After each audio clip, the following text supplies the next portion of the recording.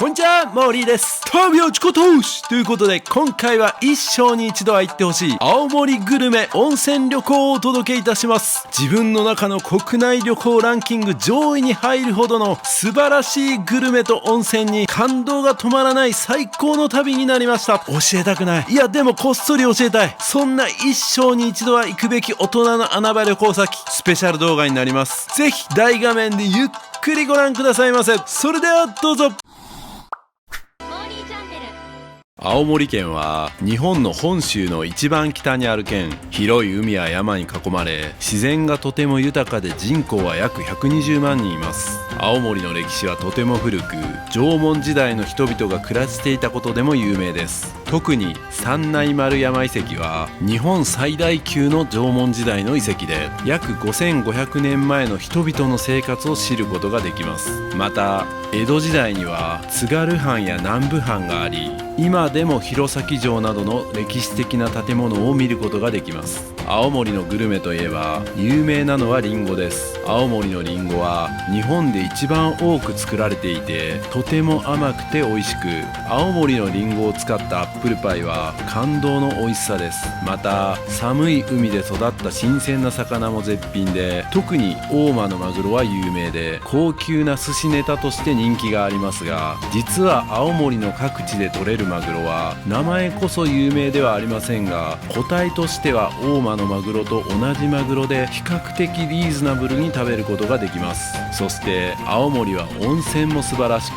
各地でいろいろな泉質を楽しむことができます。特に酸ヶ湯温泉は全国でも珍しい強酸性の温泉が楽しめ、千人風呂と呼ばれる160畳もの広さを誇る混浴の大浴場を楽しむことができます。不老不死温泉は海と一体化する絶景露天風呂が魅力の全国でも珍しい温泉です。赤褐色の濃厚な温泉が体を芯から温め、日本海の波音を聞きながらの入浴はまさに極上のひととき。特に夕暮れ時の露天風呂は絶景で、青森を訪れたら一度は体験したい温泉です。青森の気候は四季がはっきりしています。夏は比較的涼しく、冬は雪が多く降ります。特に青森市は日本で最も雪が多い都市の一つと言われています。アクセスは飛行機なら青森空港からは東京、大阪、名古屋などの大きな都市から飛行機が飛んでいます。八戸方向なら三沢空港が便利です。新幹線を使えば東京から青森まで約3時間、北海道新幹線を使えば函館まで短時間で行くことができます。美しい自然、歴史、グルメ、温泉などの最高の大人の穴場旅行を一緒に楽しみましょう。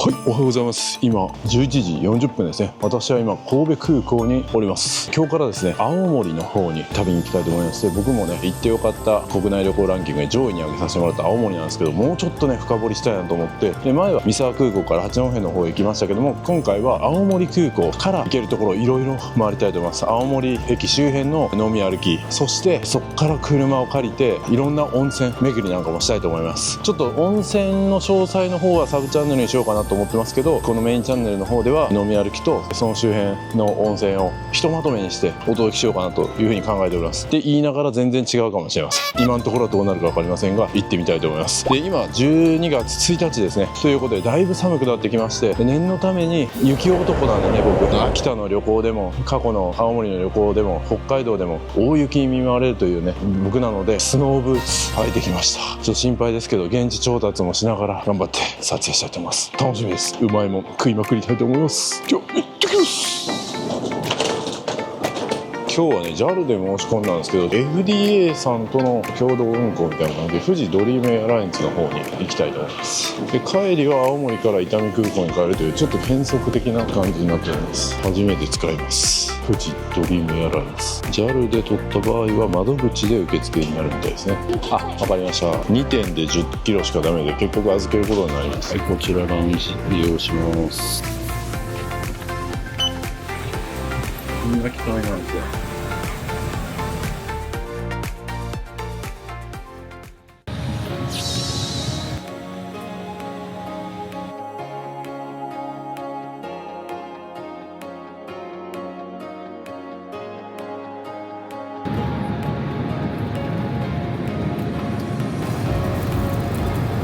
冷静にいらっしゃってますね。またどれでも見てください。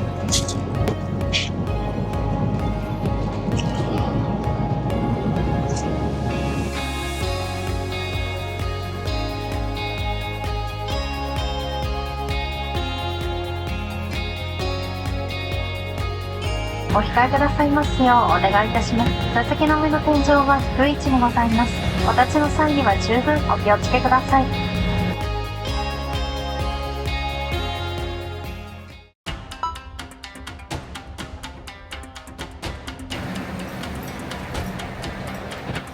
めちゃくちゃ寒いっす。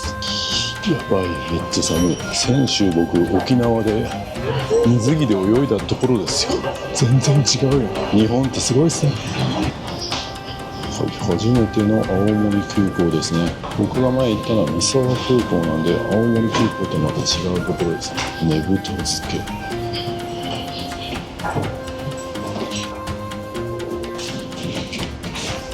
はい、それでは青森空港から青森駅に向かいたいと思います。うわ、寒い。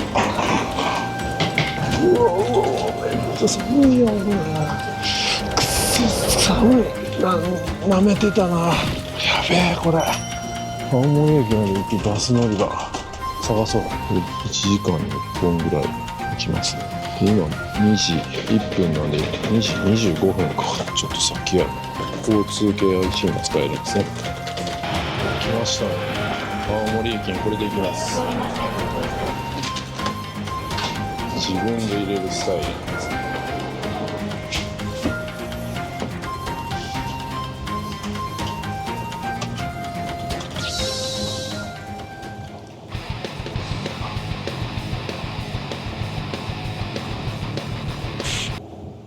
なんと早くランチ食べたいのに、これを乗る予定の僕が遅れているらしくて10分ぐらい待つそうです。お腹すいたのに。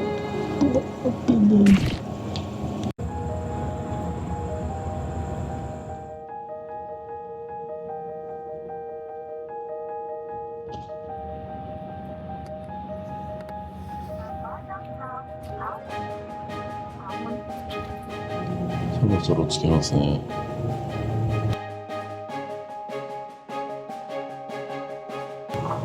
青森到着。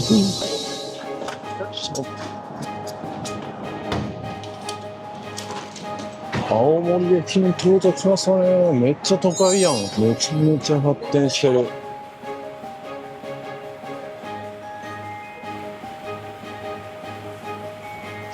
はい、この青森駅はですね、青森県青森市柳川1丁目に位置する東日本旅客鉄道 JR 東日本と青い森鉄道の駅ですと。青森市の中心駅として3路線が乗り入れしてるんですね。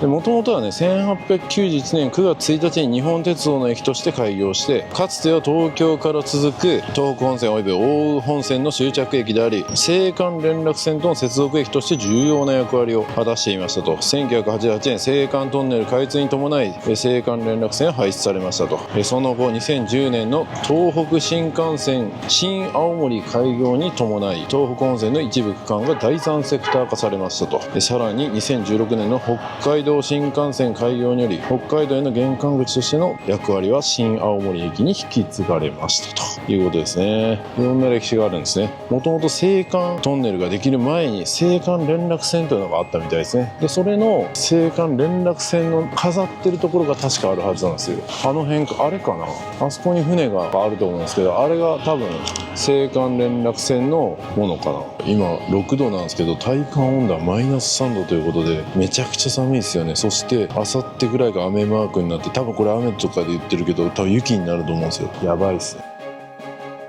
気温が5度あるのに体感温度マイナス3度とかどういうことやねんって感じですけどね。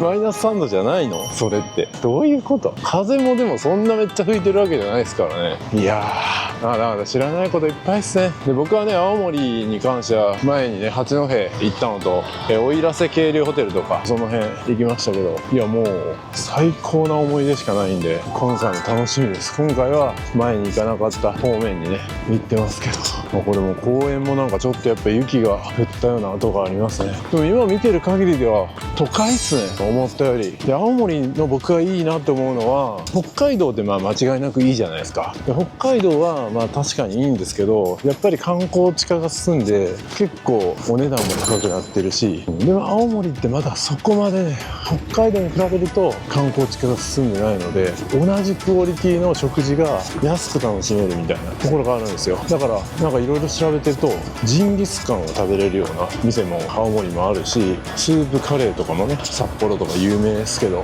こっちでも食べれるんですよ。でもちろん寿司とかも食べれるし、海鮮も食べれるしということで、人もねそんなに混み合ってないと思うんで、僕はねそういうところが好きっすね。同じ海から海産物を取るわけですから、どこが宿やろう、ちょっと調べよう。おお、うまそう。青森のっけ丼とか書いてる。青森魚菜センター、ここでも食べれるんや。本店気になるな。こんなん調べた時出てこなかったぞ。ここ 4.1 っすね。ちょっと行ってみたいな。元祖のっけ丼気になるな。いや、他にもねいろいろ行きたいなと思ってたんですけど、こことか行きたいんですけど、なんと定休日なんですよね、この弥生っていうとこ。めっちゃ良さそうやねんな。どうしようかな。このまま荷物で ここで食うか。悪くなさそうですね。めっちゃ評価ついてるけど、点数 4.1 なんでベーシックっぽいけど、まずはベーシック抑えますか。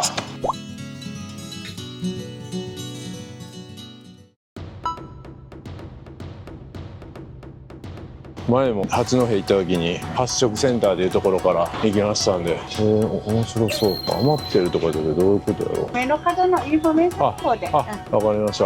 なるほど、面白そうやな。なんか県買っていろいろ具材取って多分のっけ丼にするんですかね。お、これ面白そうやん。よかった、ここ良さそう。インフォメーションの方で変えてるから、あ、ギリギリ間に合う。これ面白そうやな。販売してしまって、なんとマジっすか。刺身だけであればご案内できる。ああ、そういうことですか。のっけ丼にできないっていうことですか。次炊き上がるやつも予約でいっぱいになってしまって。そうなんですか。わかりました。火曜日が定休日、水曜日だったら空いてる。わかりました。なんちょうど俺んとこで売り切れんね。無念すぎる。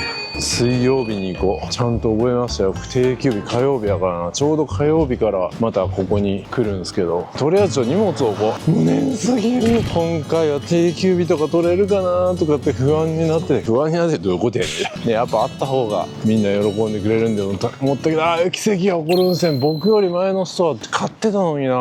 いいけどな、刺身だけでも。ちょっと後で刺身だけ行こうかな。別にご飯なくても次寿司食うしな。まあいいか。ちょっと違うところにしよう。いきなり試練ですね。青森街中パーキングってか、この辺ちゃうかな、ホテル。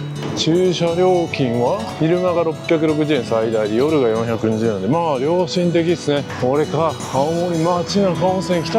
もともとバスが遅れるのがあかんねんや。バス遅れてなかったら売り切れになってなかったのに。来た。まあなんかいい感じですね。めちゃくちゃ安かったっすからね。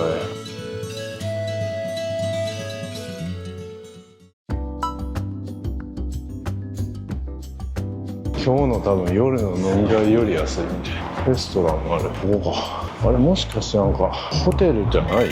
ホテルやんな。あれみたいなやつ。キャプスルホテルみたい。やっぱりみんなスノーブーツですね。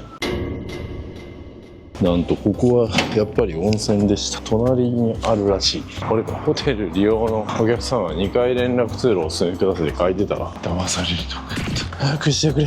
もうランチ諦めようかっていう感じになってきますね。焦りましたね。完全にカプセルホテルみたいな感じかなって思って、やべえみたいな、仕事できんやんって思ったけど、これのことかな。青森センターホテルっていう名前違うけど大丈夫そう。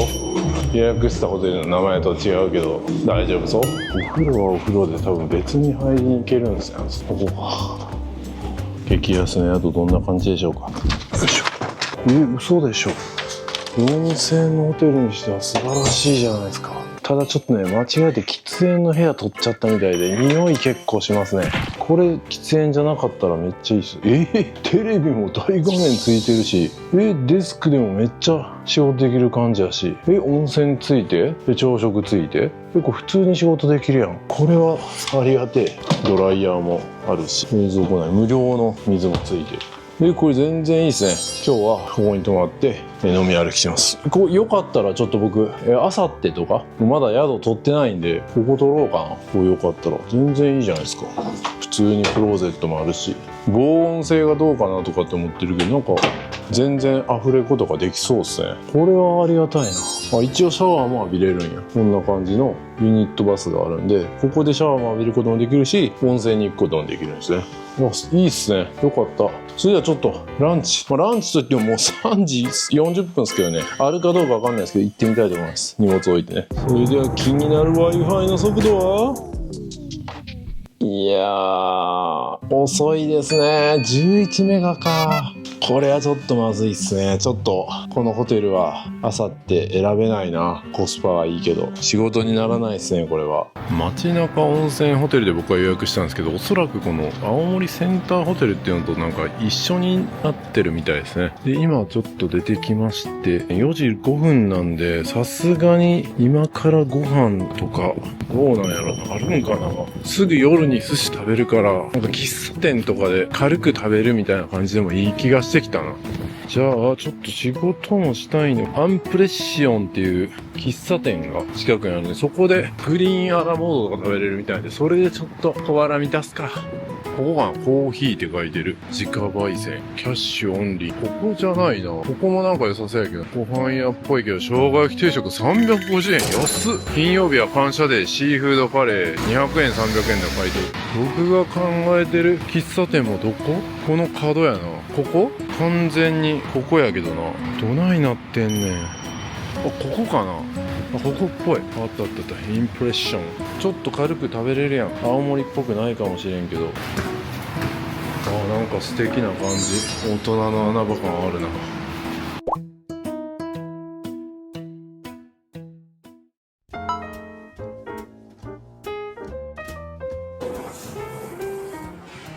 Wi-Fi もあったな。クレジットも使えるし。なんかね、プリンが人気らしいんですけど、プリン品切れらしいです。なんてよかった。あんみつとかもあるな。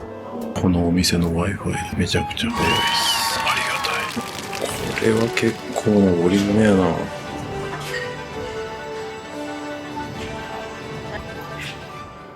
はい、それではね、めちゃめちゃ軽くだけ食べるつもりがめっちゃボリューム多かった。スープからいただきます。めっちゃうまい。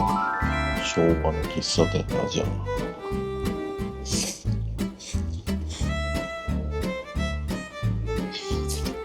めちゃめちゃうまい。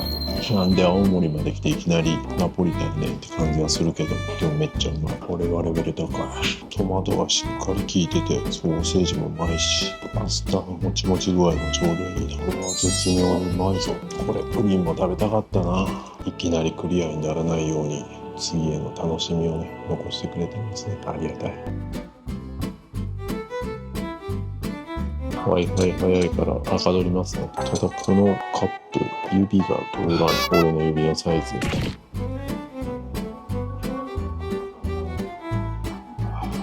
落ち着く。はい、それではね、小屋さんと待ち合わせしてるんで、そこに向かいたいと思います。ところどころね、雪が積もってて、僕もマフラーしました。さすがに寒い。まあでもまだ雪は降ってないんでね、それだけが救いです。なんかこの辺はシャッター街みたいな感じですね。全く開いてない。この辺は開いてるけど、ほとんど開いてないし。やばい。意外と遠いかった。静かですね。寒い。そろそろかな。なんか今日本当にね、休みのお店が多いんですよね。いろいろ調べて。これか。18寿司一発寿司がわからないですけど。有名なんですかね、あんな看板があるってことは。小屋さんが先に来てるっぽいですが、ほんまに来てるのかな。嘘マジかよ嘘マジで今日何日？1日か。休みや。マジかよ。多すぎやろ、今日休み。マジっすか。僕が送ったやつ全部休みらしいです。しかもここ Google は営業中ってなってるのに、なんでこんなことが起こるん？日曜の夜来るのダメですね。それで沈黙をしてたんですね。小屋さんからなんか LINE 返事返ってこんなと思って、もう入ってんのかなと思って、取れ高も考えてくれてるんですね。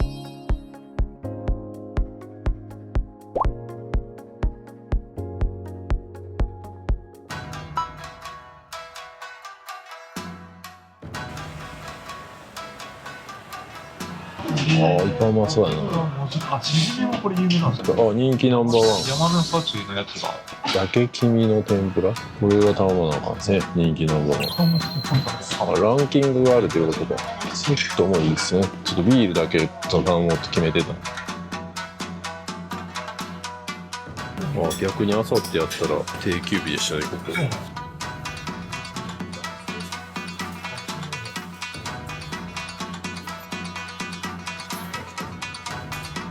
高野さんと合流したので今回です。そして今日は僕のチャンネル6周年記念ということで乾杯します。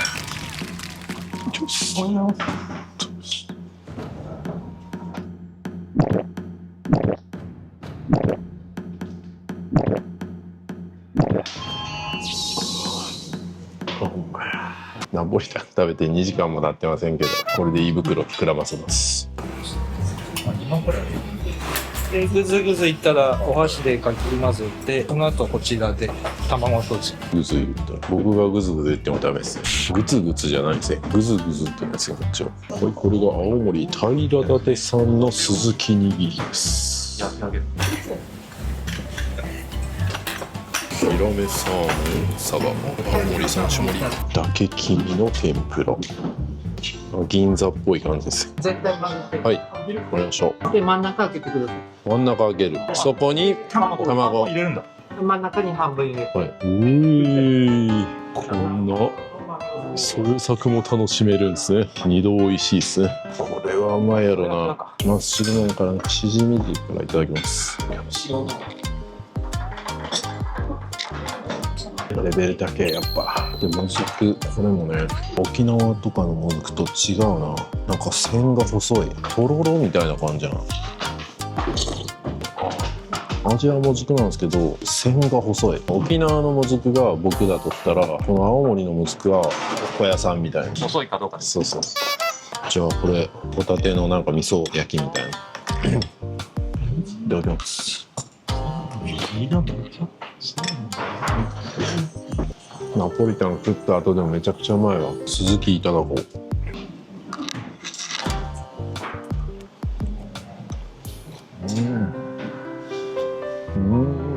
あとヒラメ丼って食べましたね。そういえば八戸でやっぱヒラメも有名なんですね。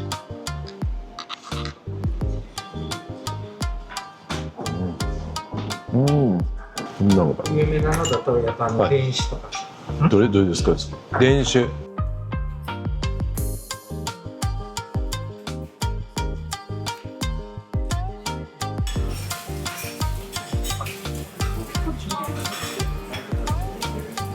じゃあもうちょっと名前忘れましたけど、これいただきます。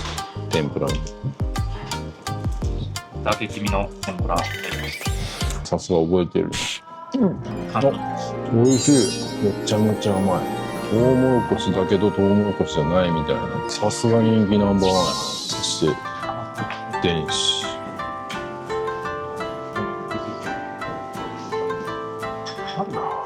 あ、電子うまい。ちょっと甘みを感じる。飲みやすい。飲み飽きしないって書いてるけど、本当に飲み飽きしないな、これ。永久に飲めるな。サーモンいただきますね。電子をダッシュしました。サバにはうるさい僕はサバ食べますよ。サバにはうるさい人の横にいる僕ですからね。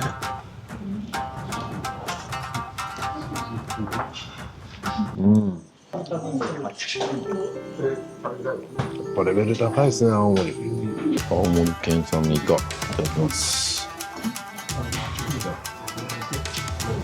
はい、素晴らしい。菊の普通の酒噛んでいただきます。大辛って書いてます。これは過去一辛口かも。まさに普通の酒っすね。刺身とかやっぱ寿司に合うの味いただきます。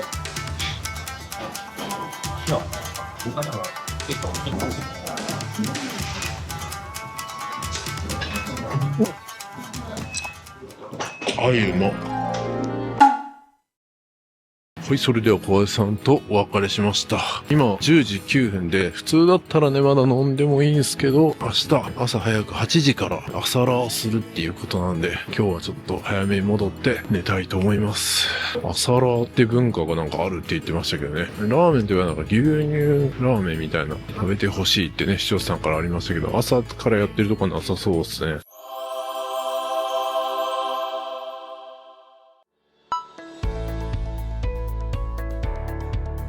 はい、おはようございます。今8時5分になりますね。今から朝ラーをしに行きたいと思います。もともとそんなつもりなかったんですけど、小屋さんがどうしても朝ラー食べに行きたいって言うから頑張っておきました。工藤ラーメンっていうねお店に行きます。青森は朝ラーの文化があるとかって聞きましたけど、昨日のお寿司屋さんで聞いたら、私はそんなのしたことないって言ってましたけどね、割とそういうの観光地あるあるですよね。無理やり作り出した文化みたいな。でその朝ラーの発祥のお店らしいです。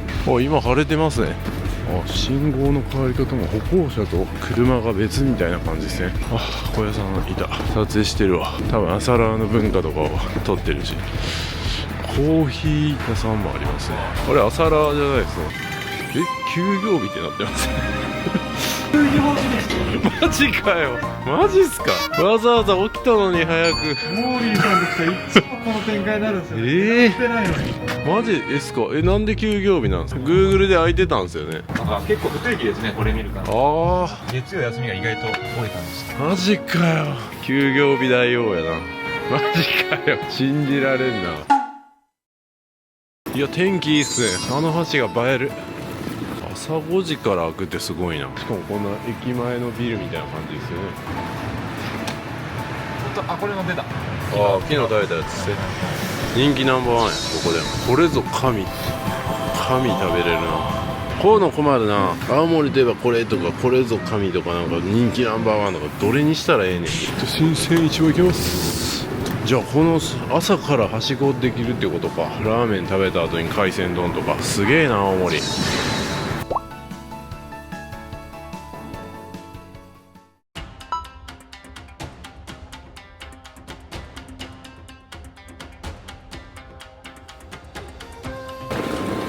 広っ。フードコートみたいな感じ。来ましたいいね。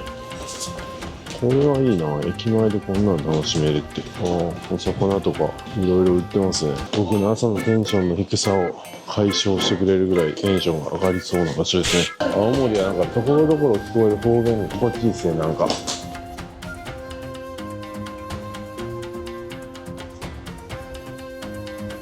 秘伝大和海の斜め入れる。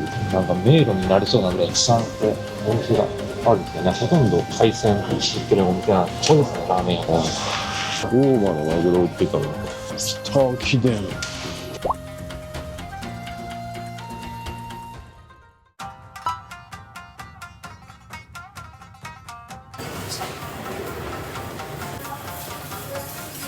朝ラーメンの文化が青森にあるんですか。そうだね。本当ですか。今は結構朝食べる人多いね。多いんや。津軽そばとかもあるよね。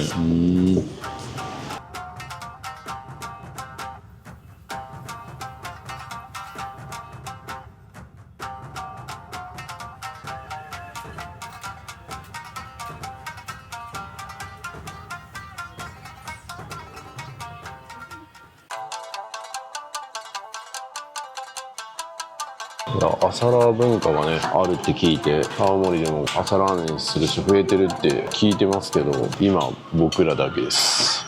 まだ正直僕は疑ってますよ。まあでも食べたらね、確かにってなるかもしれないよね。じゃあいただきます。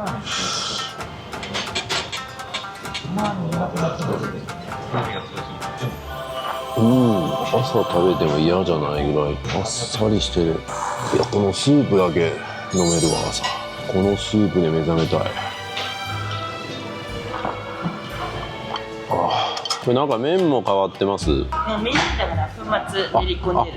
そうか、麺に粉末を練り込んでるんだ。スープだけじゃないんですね。スープももちろん。なるほど。なんか麺にちょっとね、つぶつぶみたいなのがあって、これも片口イワシを練り込んでる。僕の硬い口にも柔らかくしてくれる味ですね。片口イワシやけどな。これ朝ラーメンありますね。疑ってたけど、俺いけるわ。チャーシューもいただきます。もう小屋さん情報なんで信憑性わかんないですけど、青森って日が沈むのが早いから、なんか早起きしてこう活動するみたいな文化があるらしいんですよ。だから多分ここもこの店は7時からですけど、このなんていうフロア自体は5時半から入ってて、朝早くからねしっかり食べて、夜はそんな食べないみたいな。だからダイエットにいいっすよね。朝からもうラーメン食べて、その後喫茶店行って食べて、またアップルパイとか食べて、また昼も昨日も僕ね、夜なんかナポリタンと寿司とか食べましたけど、それぐらいがっつり食うけど早く寝て早く起きたらいいみたいな、ね、いや突っ込んでくださいよ。小屋さんがめっちゃ突っ込むタイミングを伺ってたのをこう横目に見ながら喋ってます。間が必要だった。今通勤時間で普通だったらここ人がーっと通ってそうですけど、全然人いないっすね。いいな青森、これぐらいの感じいい。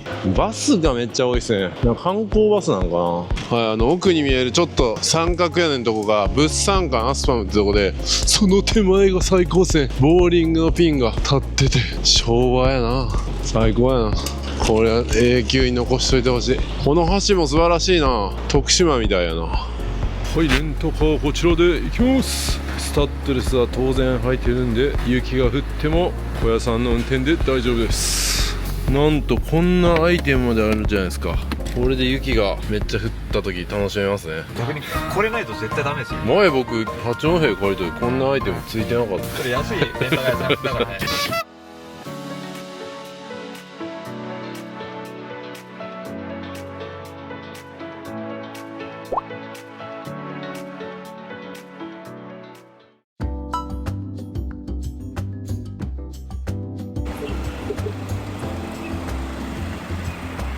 はい、途中にねアップルパイが美味しいと噂のアンジェリックっていうところに来ました。そして定休日嘘でしょ。開いてました。びっくりした開いてました。明日明後日とかで危なかったっすね。危ねえ。明後日にしたらいいかとかで言ってたけど、よかった。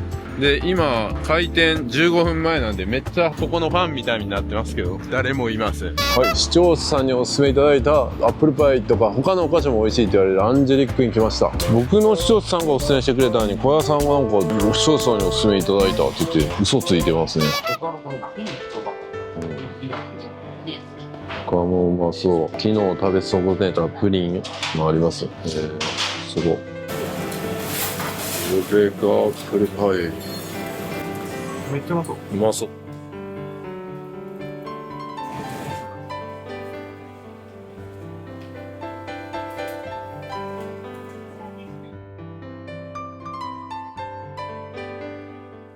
僕昨日チャンネル開設6周年なんで、小屋さんこれでお祝いしてくれへんかな。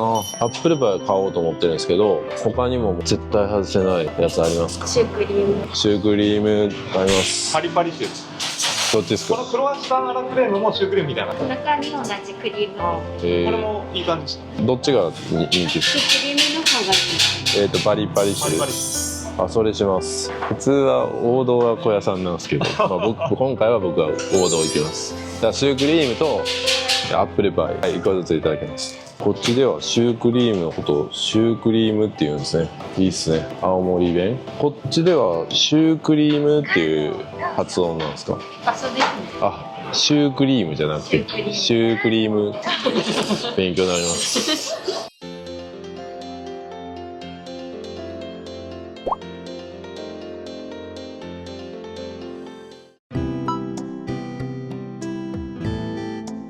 はい、ここでコーヒーをテイクアウトします。カフェカラーズっていうお店ですね。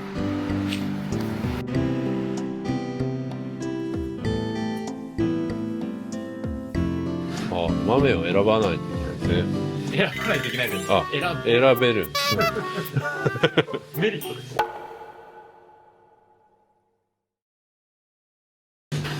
どれにしようか。なんかエチオピア感。これ良さそうやな、エチオピア。ネタとしては唯一の日本人作家、浅野なんとか氏が手がけたダイレクトトレード品。ここいいですね。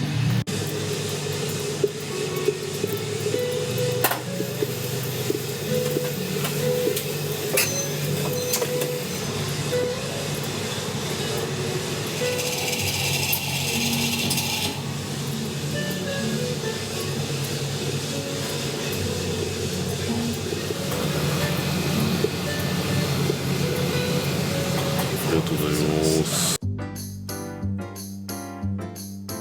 はい、それではね、買ったコーヒーといただきたいと思います。ちょっと影がひらひらなるな。ちょっといただきます。うまそう。これはやばい。アンジェリックのアップルパイ。パイがめちゃめちゃサクサク。こんなサクサクのパイ初めてやな。リンゴがもうめちゃめちゃフルーティーでうまい。めっちゃ子供に見慣れてる。保育園かな、幼稚園か。子供に悪いもん見せちゃいましたね。あとは車の中で食べよう。めっちゃうまいこれほんまに。うわこれ50個ぐらい買っとったらよかったな。1個じゃ足りんな。これ家の近くにあったらいいのにな。コーヒーがいらないぐらいにジューシーでしたよ、そのアップルが。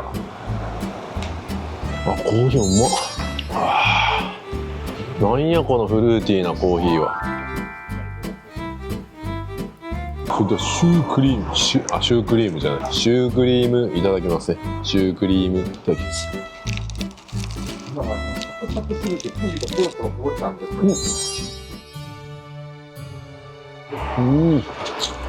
れは素晴らしい。生地がサクサクなのに中のクリームがめっちゃもうみずみずしくて甘すぎずちょうどいい。いやこれもなんで俺1個だけにしたんや。50個ぐらい食えるやん。豪華ですね。うまいもん食べるとついつい先に食べたいみたいな思考が強くなって処理しきれなくなってむせます。青森スイーツマジすごいな。噂には聞いただけど。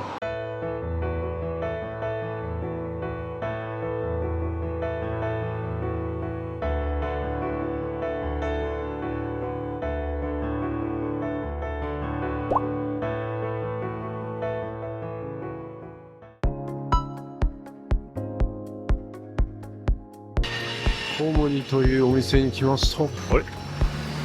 ありがとうございます。ありがとうございます。あ、満席ですか。ありがとうございます。満席でした。予約してないとダメみたいです。マジかよ。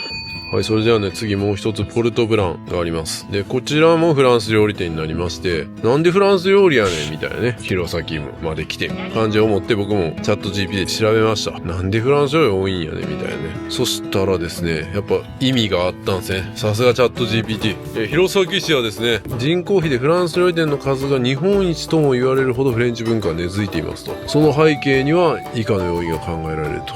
明治時代に弘前市は西洋文化を積極的に取り入れ、洋館の建設や外国人宣教師の招致を行いました。この風潮が西洋料理、特にフランス料理の普及に寄与しました。で、あと優れた食材の存在も大きかったみたいですね。やっぱ青森県なんで海の幸や山の幸など豊富な食材に恵まれているため、その新鮮な地元食材を生かすためフランス料理が選ばれたということですね。僕の予想通りですね。そうですね。小屋さんの予想といえばね、さっき見えた山、岩木山の高さをね、結構当てましたね。岩木山は津軽富士って呼ばれるらしいですね。で、山は1625メートルあって、小屋さんが多分山1600ぐらいじゃねえみたいな感じでほんまに当たりました。地面師ならぬ山測量師でしたね。九州の人は山詳しい、山男ですね。まあ山は多いですけどね。1989年に弘前フランス料理研究会も発足してたんですね。フランス料理の街としてね、弘前は PR してるみたいです。だから弘前に来たらもうフランス料理食べるっていうのは決して間違ったことじゃない。むしろ食べないといけないっていうことですね。勉強になりますね。モーリーチャンネルありがとう。チャット GPT。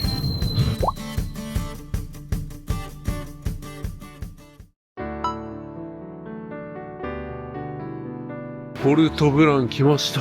駐車場どこにあるんかちょっと聞こう。すごいなこれ、角度が。小屋さん撮影してたら郵便屋さんが来て中断です。あるあるっすね。バスが来たり郵便局来たり。ありがとうございます。あ、よかった。おいしい。ありがとうございます。郵便屋さんもここ美味しいですよって言ってました。フルコースでも2300円で行けるし、1900円からランチ楽しめるな。ディナーも2900円。結構コスパいいんじゃない？今月のおすすめランチは2900円だからね。うまそう。リンゴの冷たいクリームスープとか、うまそうっすね。おすすめ行きたくなりますね。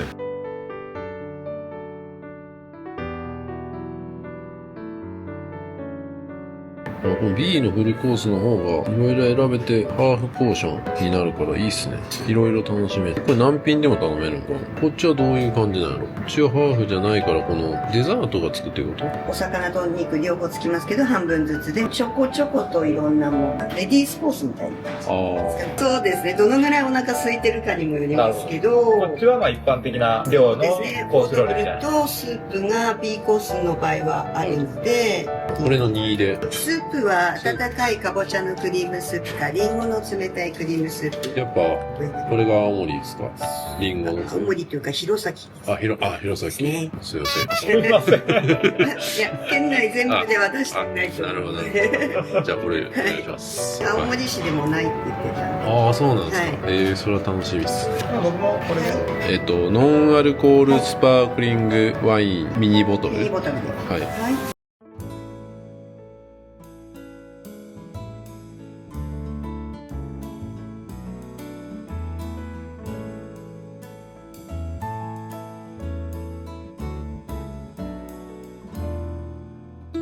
ベビーホタテの唐揚げ、その両脇がホタテのサーモン巻きで、右上が津軽鶏のロール香草風味と、その奥がごぼうのキッシュ。はい、それではスパークリングワインからいただきます。ノンアルコールが入ってます。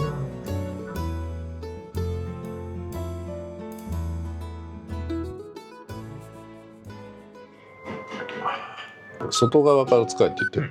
てる。そういうマナーがあるみたいです。まあ、ちょっとこう一品一品言わないです。美味しいかだけ判断していきます。うん、面白い。うん、ホタテもうまいですね。トリと焼き上げられている中に身が詰まって。うん。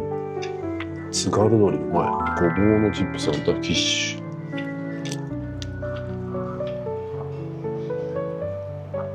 なんかどこかしら昭和も感じるフランス料理ですね。ちょっと表現難しいですけど、ワイン感あるんですか？ワイン感はありますけど、ワインよりフルーツの風味が強いですね。なんかワインからアルコールを抜いたって言ってたから、もともとはワインやったっていうことですよね、それ。やっぱワインの方がちょっと濃厚な風味がありますね。ああ、アルコールってやっぱそういう効果もあるんや。ブドウジュースをちょっと赤ワインはいは感じにしたみたいな。い。はい、いただきます。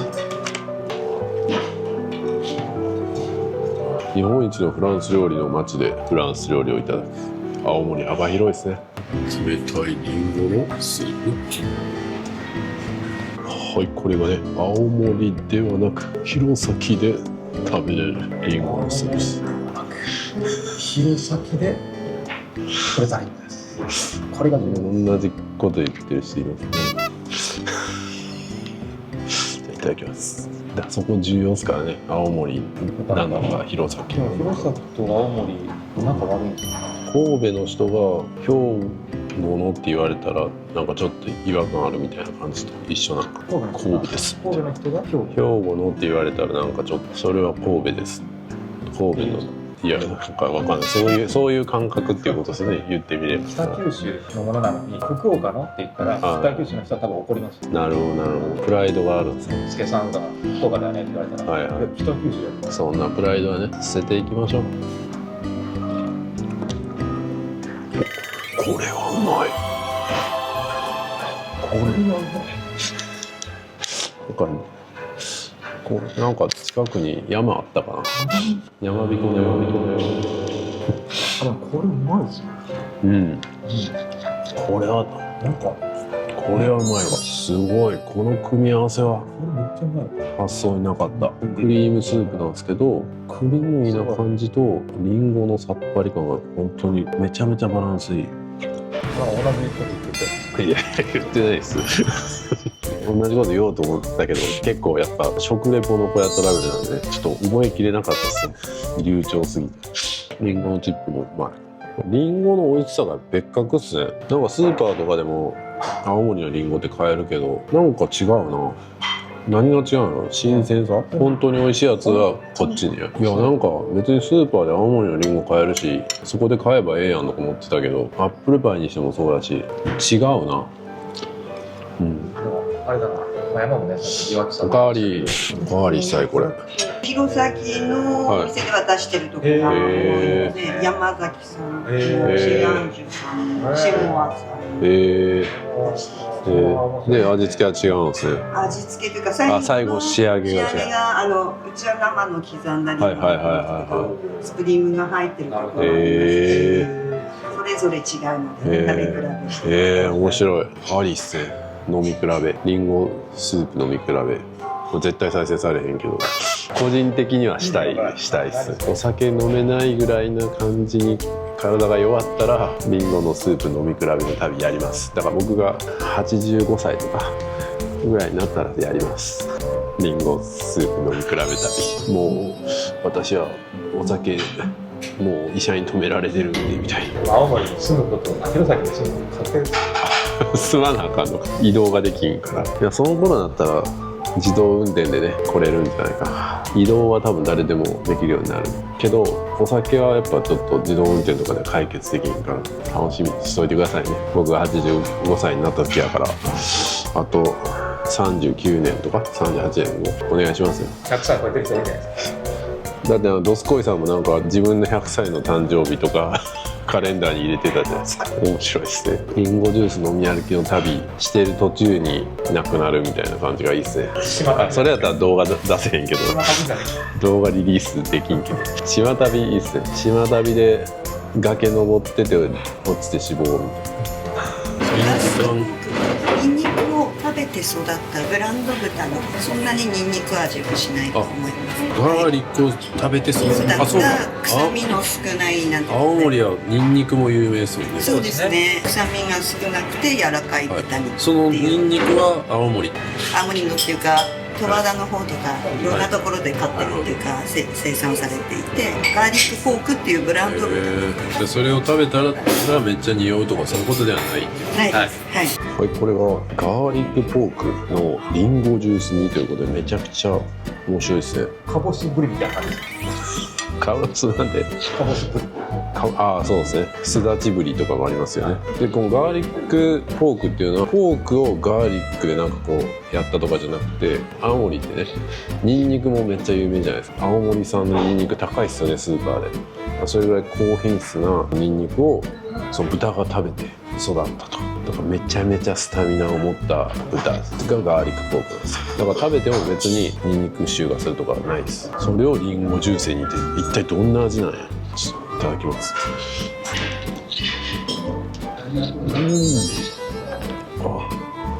リンゴ、さっきのスープみたいにめっちゃリンゴを感じるってわけじゃないですね。ほのかにちょっとなんかリンゴを感じるぐらいで、普通にポークのうまさが引き立ってる感じですね。いやでもなんか僕いつもね、青森に沖縄とか奄美を感じるっていう話をね、前の青森の動画でもしたんですけど、このガーリックポークもなんかやっぱ若干ちょっと沖縄とかの文化を感じさせますね。だって三味線とかもそうじゃないですか。沖縄奄美になって津軽にもあるわけじゃないですか。なんかねつながってるんですよ。そういう歴史があるのかね調べてみたんですけど、特にそういうあるわけじゃないですけど、でもなんか似ているんですよ。人の温かさもなんか島の感じあるし、ちょっと似てますね。このソースだけ食べたらめっちゃうまい。土も振りまくったこってりソースよりさっぱりのもほんと美味しいです。という焼き菓子ですね。その隣左側がマロンムースで、一番奥が柿のシャーベットです。柿のシャーベット3つもある。で今日朝にアップルパイとシュークリームを食べてるから1日で5つもデザート食べてる。大丈夫か。やばいよやばいよ。1日で5つもデザート食べてる。でこの後食べる可能性あるからな。ソフトクリームとか宿でもデザート出そうやしな。デザート大国やな。何やったっけ。遡ってくださいね、動画。はい、もう僕覚えてませんから、もう初老なんで30秒前のこと忘れるんで。夜になる前にデザート食べるの初めてです。いただきます。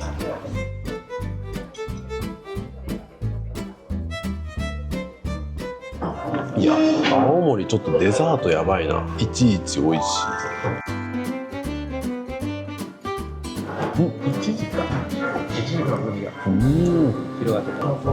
食感といい感じ。これも美味しい。ちょっとなんかお酒も感じるな。ね、そうですね。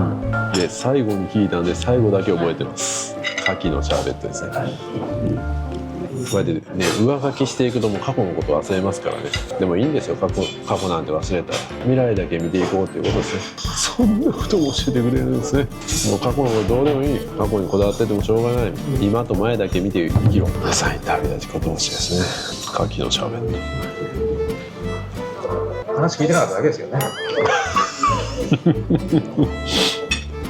聞き流していきましょう。ね、ちょっとシャーベットやけどもちもちしてる。柿のねっとり感が美味しゅうございます。さすがオフランスですね。ただ予想よりも時間を押して次のスポットの途中でいろいろ絶景ポイントあったら行こうと思ったけど1箇所ぐらいしか行けなさそうです。やばい。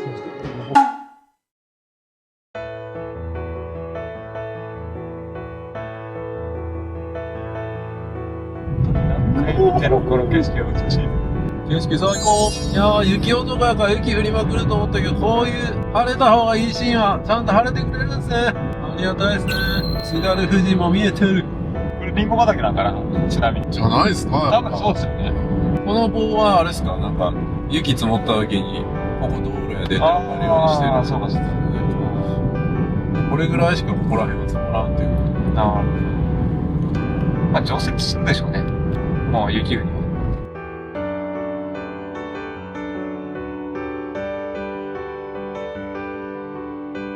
ここも素晴らしいですね。美しい。ちょっと直線や。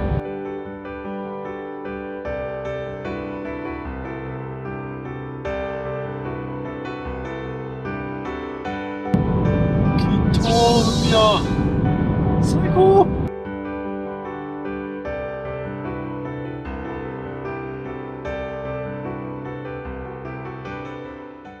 なんとドライブしてたら絶景ポイントがあるじゃないですか。千畳敷ですね。これいろんなとこにありますけど、なかなか素晴らしい離島感のある感じですね。太宰治、津軽。太宰治の小説に出てくるんですかね。おほほ、これはすごいな。この岩はすごい。これなかなかっすね。足元もなんか、砂もなんか結構変わった感じ。あそこにはなんか、お墓ありますね。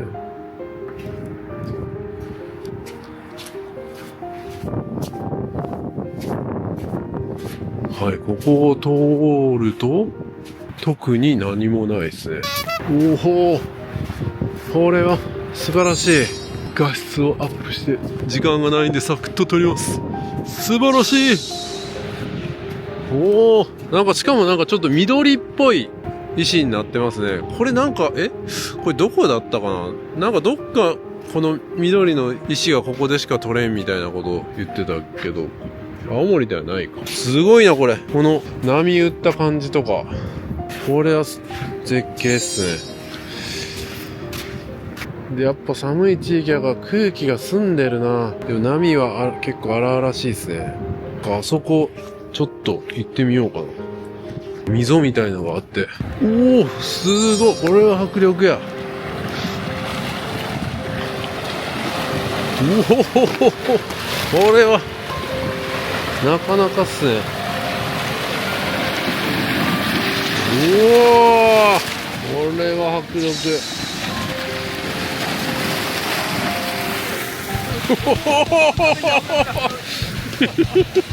これ日本海になるんですか。うわ以上です。以上千畳敷でした。あれ鳥？すげえ、渡り鳥が集まってる。本当はドローン飛ばしてみたいところですけど、時間がないんで諦めます。ここで時間使っちゃったら今日のメインイベント行けなくなっちゃうんで。素晴らしい渡り鳥、渡り鳥っていう曲ありましたね。小屋さんとなんかこういうちょっと島っぽいとこ来ると変な感じやな。今までないじゃないですか。まあ宮古島もでもなんか海とか見てなくないですか、一緒に。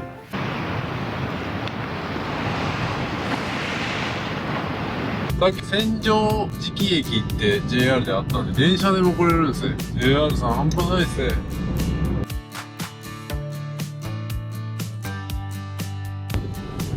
今ちょっと踏切になってたんで、電車がもしかしたらどっち側からか来るかもしれないです。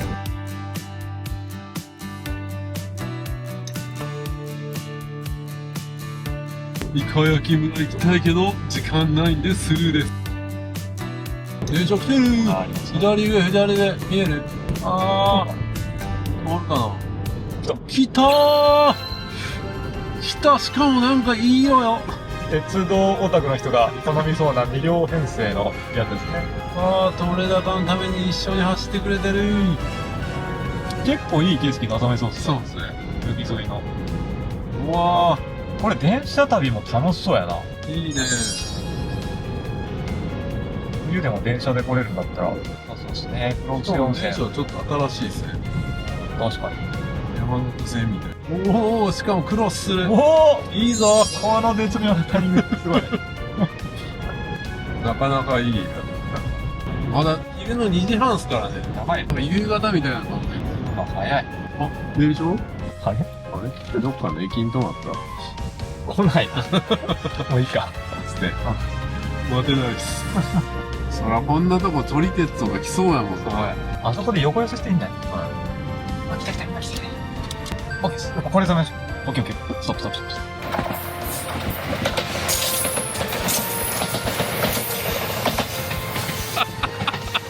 プ。僕らが撮り鉄みたいになってるよ。じゃあ撮り鉄やってるやん。素晴らしい。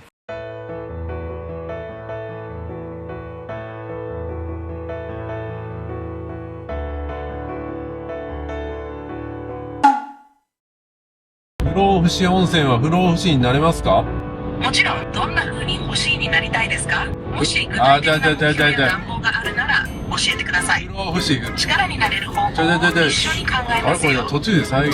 不老不死温泉は不老不死になれますか？残念ながら、不老不死温泉に入っても本当に不老不死になることはありません。なんでやねん。名前の由来は温泉の効能が体によく若返りや健康促進をイメージさせることから来ています。特に不老不死温泉の泉質満鉄プスナトリウム塩化物強塩泉は体を芯から温めたり美肌効果があると言われています。そのため不老不死のように健康でいられるという願いが込められた名前なんです。でも絶景と温泉の癒し効果で心も体も若返った気分にはなれるかもしれません。どう思いますか？最高ですね。旅は自己投資ですね。最高ですねとのこと。ありがとうございます。でもカビは自己投資というのはどういう意味ですか？ユニークな表現で気になります。もしかしてカビや発酵食品のことを指してますか？それとも比喩的な何かでしょうか？旅は自己投資。旅。なるほど。トド上度は自己投資というのは深いですね。どういうことやねん。が経験を重ねるたびに自分に投資しているような感覚という意味でしょうか？そういうことでそれともす。何か特別な文脈がありますか？いや、その通りです。ぜひ教えてください。その通りです。素晴らしいですね。ありがとうございます。その深い考え方、素敵です。経験や積み重ねが自分への投資になるという視点、本当にその通りですね。これからも旅の素晴らしい自己投資を続けてくださいね。ありがとうございどんなます。旅や学びが次に待っているのか楽しみです。ありがとうございます。モーリーチャンネル見てくださいね。こちらこそありがとうございます。モーリーチャンネル、ぜひチェックしてみますね。どんな内容か楽しみです。応援しています。ありがとう。まだ、Go on, I'm curious。なんで急に英語やねん。いや、ほんまやね。急に英語になってもうたら、さっきの流れで、つい、ほな続けて、日本語で喋ろうか。なんで急に関西弁やねん。いや、終わりかい。いやいいや、まだ終わらへんで。せっかくやから何でも聞いてや。どんな話でも付き合うで。もうええわ。ありがとうございました。ありがとうな。またいつでも話しかけてな。気ぃつけてな。すごいっすね、チャット GPT。カビは自己投資まで理解してくれました。カビは自己投資。って言ってる間にあと6分で着きそうっす。10分遅れですね、予定の。さあ、もうすぐ到着ですね。右方向です。続いて道なりです。ここですね。これリンゴの木だ。おー、リンゴが鳴ってる。柿違うよ、柿や。柿や。素晴らしい景色。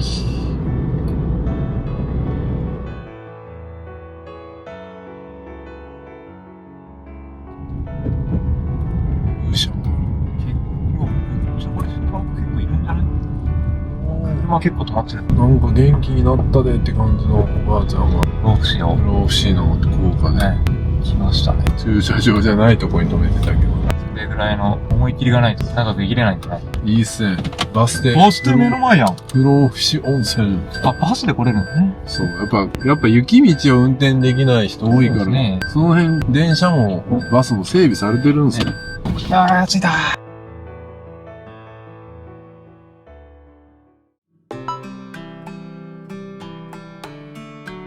いつまでも YouTube を続けられることを願って不老不死温泉行きます。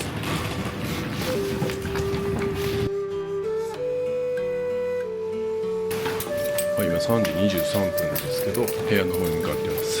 で4時半くらいまでしか一番メインの露天風呂入れないんで、そこを夕日を見ながら入れるということでちょっと撮影はできないですけどね、さすがにちょっと体験していきたいと思います。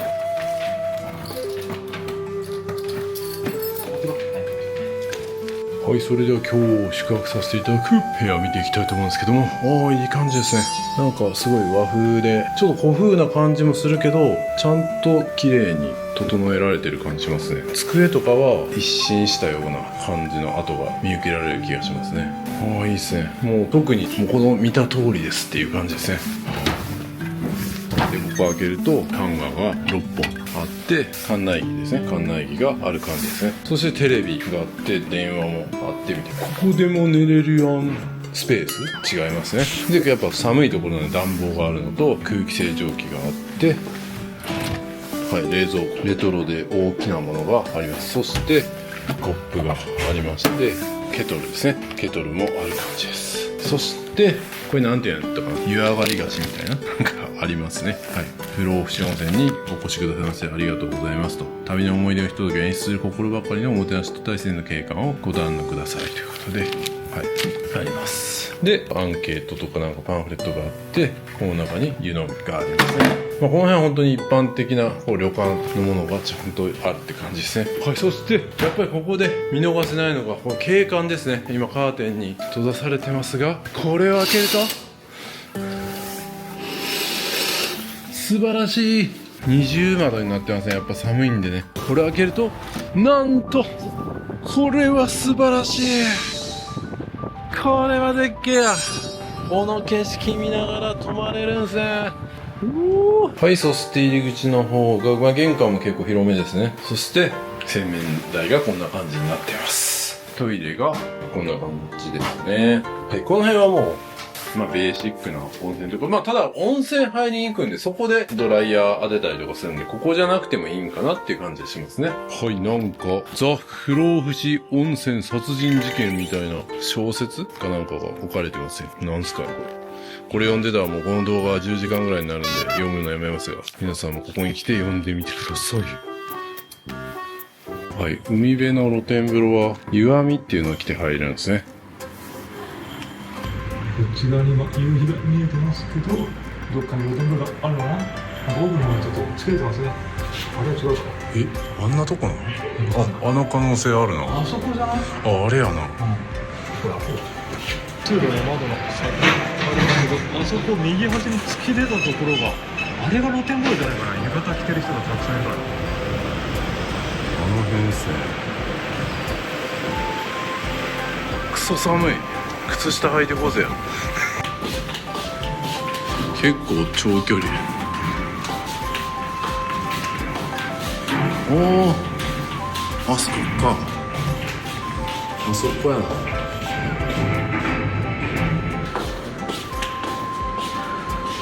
土足ではないけどスリッパのお客さんそう思う。岩見にもらってない。え、岩見に。これどこでもらうんですか。このこと言ってます。あ、ここじゃない。いやいや、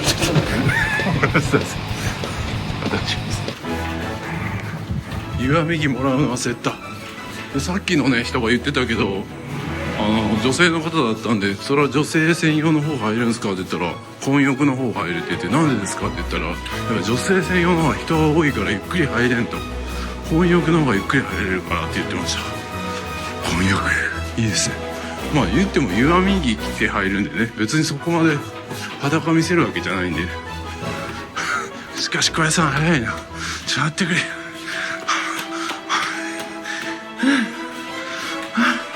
これが10歳年が離れた差なのか。さあ、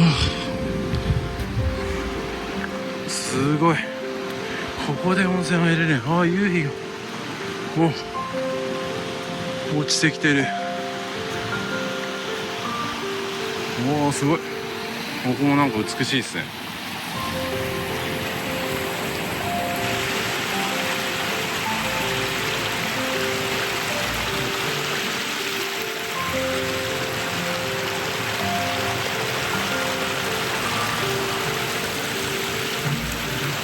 夕日もいい感じです。はい、ここは混浴と普通のになるんですね。お風呂上がったしも寒いって言ってんな。で、こっちが混浴で、こっちが温泉になってて、ここから取れないんで一旦。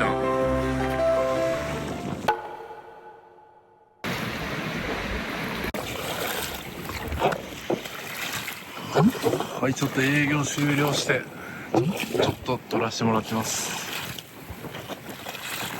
これは素晴らしい。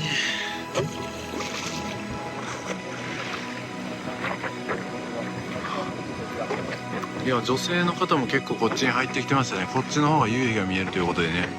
で、いろいろ温泉をね、やっぱ回って旅してる方といろいろお話ししました。それも良かった。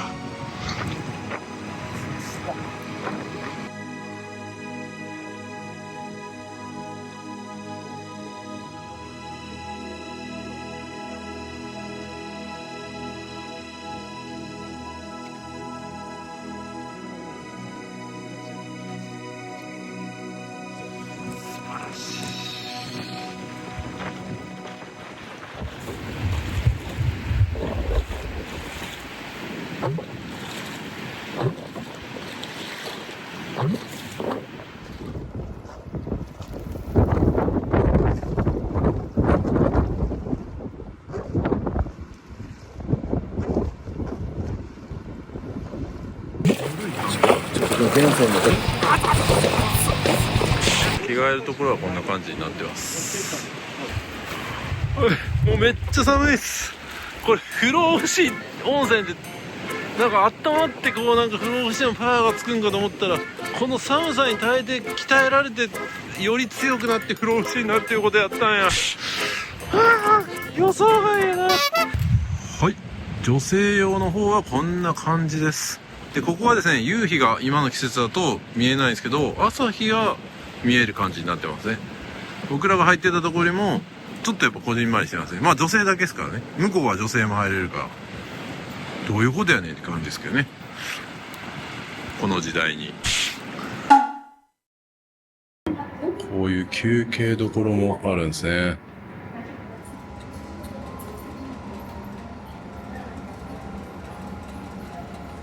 あれ、ちょっと迷子になったな。どこにフロントあるんや。これは違うな。大浴場もあるんですね。大浴場とこの海辺の露天風呂とかね、いろんなパターンである。自販機もありますね。で、ここがロビーですね。大広間。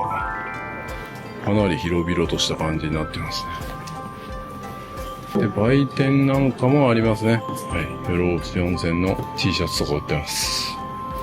でバスでね不老不死温泉まで行けるんですけど、1日に2便だけ出てるんかな、帰りだけね。あ、こっちもあるな。1日に、岩崎線行き先大間越線と、これちょっとどこに行くんかちょっとわからないですけど、1日に3本ずつぐらいあるみたいですね。青森駅からはさすがに行けへんのかな。ちょっとこれはまた調べてみる必要ありますね。電車でどっかまで来て、そっからバスで来るみたいな感じじゃないですかね。うまく時間を合わせていかないといけないですね。はい、こうやって浴衣も借りることができるんですね。で、エレベーターがなくて階段なんで、重たい荷物とかはね、車に置いて必要なもんだけをこう持っていくみたいなスタイルがいいかもしれないですね。Wi-Fi の速度は別に速くねえな。22メガ。でもヒルトンとかマリオットとかと同じぐらい。そしてこの宿ですね、なんと1人1万円台で泊まれます。1人1万5000円ぐらいで2食付きで泊まれるんで、この景色見れて不老不死になれて1万5000円やったらありっすね。素晴らしい景色。はい、それではお食事どころということで、五感レストラン。五感レストランで夕食でお願いします。あ、番号はこれ何マグロって呼ぶんですか？深浦マグロって言うんですか？深浦の本マグロで、大間のマグロと同種のものになるんですね。本間の本間。なるほど。だから同じものが大間に向かっていくんですね。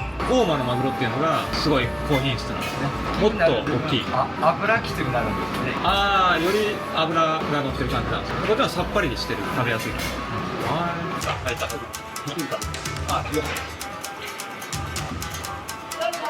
ちらのライブ景色の方にして、ベッドもでしまうことができて、撮影しても大丈夫ですよ。どうぞご覧になってください。皆様のお口に入るまでどうぞお理解いただきます。これまで一つです。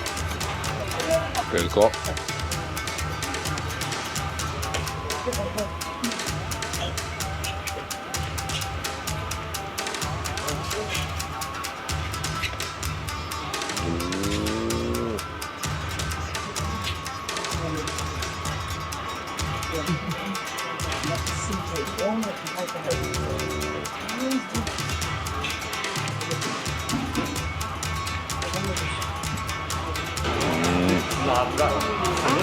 これがどこの部位になるんですか？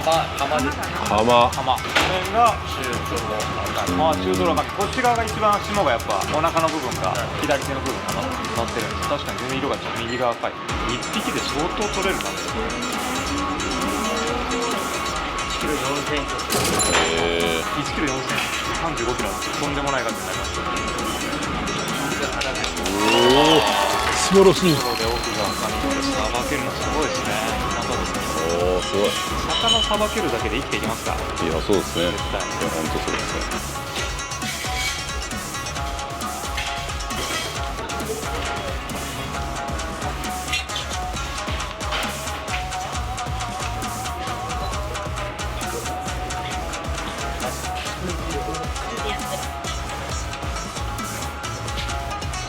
こういう部分が俗に赤身っていうんですね。赤身。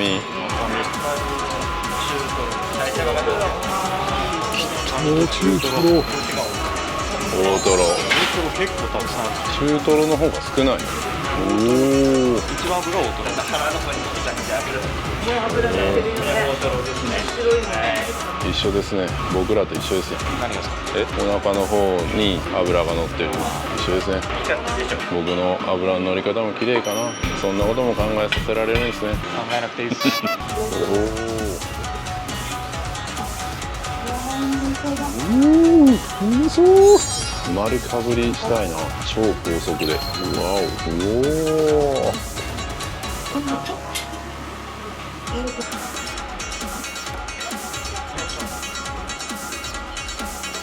きた、素晴らしい。うまそう。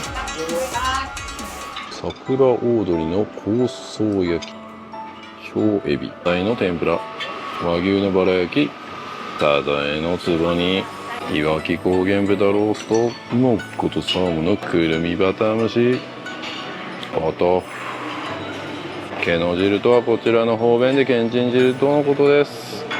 津軽そばも食べれるで。だしもあるよ。海鮮塩焼きそばもあるよ。津軽風茶碗蒸し、青森県産マトウダイの味噌漬け、ラザニア、豚の角煮もあるぞ。のっけ丼も作れちゃうぞ。赤かぶとイカキャベツ漬けもあるぞ。バンバンジーもあるぞ。海鮮鍋もあって、スタッフさんが席までお持ちするそうですよ。深浦特産のツルツルわかめの酢の物もあるよ。アワビとイカと赤に違いの水物あるよ。ほうれん草のごま和えもあるよ。なんとホタテ醤油もあるよ。ハマチこんな字書くんやったね。なんとハマチもあるよ。深浦サーモン、ヒラメもあるよ。なんと北海道産のクリームチーズのプリンもあるよ。もちろんオレンジとパイナップルフルーツもあるよ。クリームチーズ、深浦産夕日トマトもあるよ。そしてブロッコリーもあって、これがサラダ系ですね。デザートもあって美味しそう。こちらのデザートも美味しそう。ビール用、ハイボール用ジョッキもあるよ。で、飲み放題だったらこういうお酒もいっぱい飲めますね。ハイボールも自分で作れるし、キリンビールもあるよ。アサヒビールもあるよ。太平山もあるよ。あ、なんとリンゴ果汁 100% ジュースもあるよ。これは飲み放題じゃなくても飲めるんかな。きたー。決まっておりますね。はい。はい、カバーの部分欲しいお客様いらっしゃいますか。はい、どうぞ。ありがとうございます。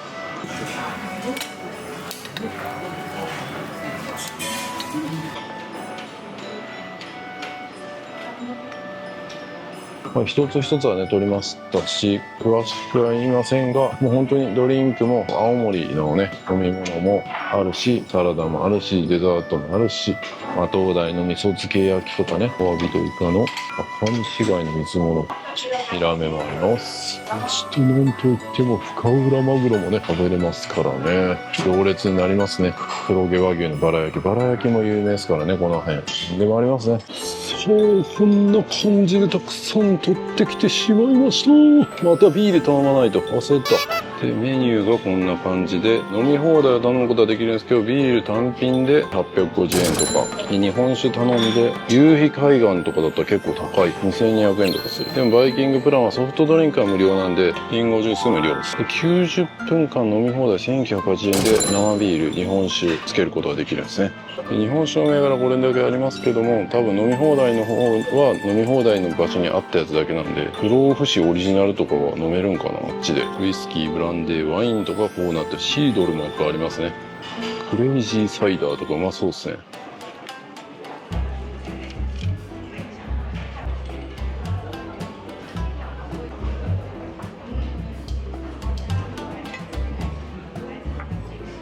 はい、それでは小屋さんと乾杯したいと思います。ビールで乾杯です。小屋さんはノンアルコールビールで。まだ言わなくて。はい、乾杯です。いただきます。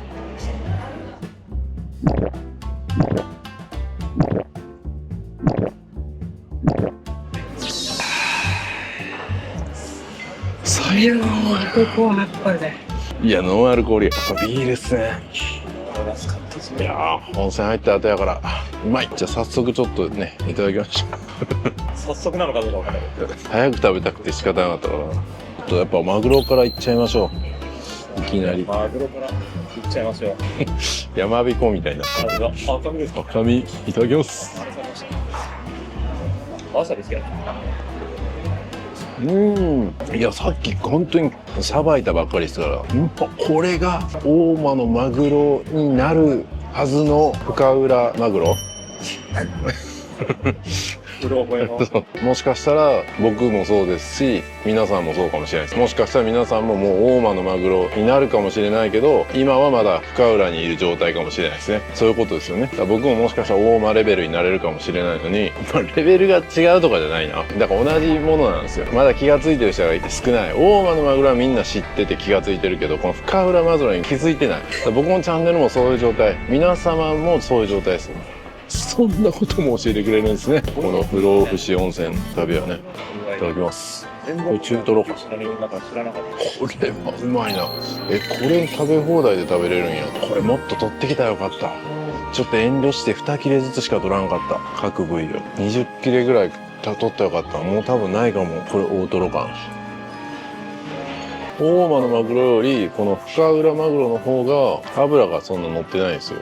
僕みたいな感じですね。これから僕もどんどん脂乗ってくるはずなのに、まだまあ途中ですからね。でもその状態でいただくから逆に脂もきつくなってくるじゃないですか、僕たちね、年齢重ねてくると。そういった人にはいいっすよね。大間だとちょっともう脂っこくてきついみたいな人にはぴったりっす。今僕が言ったんですね。すぐこうキャッチアップしますからね。でヒラメ、若い時でヒラメもうまい。まだまだ脂が乗ってないと純粋な心で楽しめた。で、仕事があるからちょっとずつ脂が乗ってきて、これはこれでまた、僕ぐらいですから30代ぐらいで。なんか例え話もなんかちょっと似てるな。年齢に例えたりしてるって。ハマチもめちゃくちゃうまい。サーモンもうまい。海苔に乗った状態でございます。今の小屋トラベルみたいな感じですね。脂が海苔に乗ってる。あ、ドスコイさんですね。脂乗ってるな、ドスコイさん。僕刺身全部今食べたんですけど、早くも。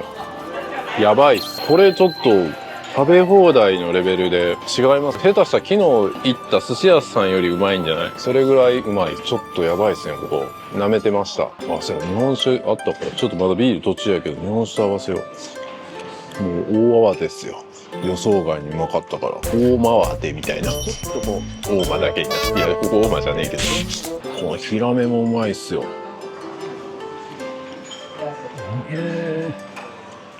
これは穴場やな。いただきます。不老不死冷酒。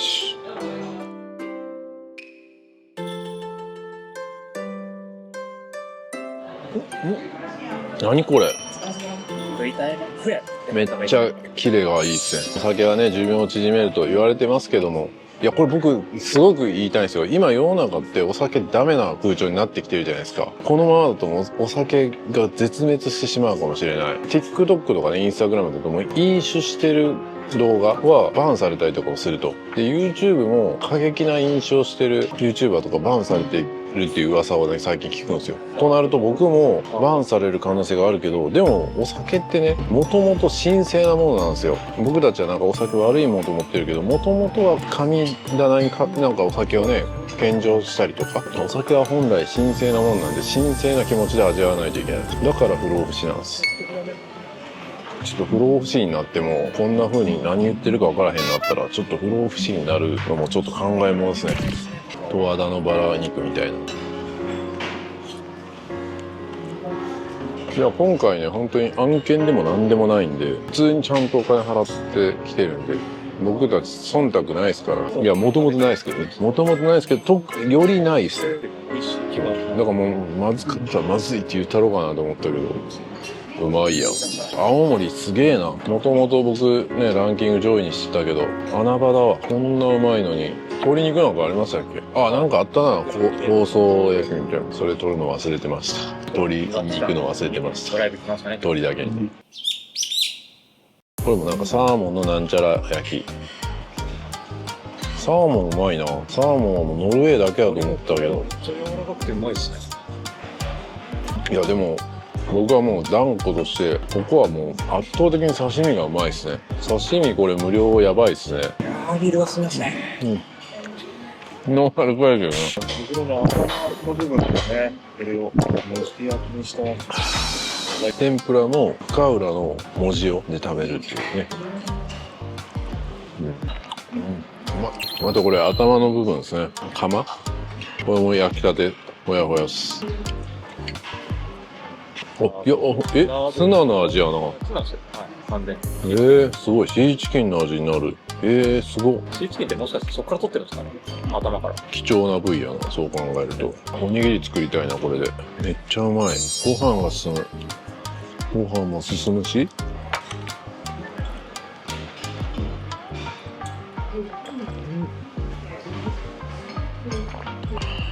じゃあ、サザエ、いただきます。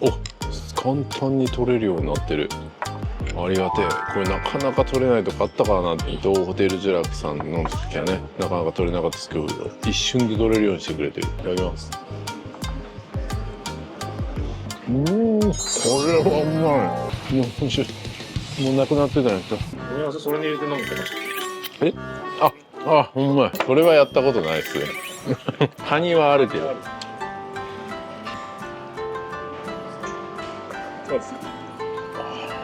うまい。どっちにしろうまいですよ。まあでもカニみたいに味がこう加わる感じはないですよ。雰囲気っすこれ。マジでうまいなここ。ここっていうかさ、やっぱ青森がうまいんやろな。でもやっぱ企業努力でこの刺身のうまさは実現してると思いますよ。寒く言ってんのね。うん、このクオリティが食べ放題で食べれるっていうのはちょっとすごいな。僕みたいなめっちゃ食べる人がいっぱい来たら多分採算取れへんと思うわ。結構ご年配の方が多いですもんねここ。サーモンもめっちゃうまくないですか？全部うまい。サーモンほんとトロトロ甘々です。めっちゃトロトロ。部屋だけ見た状態でここは2万円ぐらいかなとか思ってたけど、温泉の泉質も本当に壱岐島とかね、その有馬温泉の金泉とかそこぐらいめちゃくちゃ良かったし、雰囲気も良かったし、撮れなかったですけどみんなでなんか夕日をこう眺めてる感じ、あれはもうなかなか味わえないですね。伊豆大島とかでね ああいう感じ味わったけど、それも味わえるし、でこのビュッフェでこのクオリティの刺身は食べれる。でビュッフェって普通のビュッフェだとめっちゃ種類豪華にしましたみたいなのがやっぱりなんか多いと思うんですけど、ここは言ってみればそんなにめっちゃ種類多いわけじゃないですよ。でもちゃんと全部青森のものだったり、津軽風とかね、津軽式とかやっぱ全部地元のものが使われてて、しかもこうマグロも解体してヒラメもうまいし、サーモンもやっぱここのもんじゃないですか。普通サーモンってなんかノルウェーのやつをこう仕入れて、とりあえずみんなサーモン好きだから置いときましたみたいな感じですけど、ちゃんとここのサーモンを置いてると。いやそう考えるとコスパめっちゃいいっすね。部屋はそんな大したことないですよ、はっきり言って。別にそんななんか特別、景色はいいですけどね、景色は抜群いいですけど、別にそんなめっちゃいい部屋とかじゃないですけど、ドライヤーとかもなんか永久に髪の毛乾かんみたいなドライヤーやったし、そこは改善してほしいですけど、満足いく食事っすね。ちょうど温泉でね喋ってたんですよ、女性の方とたまたまこう混浴の時に入ってみたら、じゃあやっぱここは温泉も素晴らしいし、ご飯も美味しいって聞いてるって言ってたんですよ。僕と小屋さん全く知らない全国のなんか穴場の温泉地にめっちゃ行ってる人で、その人が言ってたので間違いなかったですね。ほんまに美味しかった。みんなもう終わりかけてるんで、僕はもうその隙を狙ってバンバン取りたいと思います。最後1個だけ、これだけ。鍋も言わんかった。もう鍋はもう普通に食べます。レビューしません。これなんか津軽式の茶碗蒸しって言ってたから、取ってないですか？はい。取らないとダメですね。津軽式っすよ。津軽式書いてます？書いてましたよ。何が津軽式なのか分かんないですけど。はい。津軽式やわこれ。めちゃめちゃ甘くて濃厚でうまい。甘いですね。普通の茶碗蒸しよりもめちゃくちゃ甘い。これが津軽式か。スイーツとして食べれるぐらいの茶碗蒸し。ただ残念ながら冷え冷えです。食べるのが遅すぎた。YouTube あるあるですね。それでもうまい。デザートはしょぼい。ああ確かにデザートでもわかんないですよ。デザートしょぼいけど、その置いてあるデザートがめちゃくちゃうまいかもしれないです。それはない。それはもう小屋さんの過去の経験がないということです。でも北海道産のクリームチーズなんあれうまそうっすよ。あれは後でレビューします。それではチャンネル変えずにそのまま見てください。いやさすがにね、こんなにうまい刺身やから絶対もうなくなってると思って行ったらまだ全然ありました。めっちゃ取ってきました。これです。来ましたね。これ普通の店で頼んだの3000円ぐらいするんじゃないですか。これ刺身盛り合わせ2人前みたいな。もっとしますねこれ。これやばい。これ食べ放題ですよ。これはすごい。しかもまだまだ余ってたからな。であと4組しかもう残ってないんでマジの食べ放題ですね。みんな遠慮しすぎちゃうか。これは嬉しいな。半端ない。食えるでしょこんなうまいのに。食えないですよ。普通ね刺身ってこう1切れずつ食べるけど2切れずつ食べますね。贅沢に。そんなこともできる。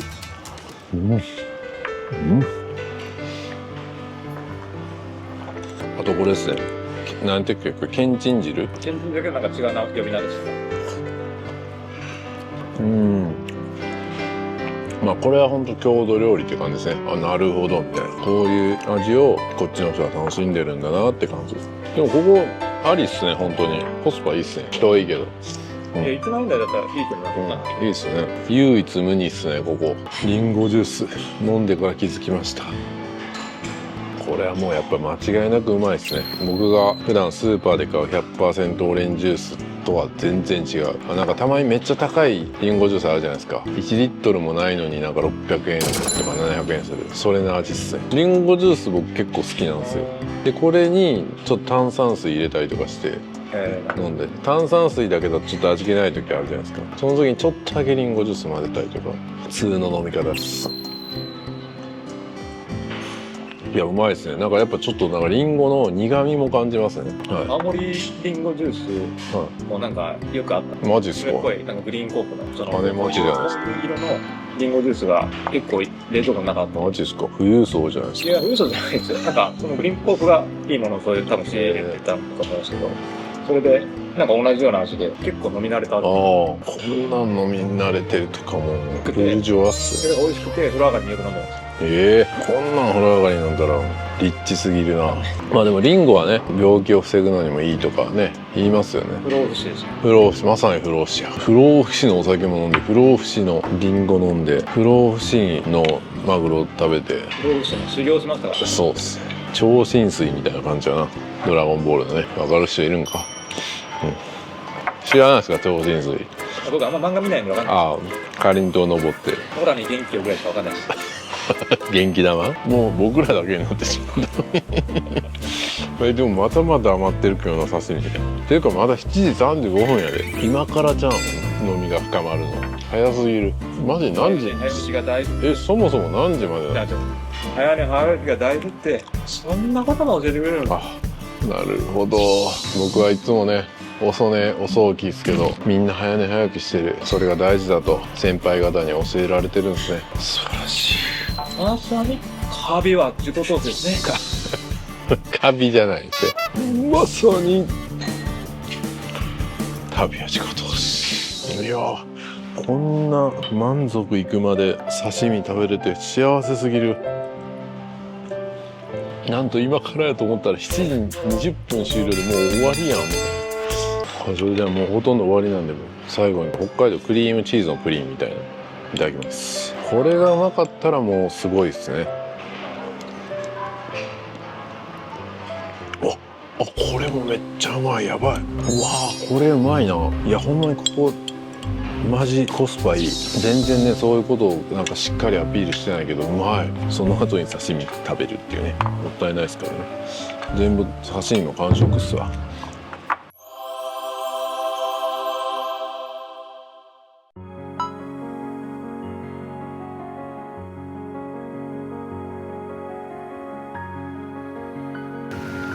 はい、今朝です。朝はちょっと今日はやっぱ雨模様ですね。予想通りオープン前に許可をもらって取りに来てます。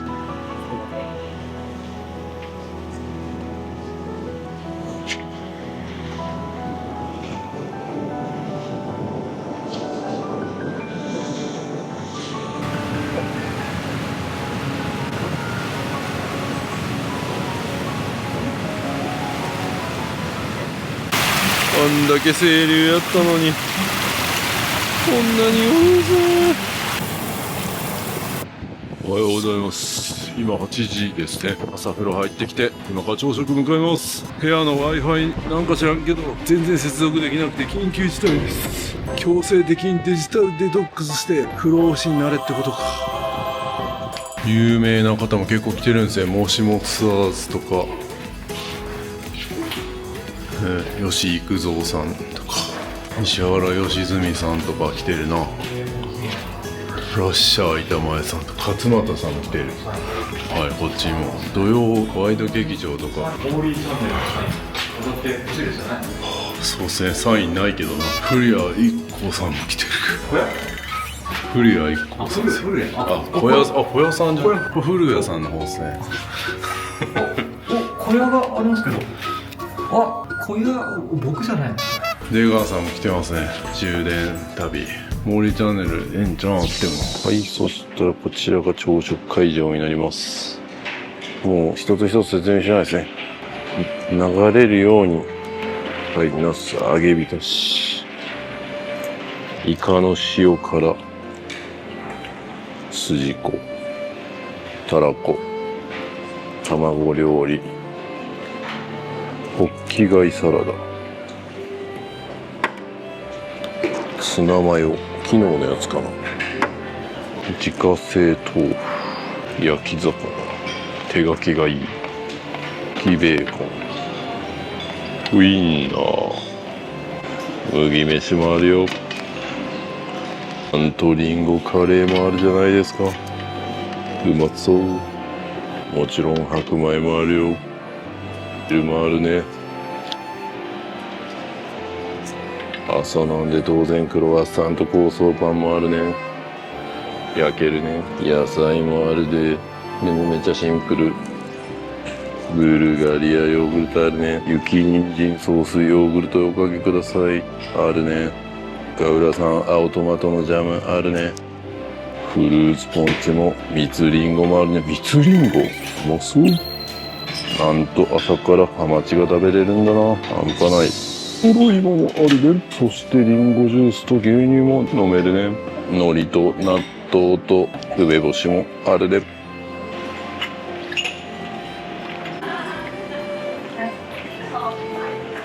すべてのものが美味しいですね。あ、本当ですか。楽しみです。いや、まだ食べてないです。すべてのものが美味しい。はい。いいっすね。はい、まためっちゃ取っちゃいましたね。で、ご飯入れてる時に何食べても美味しいってね、話しかけてくれた方がいたんで、めっちゃ楽しみです。はい、で、特にこのリンゴカレーが美味しいって言ってたから楽しみです。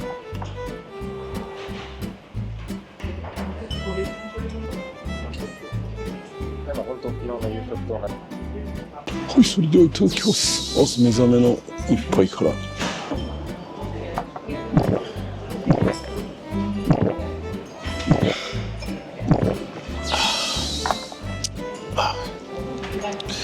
まい。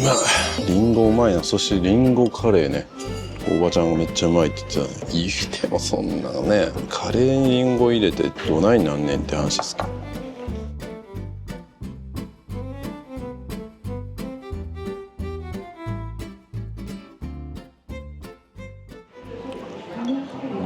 後味にほのかにこうリンゴがカレーとしてはちょっと辛めなカレーですけど、リンゴがほのかに香るからこの辛さが嫌な感じじゃない。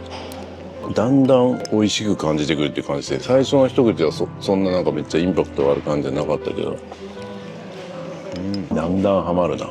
朝ハマチいただきましょう。昨日も食べたけどね。昨日はちょっとお酒の力でブーストかかってたかもしれないね。やっぱうまいわ。これもうまいな。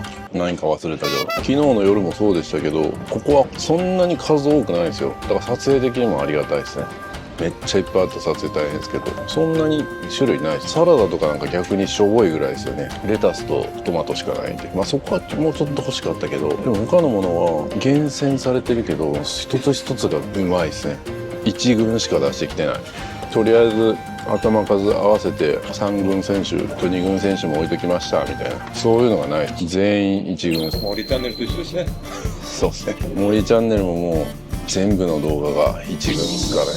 捨て動画はない。だからここももう捨て料理がないですね。最高です。あとはゆっくり楽しませてもらいます。あ、豆腐もうまっ。豆腐もなんかプリンみたいな弾力がある。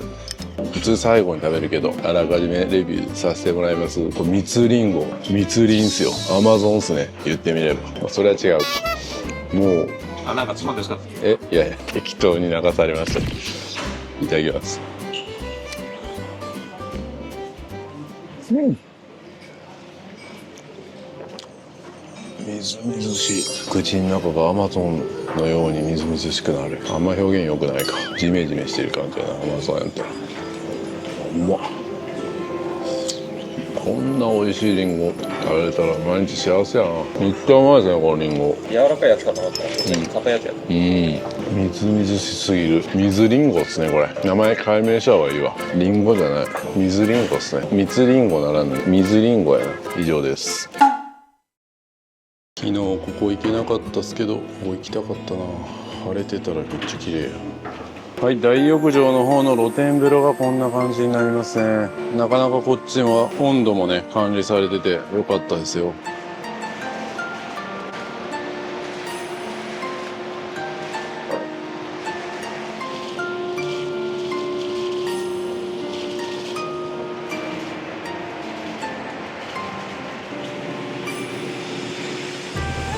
めっちゃ曇るけどこんな感じです。サウナもあります。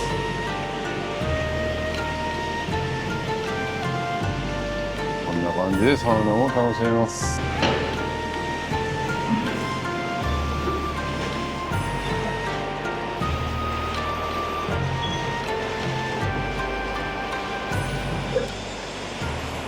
はい、それでは出発したいと思うんですけど、もう雨なんでどうしようかなみたいな感じです。晴れてたら近くに結構絶景ポイントがこの入合崎、あと視聴者さんからもね言われた大岩ですね。ここもいい感じですね。でもう一つやっぱ一番行きたかったなと思うのがポスターにも貼ってた12個、これっすね。これ良さそうっすね。なんかブルーの湖が見えて、ちょっと電波悪いんで映像出ないやんけ。この辺になんか結構なんとか壺の池、こことかもなんかもう青い池が見えるみたいな感じでね、いいんですけど、もうこの天気なんで無理ゲーです。あいにく雨の日中でもし素敵で神秘的、行ってみる ?24 分ですよ。行っちゃう？あれっすね。うん。行ったら晴れ、これです。これが見れるんですよ。雨でもいい感じかちょっと行きますか？あとは小屋さんの判断に委ねます。皆様にはこれがあるということをお伝えしておきます。だからちゃんと皆さんはこの動画参考にして大岩とかこの池も行けるようにちゃんとスケジュール組んでもらえたらと思います。僕らみたいにのんびりフランス料理食べ過ぎて立ち寄る時間なかったとかっていうことはないようにしてくださいね。お願いしますよ。いや、ここよく見てたらもう池だらけやんけ。もう池だらけっすよ。池マニアの方にはたまらんっすね、これ。池ちゃん。そうっすね。誰やねん。池ちゃんにはたまらないところっすね。そして蕎麦色茶屋が臨時休業です。なんてこった。まあ行かへんけど。ここも臨時休業や。食事どころ、旅館。ここ旅館とかあるんや。ここ泊まって池巡りするのも池マニアの人にはいいかもしれないですね。とりあえず今日は広前には行きますね。広前。あ、広前。いやいや、弘前です。漢字むずいな。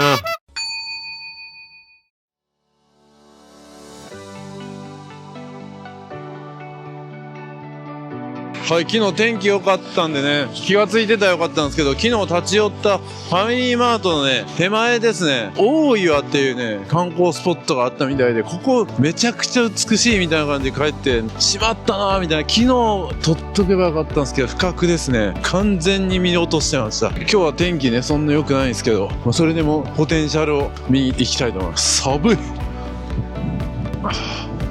めっちゃ渡り鳥とかおるな。うわ、これは寒い。手袋履こう。無理ゲーやん。こ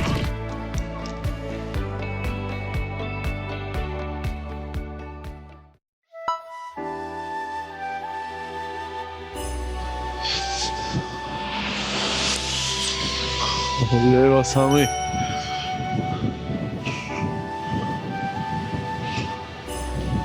ここに鳥居もあるんですね。なんで気がつかんかったんやこれ。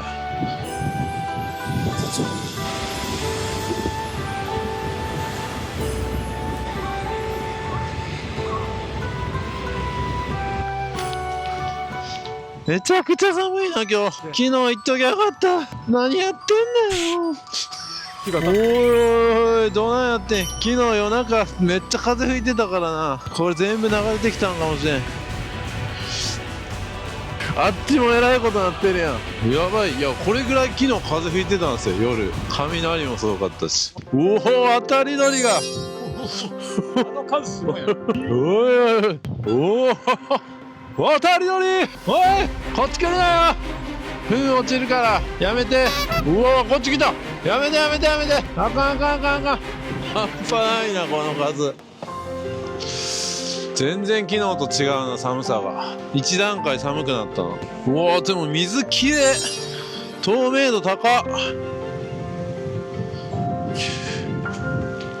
波は荒々しいけど透明度はめっちゃすごい。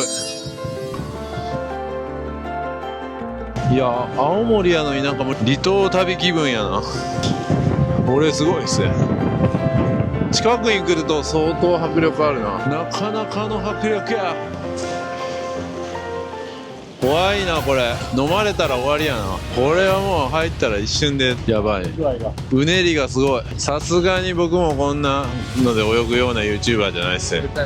もうこれどんな YouTuber でもあってもやってはいけないです。ぐらいじゃないと耐えれない。そうですね。そしてなんとここに洞窟がある。島旅やんこれ。結構ちゃんと整えられる。青森グルメ旅やのに島旅やん。大岩っすね。小屋さんに毒味みたいなことしてもらいます。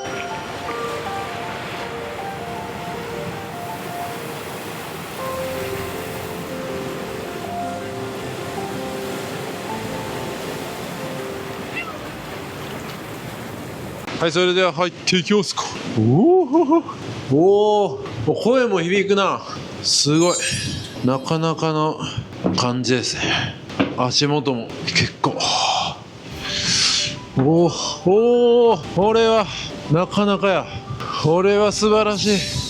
これはすごい景色や。これ晴れてなくてもすごいな。この荒々しさを見るためにここ来るのありやな。おお、あ、こんな。なんかすごい立体構造になってるんや。一つの岩でこんな登るような感じに。おお、これは素晴らしい。これはいいな。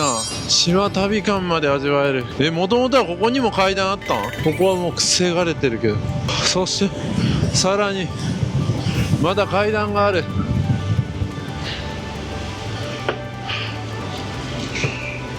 これを登っていくと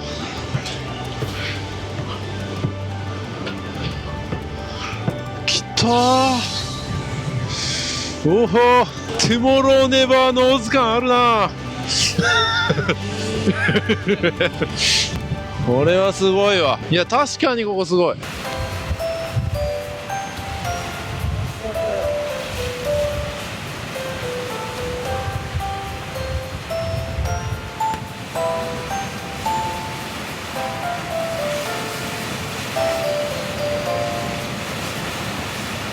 果てしない闇の向こうに手を伸ばそう。言えることない痛みなら心のまま僕は行くのさ。てんてんてんてんてんてんてんてんてんてん。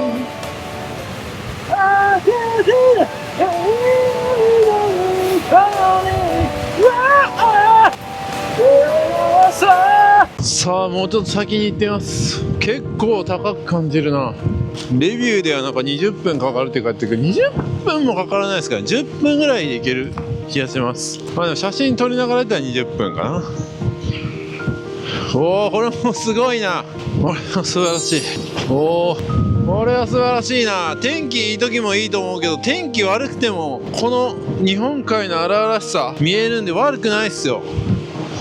果てせない闇の向こうにわー手を伸ばそう。も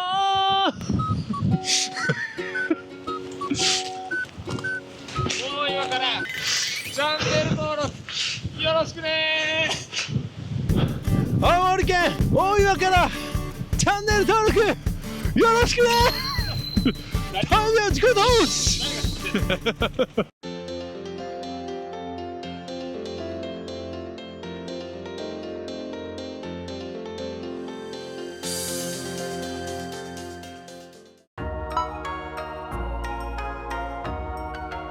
はい、次はね日本一の大イチョウということで、ここもね昨日あるのは分かってたんですけど、ちょっと時間的な都合で外さざるを得なかったんですよ。行きたいと思います。日本一の大イチョウ、爽やかトイレと書いてますね。イチョウの看板、この辺も結構なんか絶景の見どころがありますね。改めてなんか天気のいい時に来てもいいかもしれないな。亀杉とか日本一のイチョウでしょ。千畳敷海岸、これ見ましたね昨日。入合崎海岸とかも綺麗やし、なんか礼文島みたいな綺麗さありますね。イカ焼き村、これもなんか気になったな。イカ焼き村、イカ焼き村ってもう過ぎちゃったんですか？過ぎてますね。イカ焼き食べたかったな。オリジナルソフト、ソルティとかありますよ。いろいろあるな。結構見どころありますね。これが見たかったやつ、12個リフレッシュ村、案件こんかな。お願いしますよ。おお、すごい。あれかな、めっちゃでかい。遠くから見るとそんな大したことないなと思ったけど、近くまで来るとめっちゃでかいですね。画質ちょっと上げますか。これはすごいな。近くまで来るとめっちゃでかい。日本一の大イチョウ、すごいすごいすごい。うわ、これ足滑らしそう。すげえ。これイチョウの葉っぱが埋もれてるぐらいある。ほほ、うわ、足元がめっちゃヌルヌルする。小屋さん大丈夫か？普通のスニーカーやぞ。僕スノーブーツなんでまだいいですけど。うわ、何これ、ヘビ？ハブでもおるんかと思った。これはすごいでっかっ。これはすごいっすね。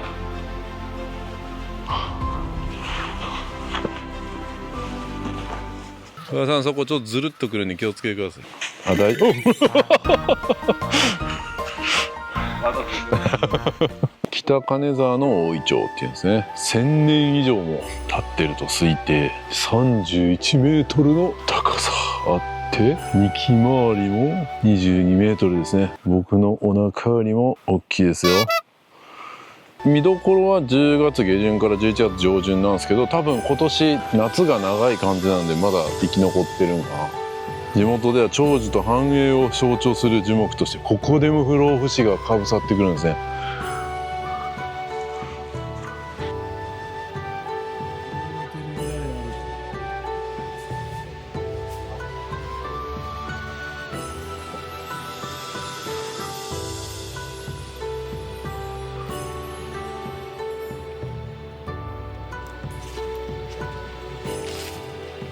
めっちゃ足元がぬかるんでる。やっぱリンゴをお供えしてますね。ここで終わりか。はい、あとね、時間的な都合で行けなかったとこが、大岩の近くにですね、食べ物屋セイリングっていうのがあって、ここの海鮮丼も結構美味しいみたい。見逃せないですね。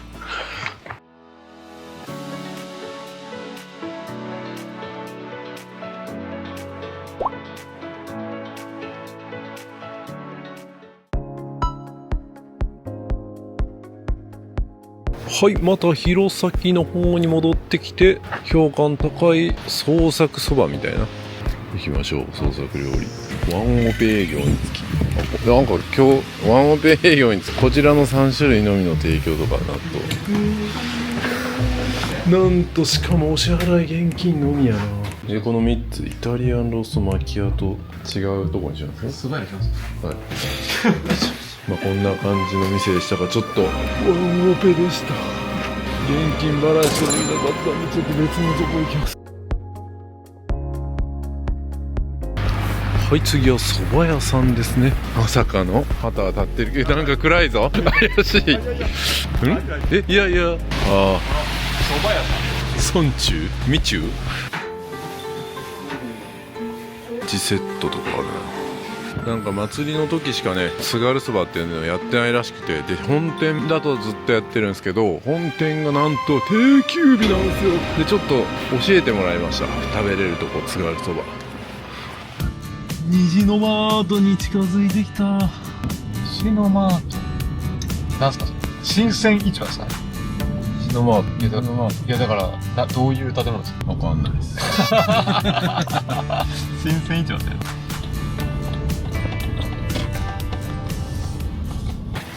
虹のマート、昭和の極みやな。素晴らしい。火花さや姫。火花さや姫。わかんないです。いや、わかんないです。木花さや姫かもしれないです。こっちやったらモダンだ。あ、そうですね。こっちだけなんか平成ですね。こっち昭和っす。タイムスリップ感も味わえる。おお、すげえ。いいやん。いいよ、いいよ。あそこっすね。秋元。これは楽しい。なんかめっちゃ市場なんですけど、スーパーみたいな、なんかシールバイセールとかユーイチとかね、なんかいろいろやってる。コーヒー屋さんもあるし、パン屋さんもあるし、いいっすねここ。カス丼とかがいいな。カス丼も気になるな。鮮魚店もあるし、麺屋、ここも麺屋や。ブラックラーメン、豚専門店、気になるな。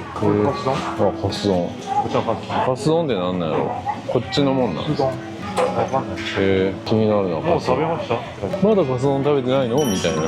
まだ東京で消耗してるの？みたいな。そんな感じです。あ、いい匂い。おお、海鮮丼寿司も。ああ、生マグロ、握り寿司、売り切れや。2年すぎる。安いな。大トロ800円。昨日僕このマグロをめっちゃ食べたな。確かに。元取ったな。多分昨日宿泊していた人でなんか一番食べてるはずや。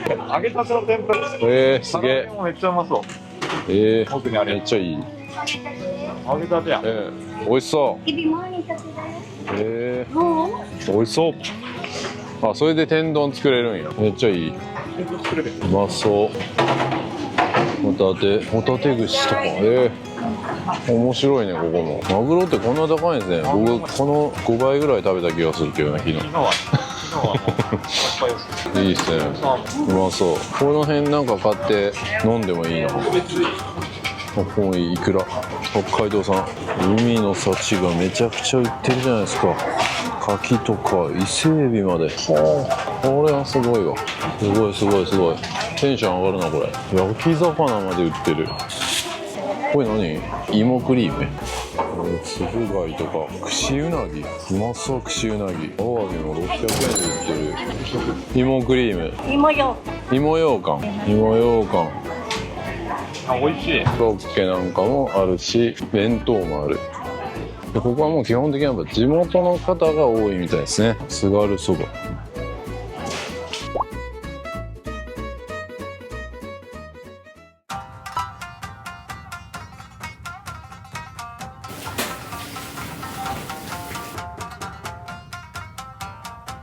幻の空は9割そばになるってことですね。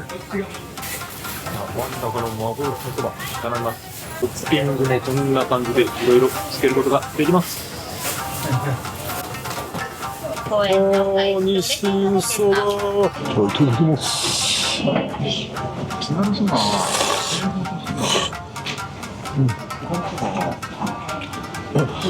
柔らか。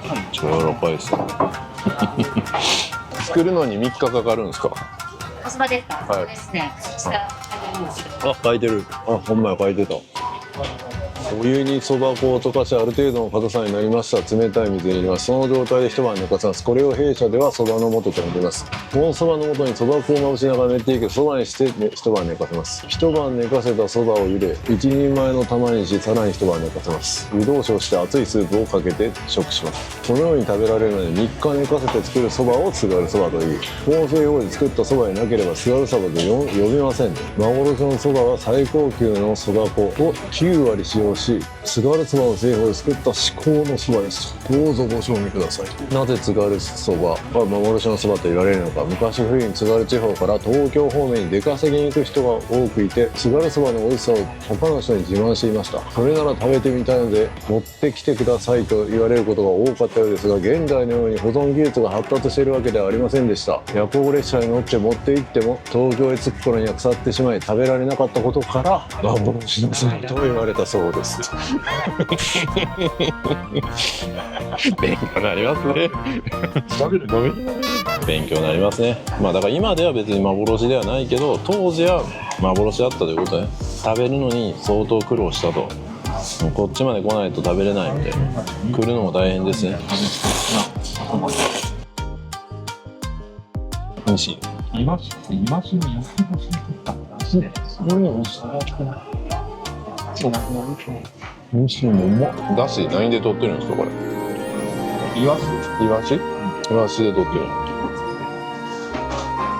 うまいっすね。津軽そばうまいぞマジで。僕はそばでは飲みたくならんな。あ、そうですか。うん。そばは水でいいわ。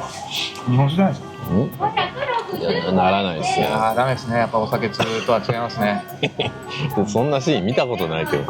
苦労してこの津軽そばにたどり着いただけありますわ。ほんまやったらこの映像もお届けできない可能性があったんですよ。この虹のマートって基本的には撮影とかダメだと。だからこうやってちゃんと許可を取って撮らせていただいてます。どれか食べようかな。寿司とか。なんと生ウニの旬は終了してしまいました。うますぎる。特上海鮮丼とかも予約したらいけるね。あ、こんなんもいけるね。一番人気の海鮮丼いっちゃうか。でも種類違いますね。ほら、違うネタ入ってるところ。あ、ほんまや。青魚。貝とか。イクラが入ってるやつもある。でもイクラ北海道っすよね。青森じゃない。僕はもう青森にこだわりたいんでね。他のところでもあれいいものは取り入れないとダメです。ああ、そうです。 YouTube で確かにそうっす。はいはい。最北端からチャンネル登録よろしくねとかそういうの取り入れていかないといけないです。それはパクリです。いやいやいや、どんだけ悩むねん。めっちゃ悩んでる。迷うでしょ。迷うっすね。微妙になんかネタが違うんでね。違うから。うまそう。これ700円ですよ。やべえ。それではね、いただきたいと思います。700円の海鮮はどんなもんなんかね。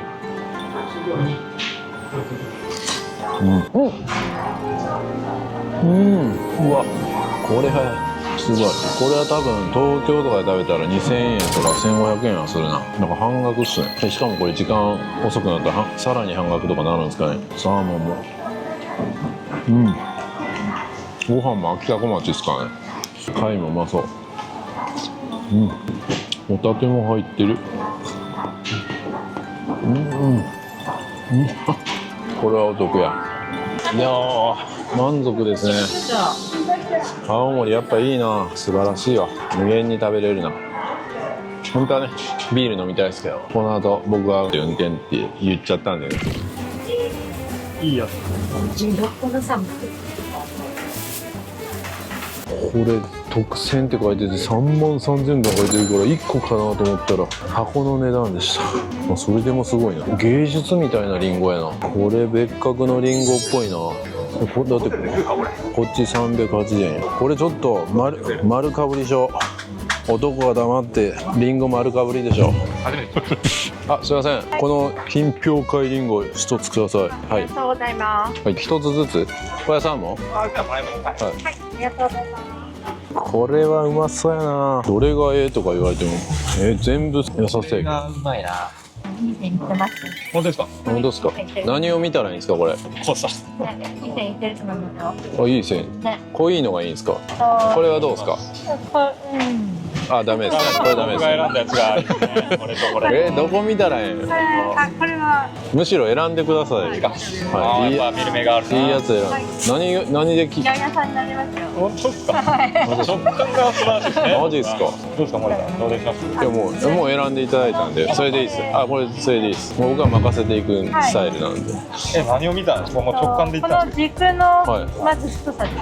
ああ。軸が。これですか。これの長さ。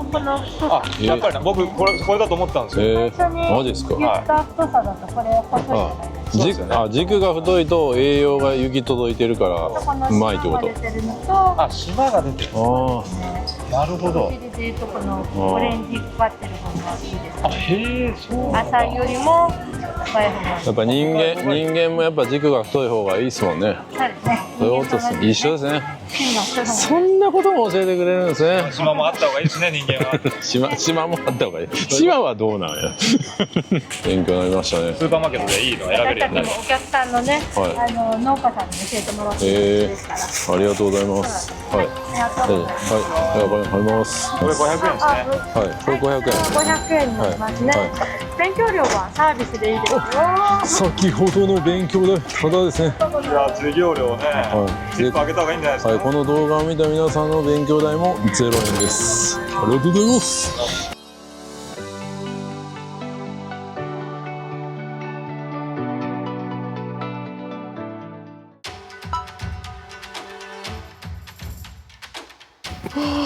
城に行こうと思ったら全然遠すぎる駐車場を止めてしまった。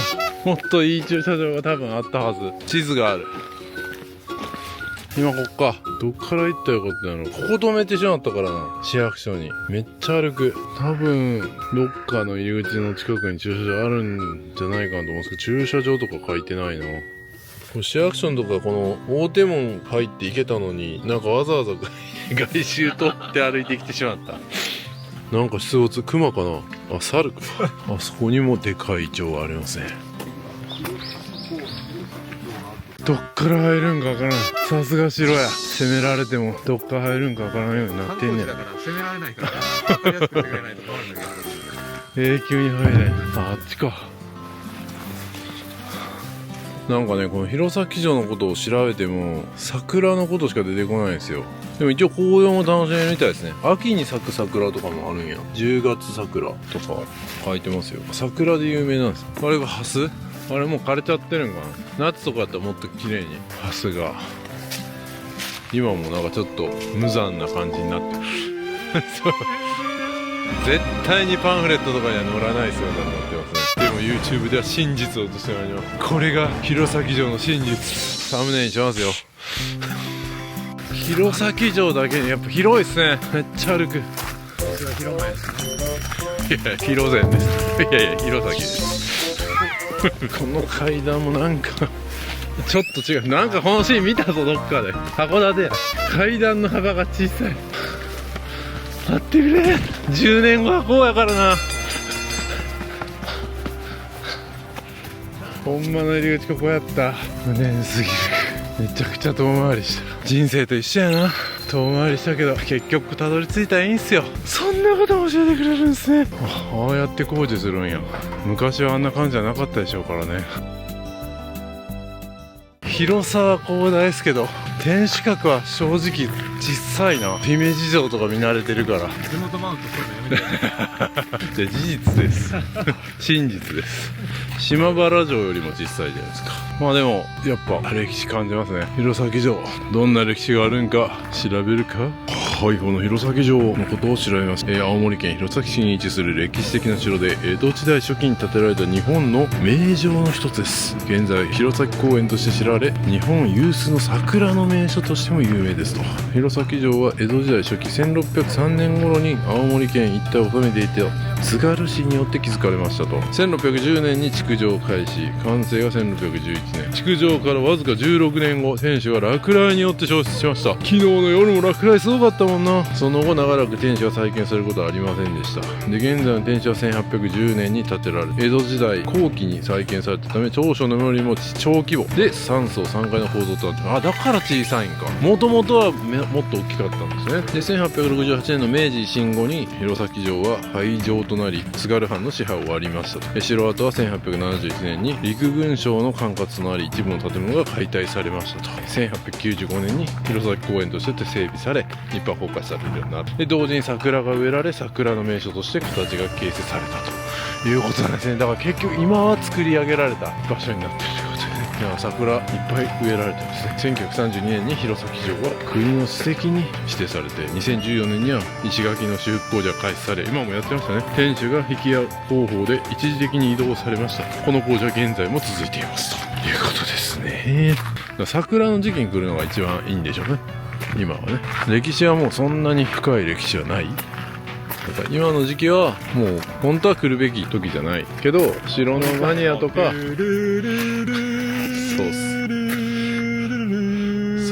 そうっす。こういう枯れ果てたものを見るマニアの人は来るといいかもしれないですね。やっぱいろんな人いますからね。そのおじさんが好きみたいな人もいるし、熟女が好きみたいな人もいるのと一緒ですよ。それ失礼ですよ。いい意味で言ってるんですよこんな感じも本当はダメってみんな言われるけど、いやこれがいいんだよと。あ、でもその視点は大事です。大事ですよね。やっぱり一見これが大したことないものを、そうやっぱり美しいものに見られる人間っていうのは全然楽しめます。そういうことです。そういうことで今回来たわけです。そういうことですね。そんなことも教えてくれるんですね。桜が咲いてる時しか来ない？どういうことやねん。そんなみんなと一緒やわ。この桜が全く出てない枯れた感じ、これこそ人生これこそ素晴らしいね。こんな素晴らしいのに今一体何人いると思います？僕一人です。いやいや、小屋さんおった2人ですよ。本当もう何人かちょっと見たけど、まあそれぐらいやっぱり穴場っすね。もう春に来たら穴場じゃないですからね。でも今来たら穴場っす、そういうことですね。ありがとうございました。おお、すごい、めっちゃ直してる、めっちゃ直してるわ、石垣。おお、スクレーン半端ないっすね。俺、冬に咲く桜ライトアップって言って12月1日からだから今もうやってるはずやけどな。どこで咲く桜が、この辺りが桜祭りの会場らしいっすよね。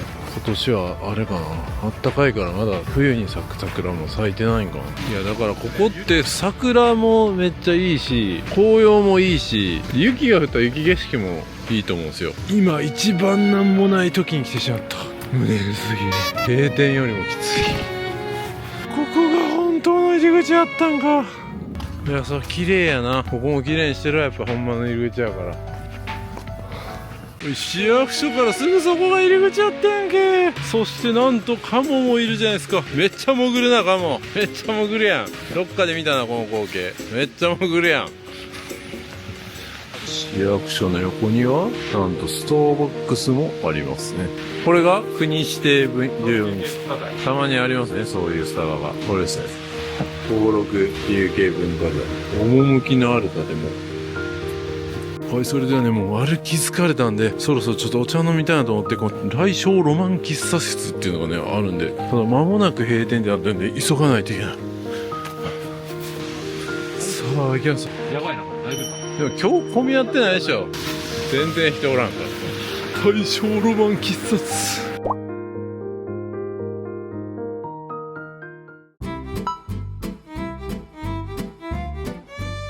来たー。この中に入ってんの？ああ、あれか。ああ、すごいこれ。これはなかなかっすね。なんとラストオーダー4時やん。無念すぎる。ワンチャン出られますか。ごめんなさい。どうぞ。オーダーが4時です。4時。はい、申し訳ございません。こんな感じでリンゴスイーツ、ガレットもあるし、食べたかったな。お休み多いな。でも今3歳期なんですね。スイーツ以外もランチもいただける感じですね。カレーとかも。ニュートンのリンゴパフェとかあるよ。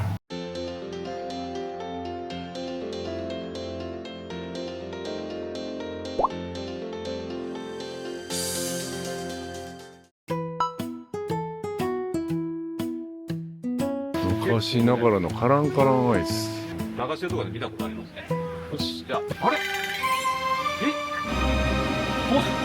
終了と思ったらですね、実はこっち側でやってくれると。あ、営業してるわ。あっちは工場です。あ、工場が終了。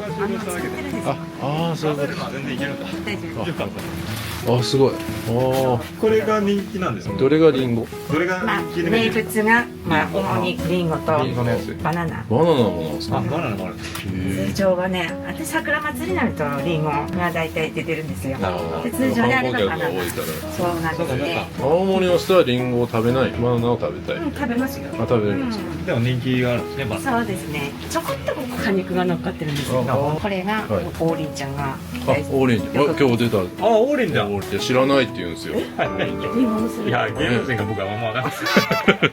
毎日出てるじゃないですか。毎日出てるんですか？そう、めっちゃ出てる。テレビ見てないから。あ、昼なんです出てるんですか？家でそうですね。たくさん家庭で食べれて盛り付けして。これがオーリンちゃんが紹介し好きでこのまま買っていくんですよこのまま買っていくんですか？あ、じゃあオーリンちゃんも来たことあるってことですね。あ、そうですね。今年来なか知ったんですけど。らん人がなんか知ってる感じで言ってるけあ、青森の有名人ですそうですね。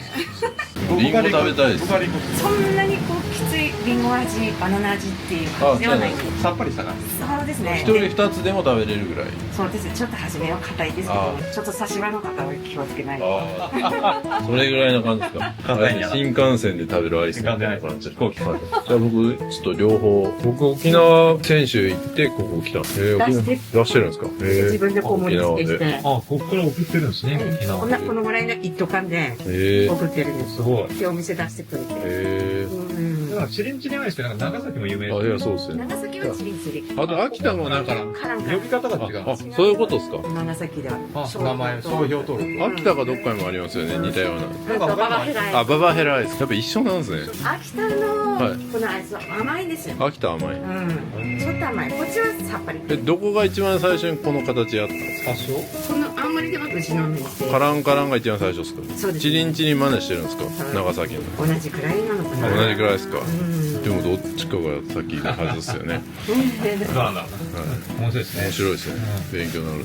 この店に毎日通ったら王林ちゃんに会えるかもしれないということですね。夏場ですね。素晴らしいですね。さすが王林ちゃんですね。いや知らんかったよ。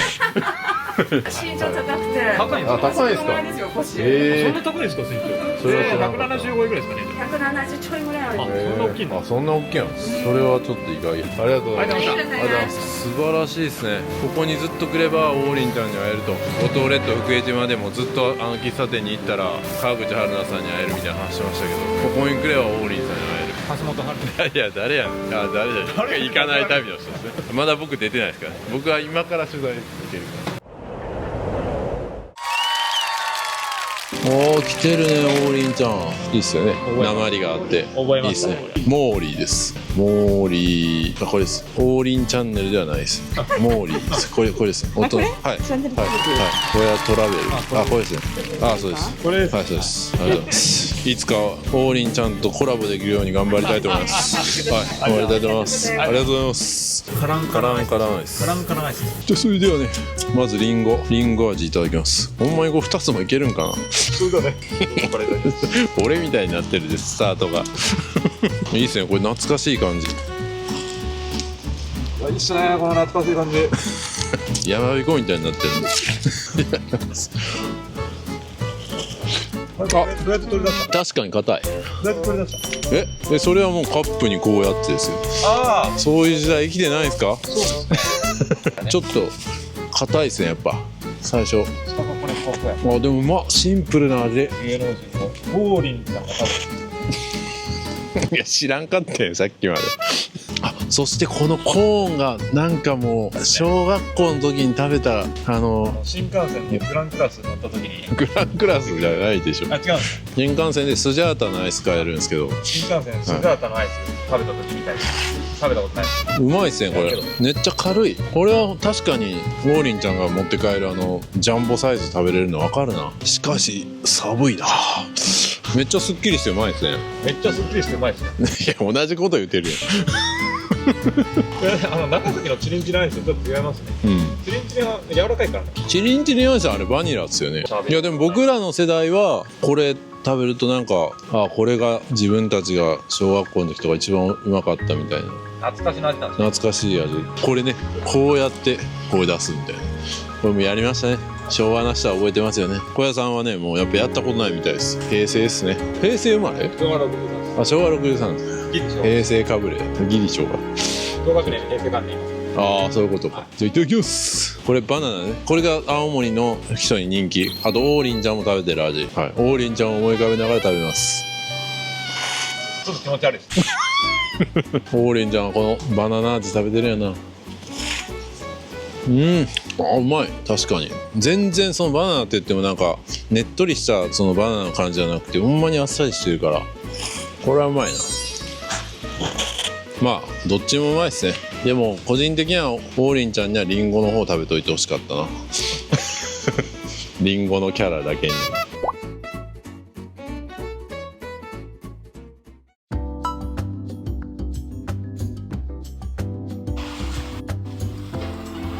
さあなんかもう真っ暗ですけどまだ4時なんですよね。ちょっと喫茶店に寄ろうと思います。アップルパイセットあるやん。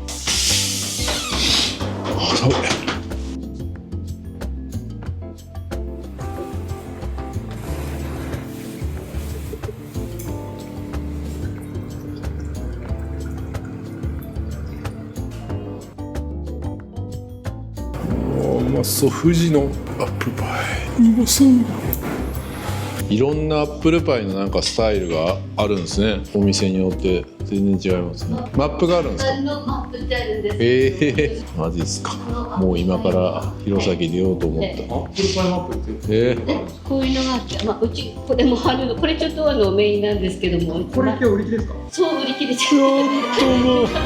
そちらだけなんです。読み方が紅？紅玉って皆さん読むんですけど。これ富士か。富士も美味しいですよね。アップルパイ好きな人は来ないといけないですね。アップルパイ多いもんな。こんなフォークとナイフでアップルパイなんか食べたことないわ。じゃあいただきます。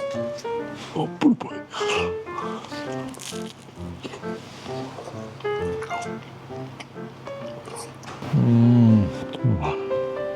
また昨日食べたアップルパイとは違うな。めちゃめちゃ正統派のアップルパイって感じ。昔ながらのパイ生地がふわふわやな。サクサクっていうかふわふわっす。サ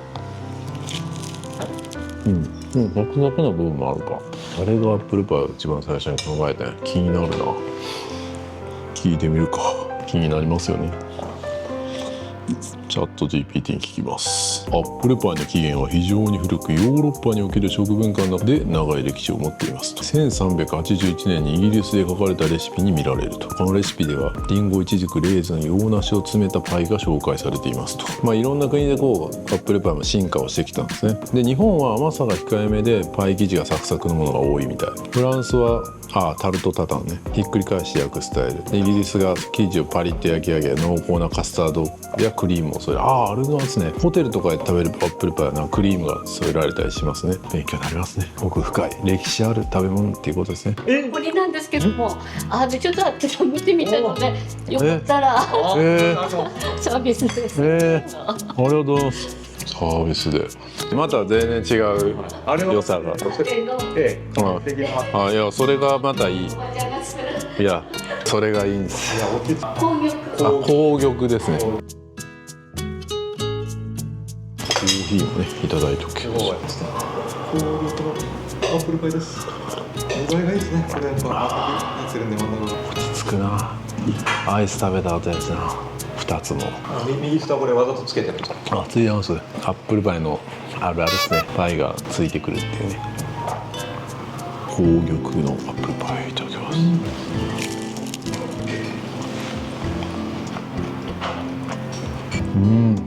なんかまた違うな。酸味があってすっきりとした甘さっすね。僕が小屋さんの食レをパクったかと思ったらここに書いてあるやつですね。紅玉少ないです。美味しい。リンゴオーレも気になるな。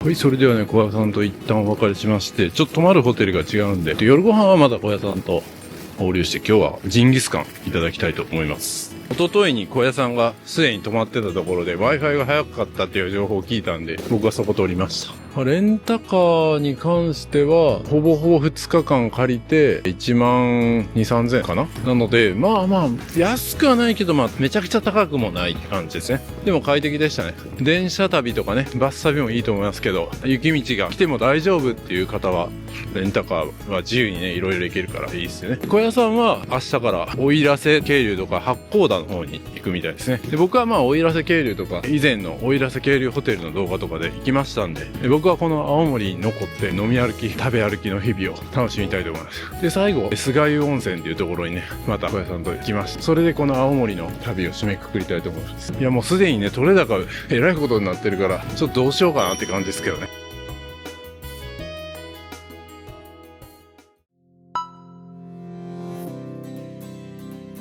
はい、今日泊まるところはホテルマイステイズ青森ステーションというところですね。入浴剤とかこういうものがある。朝食は地酒も楽しめるんですね。はい、この辺ですね。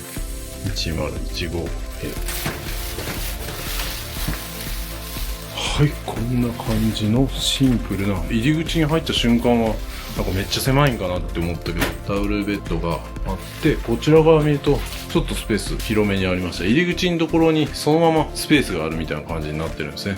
ちゃんとデスクもあるし、色使いもいい感じですね。枕元にはちゃんとコンセントもあるし、いろんなところにね拠点があるので、その辺のノウハウが生きてますね。はい、セキュリティボックスもあるし、はい、冷蔵庫もあるし、空気清浄機、加湿器ね、この時期加湿器必要なんでね。そしてちゃんとグラスとかコップとか飲料水までありますね。給水器で汲んでくるものもありますね。でケトルもあります。テレビもこっちにありますね。こんな感じで、はい、こんな感じで最低限のトイレと洗面台、めちゃくちゃコンパクトに綺麗に整頓されてます。そしてちゃんと浴槽もある。シャワー、浴槽もそんなめっちゃ狭くないですよ。ちゃんと一人だったら十分ですね。はい、それでここにシャンプー、コンディショナーもあります。ボディシャンプーもあります。いいっすね。結構まとまってるやん。色使いも好きな感じですね。これで6000円台だったら悪くないですね。パジャマも用意があるんでいいっすね。で、窓もあるし、ダイキン製のエアコンなんでいいっすね。気になる Wi-Fi のスピードは？来たよ来たよ。伸びてる伸びてる。伸びてきてる。来た来た来た来た来た来た来た。来た。早い。素晴らしい。ホテルマイステイさん素晴らしい。やばい。またちょっと遅刻になりそう。やべやべ。今日は火曜日。うわ、ここはすごい。ここはやっぱ相変わらずシャッター街みたいになってるな。やばし。この先に僕もチェックしてて、視聴者さんにもここは行ってほしいみたいな感じで言われたリンゴ屋っていうジンギスカン食べれる店行きたいと思います。小屋さん来てるかな。僕は遅刻や。遅刻か。まだ来てないかも。来ました。ここです。リンゴ屋生ラムジンギスカン古川店。ここっすね。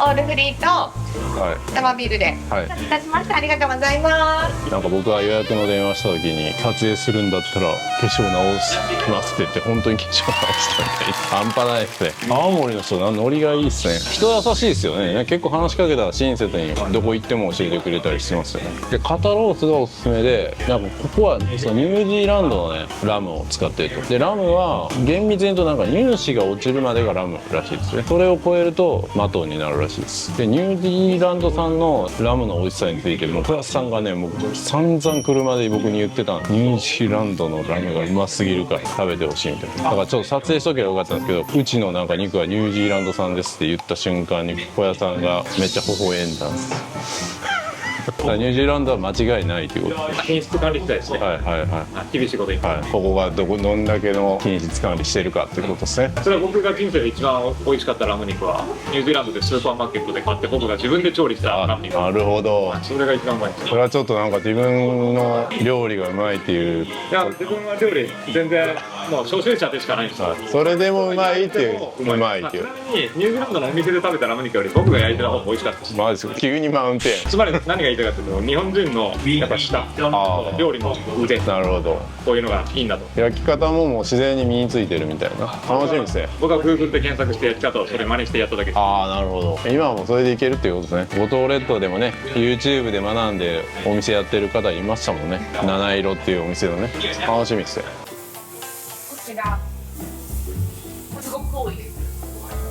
これが人気トップ3ですね。そうなんですですが本当はおすすめじゃないみたいな。本当は違う。どうなんでしょうね。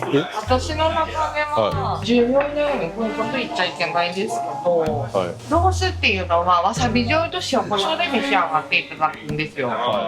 そうすると私皆様人気なんですけど、どうしたらいいでしょうね。本当のおすすめを食べます。肩ロースとラムチョップは絶対ちょっとは食った方がいい気がする。それは絶対そうなので、私的に言うと贅沢3品を頼んでいただいて、でチョップを追加していただいて、野菜を食べる、野菜盛り鉄板で鍋でやって焼いていただいて、自分のお腹の調子を見て単品でロースを頼むとか、あとは羊のタンを頼むとか、そういう風に頼んでいただいた方がリーズナブルかなと。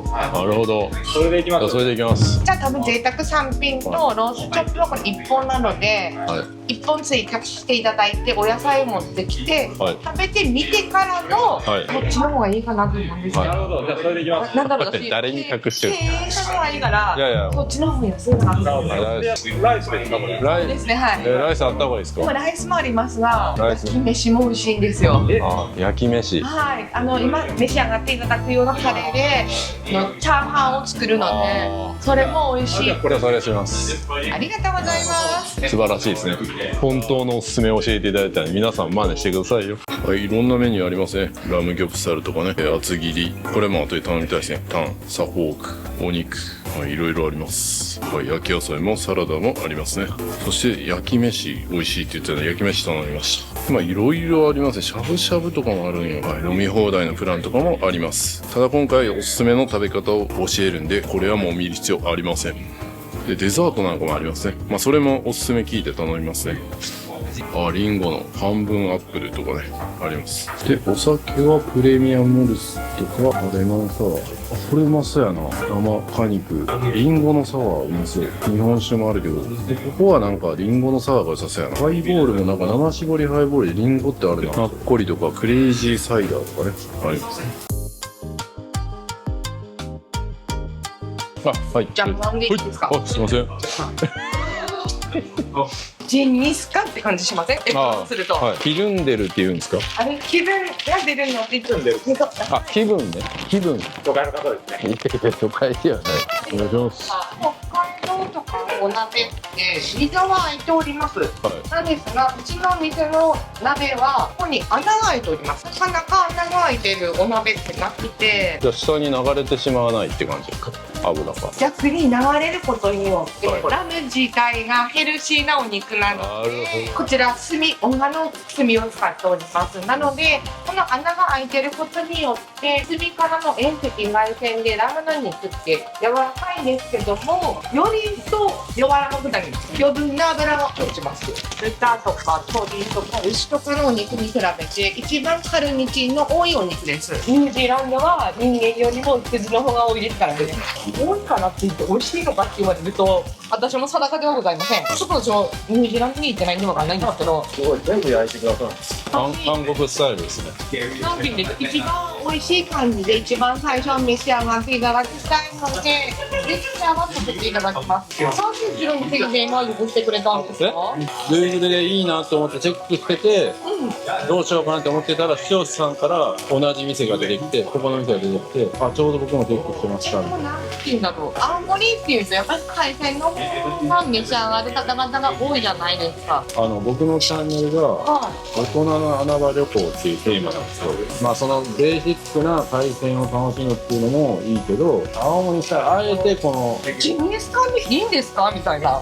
いやいや、これがいいんですよ。青森で肉？でもやっぱし若い子たちっていうのは修学旅行で召し上がっていただいたジンギスカンのイメージをされるので、なかなか踏み込めないっていうところがあるので、本当に美味しいもの食べないと嫌いになっちゃうじゃないですか。そうで、だからそれが踏み込めないので、もしこういう風に発信していただけると私的には嬉しいですって言ってもいいですか？はい、もう入ってますよ。これぐらいで食べ物です。はい、ありがとうございます。ネットに上がるのですか？上がりますよ。特別なタレなので。特別なタレ。はい、そうです。青森ならではのタレなので。それしか食べられない。みんな使ってるわけじゃないです。これは教えられません。極秘です。使ってますね、これ。極秘です。言えませんけど、青森ならではのタレを使っております。使ってるよ。で、ここで入れるってことですね。そうですね。入れていただいた方が、自身と最初のダブル効果で燃焼を促す効果が多いので、いただければよろしくお願いします。私、一応小林と申します。小林さん。あんまり全然顔入ってへんけど。もう今焼き頃ですからね。早く食べましょう。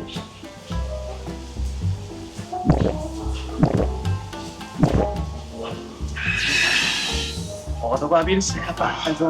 もうアルコールやけどね。運転でずっと我慢してたからな。今が食べ頃ですよ。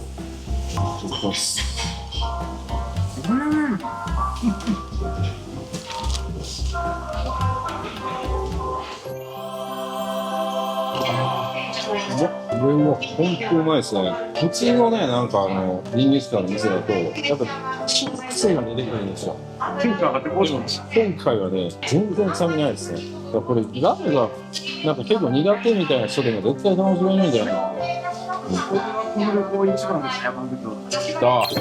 番満足で小屋さんめっちゃテンション上がって、ちょっと僕はあたふたする。それぐらいうまいです。楽しみにしてましたもんね、なんか。青森で肉みたいな。一番楽しみですね。やっぱり。ここに見つけたお茶がありますよ。俺が見つけたよ。うまっ。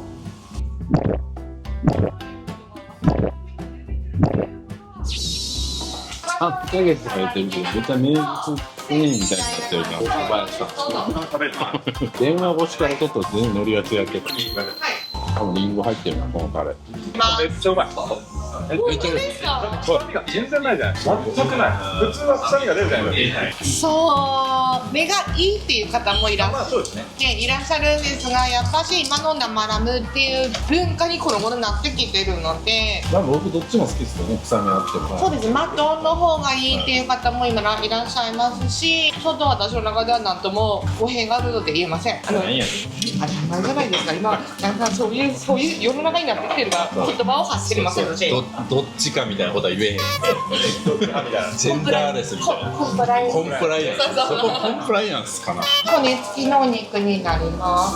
やっぱり骨がついてるので、しっかり焼いていただかないとケンタッキーみたいにこうスルッと取れないので。じゃあこれはちょっと焦げ目がついた。そうですね。こちらお塩と胡椒を塗っております。こちらのお塩も、こちらにあるお塩もモンゴルの岩塩を使っております。モンゴルで塩なんか取れるんですか？海ないじゃないですか。すみません、それで店主が言ってました。店主じゃないんでわかりません。モンゴルか。モンゴルの岩塩だって言ってます。あ、岩から取れる。これで取れるんですか。モンゴル今年行きました。そうなんですか。よかったよかった。動画全然再生こんなされてる。に生すぎて私茨城の人なんですか。そうっすか。そうだね。茨城であ、本当です。茨城初めて前大洗行きました。水族館行ったんですか。あ、いや大洗ホテル。大洗だと大洗水族館か。なんとか港。すみません、私牛久大仏の方なんで。全然わからん。霞ヶ浦の方です。やっぱこれあれやな。気分高まるけどいらん音が入るな。ああ、カシャカシャ。カシャ。これ何？ラムチョップ。ラムチョップです。野菜いただきます。ちょっと忙しいですね。一番最初に召し上がっていただいた肩ロースを醤油ベースのタレにつけて煮込んでおります。今ここで溶かしバターを作ります。溶かしバターに絡めて召し上がっていただくとより一層美味しいです。なんと体に悪いものは美味しいです。でもお野菜も美味しいですよね。リンゴ使ったお酒飲みたいですね。カレーにもリンゴ入ってたしな。荒ごしリンゴ、最強リンゴって言った今。最強。なんすか最強リンゴって。あ、これか。そうね。これですね。最強生果肉たっぷり。2つ。この間リンゴ買いに行ったんですよ。はい。リンゴ買いに行ったんですよ。木箱で買ったんですよ。木箱の今日見ました。いくらでした？僕ら1個買ったんです。めっちゃ高いやつ。500円です。1個でしょ？はい。私木箱で4箱がないかったんですよ。4箱？4箱。はい。10万超えるんちゃうんすか？知り合いだったがゆえに、1箱4000円だったんですよね。1箱安っ。今そんなに高いんですか？いや高いっすよ。はい。いや、あそこが高かったんですかね。いやまあでもスーパーでも結構高いっすよ。だってスーパーでも昔はなんか98円とか売ってたけど、今もうやっぱ2、300円しますよ。兵庫県とかでもね。茨城で買うと、はい、お母さんが300円ぐらいするから、いやそうですよ。持ってこいって言われて持って行ったんだけど、今こんなに高いんですよ。高いのはと思って、紹介してくださいよ。彼は教えられませんでした。こちら塩コショウ振ってあります。なのでこのままこれにガブリつそれじゃないです。ガブリついてください。これはもう召し上がっていただきたいガブリ。忙しいななんか。忙しいんですよ私では。もう私リンゴ屋やろうかな。ここもリンゴ屋だけど。それはやめた方がいいです。うまいこと言うの。うまそうリンゴ。お腹いっぱい。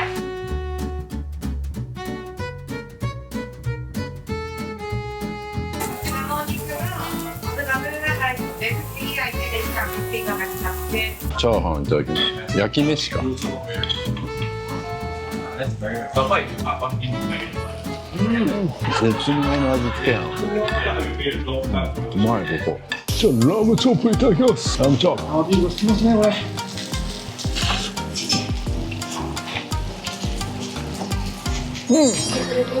あ、うまっ。うまいですねこれ。薬酸味も適度なのがあって僕は好きですねこれ。モンゴル思い出すな。そして最強生リンゴみたいな。めっちゃうまいこれ。これうまい。やっぱリンゴを使ったやつ間違いないですね。リンゴがうまいから。あ、しまった。つけてしまった。肩ロースタレにつけなくていいって言ったのにつけてしまった。これラムっぽくないな。青森でジンギスカンありっすね。やっぱ肩ロースがうまいな。個人的にはこの肩ロースやっぱもっと食べたい。やっぱね、全部焼いてくれるんかなって思ったらそうじゃなかったっていう。でも人間なんか頼るモードになると見逃すとこういうふうに鉄板が焦げてると思われると思うんですが、こういうふうに焦げていただいた方がお鍋に美味しい肉汁がついてるので、このままでもいいと思うんですが、交換することも可能ですけど、どうしますか？そのままでお願いします。どういうことどういうここの状況だとちょっと焦げすぎてるんで、何やねん。私がいないことによって焦げすぎです。はい、買いましょう。自立できてなかったですね僕が。人に頼ることを覚えたらね、人間自立できなくなります。そんなことも教えてくれるんですね。味付きのお肉焼いてしまうとやっぱり焦げがついちゃうので、もう任せっきりになってました。はい、私一人しかいないんで。そうですね、自立できてなかったです。子供のままでした。美味しいです。美味しいですか？親に頼り切ってね、自立しないみたいな。何？タンも。僕ハートも食べたいんですけど。本当はレバーも食べたいんです。タンと生ラム肩ロースと一番最初に召し上がっていただいたのと、生ラムとタンとハートとレバーで承知いたしました。持ってくるだけ。食べときます。俺も食べときます。お任せします。もういいんじゃんすか？まだダメですか？焦げ目がついたぐらいが多分いいと思うので、これぐらいの焦げ目がついた方が2倍がいい。焦げ目がついた方が。そうです。はい。青森は何年住んでるんですか47年。じゃあ鉛は青森ですね。そうです。主人は実家が茨城の方であって。そういうことですかね。龍ヶ崎。龍ヶ崎。龍ヶ崎って一番上ですね。そうです。いや僕今度行くんですよ。大津軽。いいっすか龍ヶ崎。綺麗。何もないです。大津軽で行くべき場所とか教えてほしいですね。なさそうですね。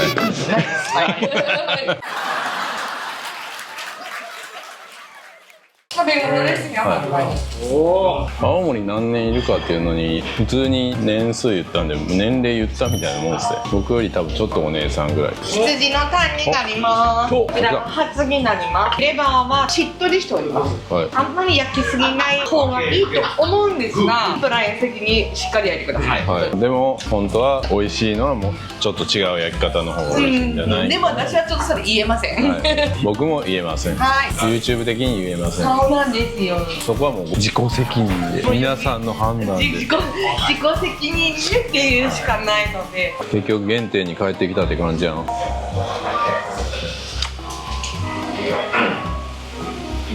まいなやっぱ。いろんなもんに手出したけど結局これがうまいな。神戸に対して地元愛とか誇りとか自分の中でも俺は神戸だみたいなのありますか？そうっすね、あんまないかもな。どちらかというと赤穂とかの方があるかも。もともと自分が生まれたって生まれたところに対してはめちゃくちゃ誇りとか地元愛はありますか？それはあります、ありますか？はい。郷土愛が俺にはないみたいなこと言ってて、なんでなんだろう。はいはい。僕はめっちゃあるんです。はい。じゃあタンをいただきます。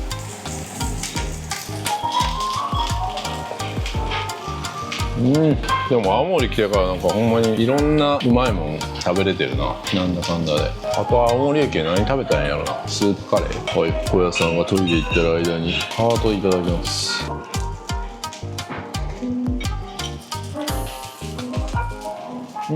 歯応えもよくてうまいですね。レバーも焼くか勝手に。じゃあ私はレバーいっちゃいますね。レバーはもう小屋さん嫌いなんで僕だけいただけるんでいただきます。ラムレバーで。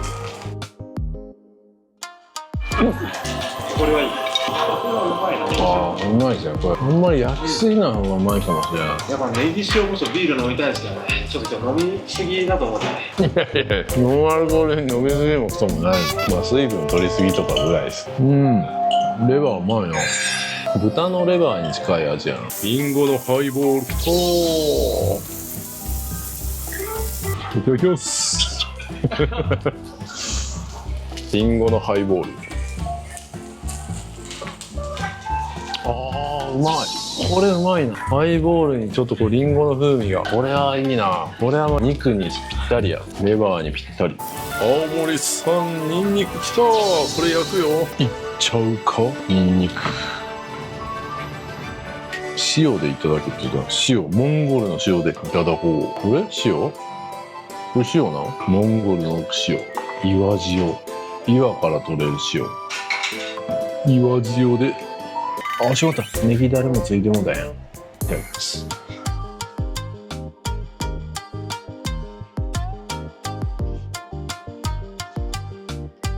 青森のニンニクすげえ。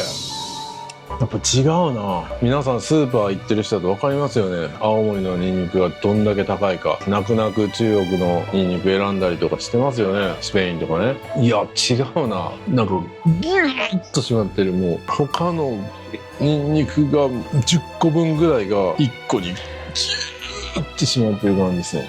いや旅で一番うまいかもしれない。さあ食レポの神がどう表現するか。モンゴルについてはねちゃんと動画で確認してください。なぜモンゴルの塩を選んだのか。最初あれか辛みがあるかもしれんから一気にいけへんと思ったの。あ、そうです。ああなるほど。確かにね一気に食べれるぐらいうますぎ。存在感違う。リンゴシャーベット食べ飲みました。シュークリームないですか？シュークリームないんかな。リンゴシャーベットうまそう。いいですね津軽弁。ありがとうございます。リンゴシャーベットの後にチョップとか食べようと思ってたけどな。絶対出ませんそんなの分かってるに決まってるじゃないですか。津軽弁って語尾が上がるんですよ絶対に。シュークリームとかリンゴシャーベット。リンゴシャーベットじゃないですね。リンゴシャーベットですよ。シュークリームを買いに行った時もシュークリームでいいですかみたいな感じで言われて。多分標準語って言われること言えるんですけども、それを言ってる自分を見られるのが恥ずかしいので。あ津軽弁の方がいいみたいな。そういやでも津軽弁で言ってほしいです僕的にも。でもなんか都会に行くと言わないようにしてるんですか。言わないようにしてこう指さします京都弁とか大阪弁はかっこいいみたいな感じになってるじゃないですか。そうなんですか。だって大体そうじゃないですか。僕の関西じゃないですけど、その関西弁に憧れる人多いですよ。あそうなんですね。関西の方々ってなんか京都とか憧れる人多いです。だから関西って関西弁に憧れますか。あ無視されます。絡まないでください。私だけにしてください。すいません。関西やっぱ面白い人が多いんでね、みんな真似します。王林さんとかがいらっしゃるので。ああ有名ですよね。さあいやいや教師って知らんかったんですよ王林さん。信じられないでしょ。それは当たり前だと思います。当たり前ですか。だって1年ぐらいとか。いやいやもっとやってますよ。好きだから熱が高いです。いやそう好きなんかファンみたいになってるじゃん。いや好きですけど別にファンとかではないですよ。あれ津軽弁なんですか。王林それもまた問題がございまして、またちょっと違うんですか。そうなんですよ。弘前と青森と八戸とあるのでまた違うので。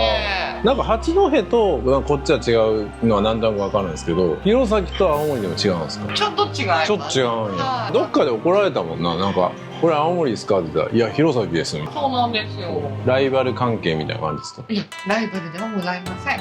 青森って長いじゃないですか。普通の都会とは違ってあっち行ったりこっち行ったり行くのって一日では行けない関係にありますよね。だからそんな言葉も違うんですか。そうそのゆえに言葉が変わってしまうので、ハッピー岬に行くのが青森市内から行くと3時間ぐらいかかるんです。上ですか。そう上です。今度行くとこですね。ありがとうございます。これはみんなに喋ってやる。後々出ますから。顔は出ていいんですよね。化粧したぐらいだから。化粧しましたからいいです。はい、ありがとうございます。許可取りしました。出るんですか。出ます出ます。やったー。はい。でもうちのオーナーじゃなくて私でいいんですか。大丈夫です。はい。皆さん会いに来ると思います。視聴者さんは小林さんに会いに来ると思います。本当ですか。いただきます。うまっ。美味しい。いやなんか青森に来たらリンゴと名の付くもの頼んどいたら絶対うまいっすね。間違いなく美味しいイ逆にメージ。聞くと、はい、そんなにリンゴが好きなのが分かりません。常にあるから。そう、リンゴっていただくものなので、なぜそんなにみんなリンゴが美味しいって言ってるのかがちょっと私は。なんかリンゴ食べてたら風邪ひかんとか言うじゃないですか。うまい。嘘くさい。いやいや本当美味しいですよ。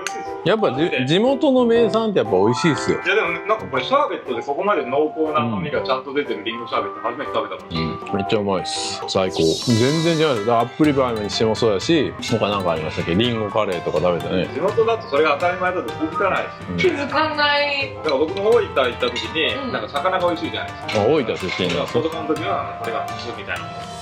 いやいや。他に出るとちょっと味がついて落ちたりするわけですよ。サバとかが美味しいから。だからそれで改めて本当それうまいんだみたいなのが分かります。食べようと思わないですよね、リンゴ。じゃあもう全部僕も送ってくださいよ。ちょっと LINE 交換しますので。なんか余って伝わるから余ってしまうのに、リンゴって煮たりとかジャムにしたりとか、腐らす前にまた来たよみたいな。欲しいわ。僕なんかもうどちらかというとリンゴ食べたいのにスーパー行って高いなみたいな。今日はやめとくかみたいな。風除湿ってわかります？雪が降るからそのままの玄関だと雪が入ってしまうので、その前の玄関がコンビニとかもそうですよね。そうです。その通りです。今のこちらに来ていただくと分かると思うんですけど、それって自宅にあるんですよね。そうすると近所のおばちゃんたちがその風除室の中に朝とかがリンゴを置いてるんです。リンゴを置いたり栗を置いたりとかいっぱいあるので、だから買うっていうめっちゃいいっすね。ないので、でもやっぱり傷はついて、全然傷なんかいいっすよ。でもちゃんと水が入ってたりとかされるので、めっちゃいいっす。風邪ひかないっすよね。リンゴ食べてたら羨ましい。そういう時はちょっと僕に送っていただいてね。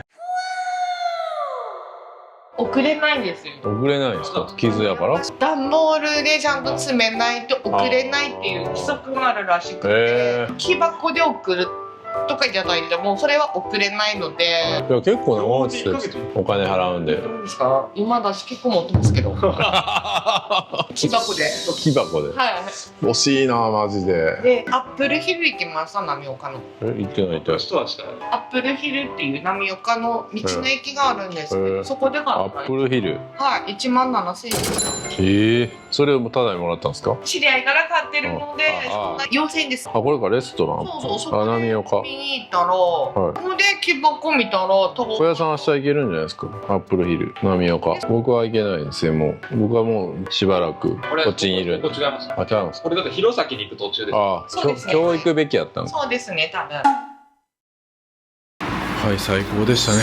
今日はもう本当満足したんで、一軒で宿に戻りたいと思います。はい、ドライヤーはパナソニック製のものがありました。水を汲んできて、この水を入れる入れ物もちゃんとこう冷蔵庫に入るサイズになってて、めっちゃ考えられてますね。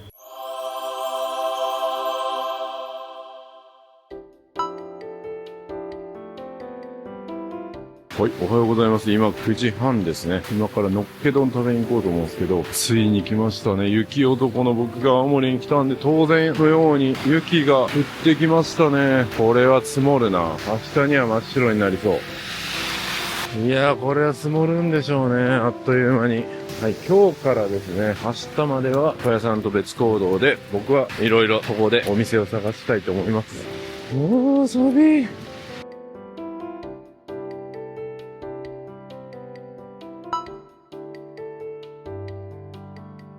はい、それで今日僕が来たのはですね、朝ごはんに食べようかなと思ってるのが、初日にね、来て、ご飯が売り切れてて食べれなかった、この青森魚菜センターっていうんですかね。そこでこののっけ丼を食べたいと思います。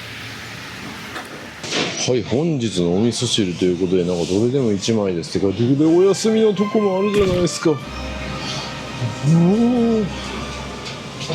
ここでチケット買います。生ビールも買えるんですね。大体12枚2000円は1通り分です。12枚。はい、2000円で。ビールとかはビールは1杯500円。シードルもあるんですね。じゃあビールをはい1つで、はい、これで2000円分買いました。だいたいのっけ丼1個分らしいです。これ1枚とか書いてるな。カンパチだと2切れで1枚とか、自分の好きな感じで作れるんですね。飯の交換がなんか向こうって言ってたの。ここかな。ご飯チケット1枚。こんな感じでサーモンとか用意してくれてるんですね。おすすめはどれなんですか？はい。ネギトロ。ネギトロ。お刺身。これはカンパで鹿児島とかになるんですね。カチ締めで生の状態なのでね、出てないので。ちょっと回ってから来ます。何が違うんや。いらっしゃいませ。よし、まだ違うんや。縁側、美味しそう。ジャンボエビ状です。おお、すごい。ちょっと回ってから決めます。これ何が違うんですか？いろんなお店があるんですけど。同じくの置いてるところもあります。ホタテ屋なので。ホタテが美味しいんですね。ホタテ、じゃあいただきます。はい。まだまだいろいろありそうですね。ここもなんかある。味噌汁もあります。味噌汁もある。味噌汁も欲しいな。マグロもある。いいっすね。それ、はい、ありがとうございます。だんだん仕上がってきました。チケットもまだ8枚あります。ここもホタテ、ここのホタテはちょっと高めやな。さっきのとこの方が安かった。リンゴを乗せることはできないですね。ヒラメもうまそうやな。天然ブリうまそう。貝もいいな。貝はやっぱ高いんやな。アワビもあるやん。ヒラメがおすすめ。じゃあヒラメ。お願いします。はい、ありがとうございます。だんだんまた仕上がってきましたね。まだあるんかな。ここもある。いっぱいあるな。ここエビが安い。おすすめはどれ？全部おすすめですか？白子とかいいな。白子もらえますか？はい。ありがとうございます。ありがとうございます。はい、ありがとうございます。ありがとうございます。はい、ありがとうございます。なんか店によって2枚になったり1枚になったりするから全体を見てからチョイスするのが良さそう。ここはすごいな。リンゴがいっぱいある。カンパチでかっ。おお。美味しそう。じゃあカンパチと中トロもらおうか。はい。カンパチくんとな。はい。本マグロくんな。はい。青森のイクラなんですね。なるほどな。イクラもいいな。ウニはどこのウニなんですか？ウニはちょっと青森じゃない。青森じゃないな、今の時期な。じゃあイクラもはいお願いします。真ん中に。真ん中に。はいはい。ありがとうございます。はい、じゃあチケット。2、1で。はい。4枚。4枚はい。はいよ。はい。ありがとうね。ありがとうございます。さあ、あと残り2枚になりました。結構仕上がってきました。あとなんかヒラメも入れたし、最初の方の店に行くか。どっかエビが安かったよな。エビとも味噌汁に。このエビにしようか。はい。エビもらえますか。はい。はい。お願いします。はい。ありがとうございます。はい。はい。お願いします。はい。じゃあ、あとは味噌汁ですね。味噌汁あった。味噌汁もあるんですね。はい。ホタテにしようか。はい。ありがとうございます。はい。これでチケットなくなりましたね。はい。じゃあビールをもらいに行きましょう。はい。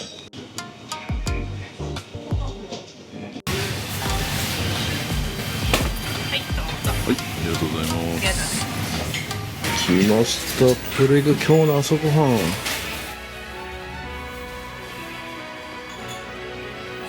はい、それではね、今から食べたいと思います。小屋さんとね、本当は待ち合わせしたんですけど、僕はだいたい遅刻キャラやのに、今日は小屋さんが遅れてます。それではね、早速いただきましょう。こういう時って味噌汁から行くべきか、ビールから行くべきか悩みますね。朝ですからね、朝の至高の一杯いきますか。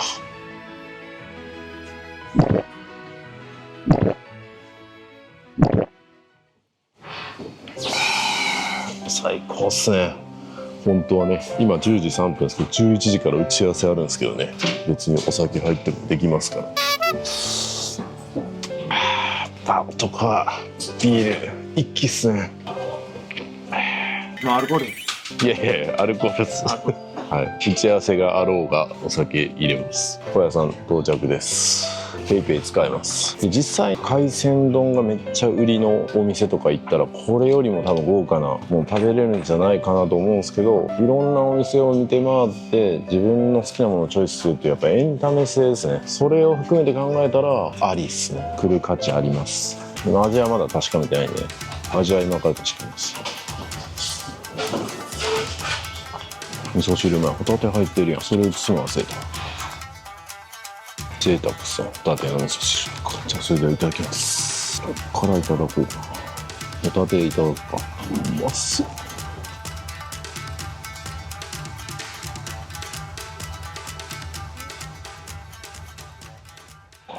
あ、うまいわ。さばきたてなんやな。青森県のイクラ。12枚券買います。はい、12枚券買いました。12個選べるものによっては2枚必要やし、そういう感じです。同じものでも2枚いる店と1枚の店あるんで、よく見ないと損します。僕の方が大先輩なんでね、ここの小屋さんに偉そうに教えました。いただきます。レビューしようと思った時話しかけられたから、イクラのレビュー忘れて。うまかったぞ、イクラ。プチプチでうまっ。やっぱそこの現地の方がいいっすよね。鹿児島のカンパチとかあったけど、鹿児島から青森めっちゃ離れてるからな。まあ今の技術だったらね、いけると思うんですけど、でもマグロうまそう。青森のマグロうまいっすね、やっぱ。定期的に食べに行きたいな。飛行機1本で来れるし、宿も結構安かったし、ほんまにちょっとうまいもん食べに青森サクッと来るってありやな。これいっちゃいますか。中トロね。大トロじゃなくて中トロ選びました。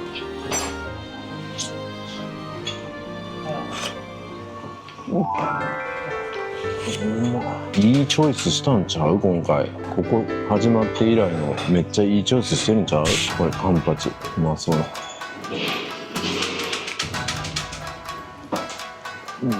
歯応えあってうまい。エビいただきます。エビもうまいよ。うまいな全部。ヒラメ。やっぱ青森といえばヒラメっすね。マグロとヒラメなイメージ。ヒラメ甘くてうまい。これご飯大盛りとか誰が頼むねんとか思ってたけど、いるな。すぐなくなる。うますぎて。白子忘れた。白子が入ってきて。うわ、痛風セット。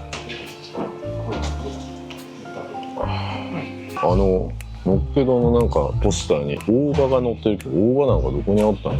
僕もなんか緑が足りんからね、大葉とか入れたいなと思ってどこにあったんや。でも大葉で1枚のチケットをね払うのもどうかなと思うけど、大葉とかなんか無料でサービスあったのかな。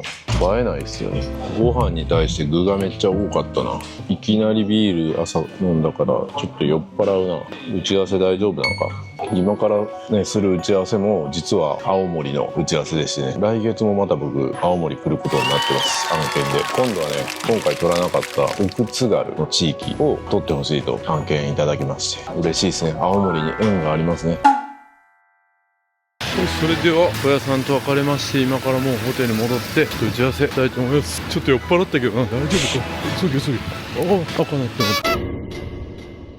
はい、それではねランチ行きたいと思いますよ。もう1時9分で、僕打ち合わせ11時からだと思ってたらなんと17時からだったんですね。で普通に編集してました。焼肉を昼からって目の前に旗見えますけど、どうやら南大門というところが青森では有名な焼肉屋さんみたいで、ここのランチ行こうかなと思ってます。朝はね海鮮丼食べたんでちょっと肉挟みたいと思います。まだやってるかな。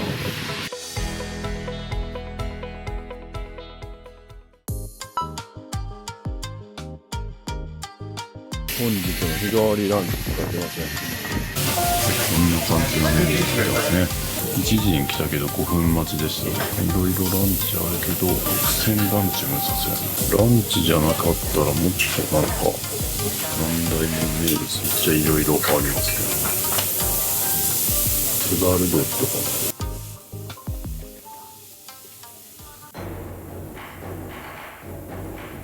かウーロン茶も来ました。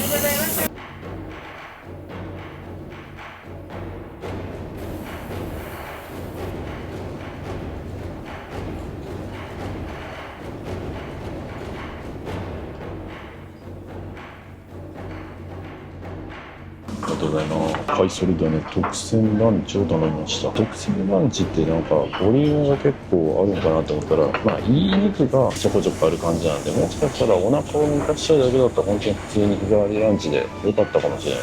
ちょっと贅沢しちゃいました。せっかく青森来たので。はい、というわけでまずハイボールからいただきたいと思います。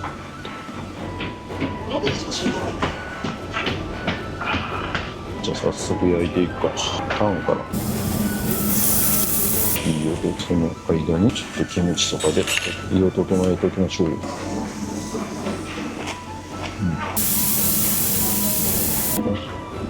いただきます。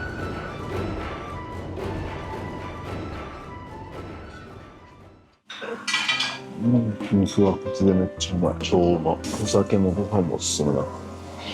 スープいただきます。わかめがうまいな。結構日替わりランチ頼んでる人多いから、日替わりランチでも満足できそうですね。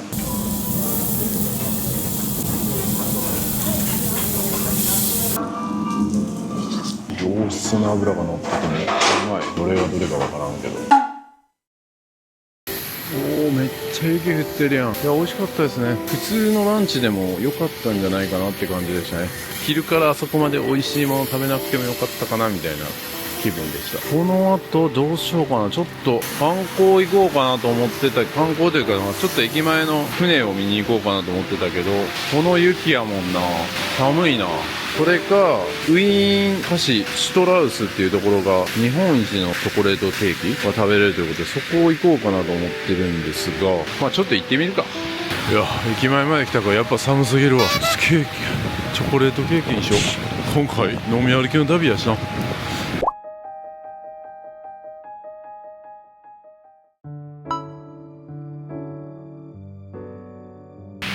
ュトラス、ここですね。スイーツ百名店になってるの。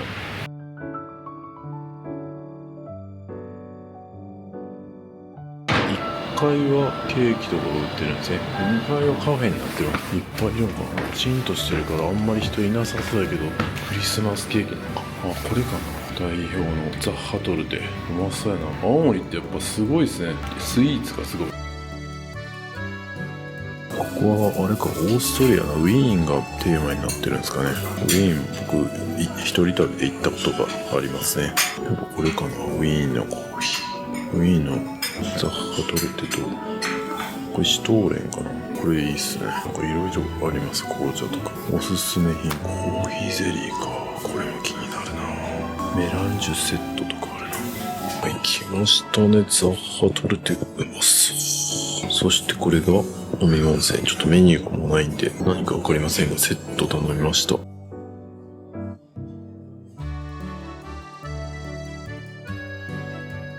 い、それではね、焼肉の後ですけど、デザートとしてザ・ハトルテいただきたいと思います。ちょっとね、全部がやっぱ右利き用になってるので、反対にしないといけないです。それではいただきたいと思います。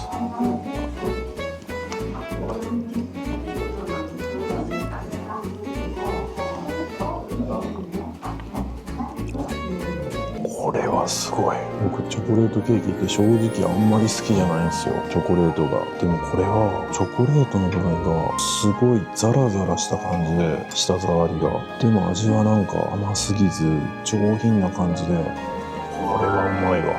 これが本物か。でこのコップね、指入らないですけど、みんなどうやって飲んでるんやろ。指が入らん。ギリギリ。このウインナーコーヒーもめっちゃうまい。適度な苦味にこの甘さが、これが至福っすね。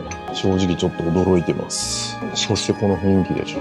これがいいわ。青森ってなんかやっぱ喫茶店の文化もすごいですね。ここ以外にも多分10店舗以上は多分喫茶店あると思いますよ。だから毎日どこの喫茶店行ってアップルパイとかね、アップルパイ開けたらこうやってザ・ハトルで食べたりするみたいな選択肢もいいと思います。毎日楽しいっすね。飲み歩きだけでも朝から海鮮丼食べて、昼ランチ肉食って、デザートアップルパイとかこれ食べて、で夜はまた海鮮とかいろいろ食べたらめっちゃ楽しめますね。福岡グルメとかもどこ行ってもうまいですけど、青森グルメも正直どこ行ってもうまい気がする。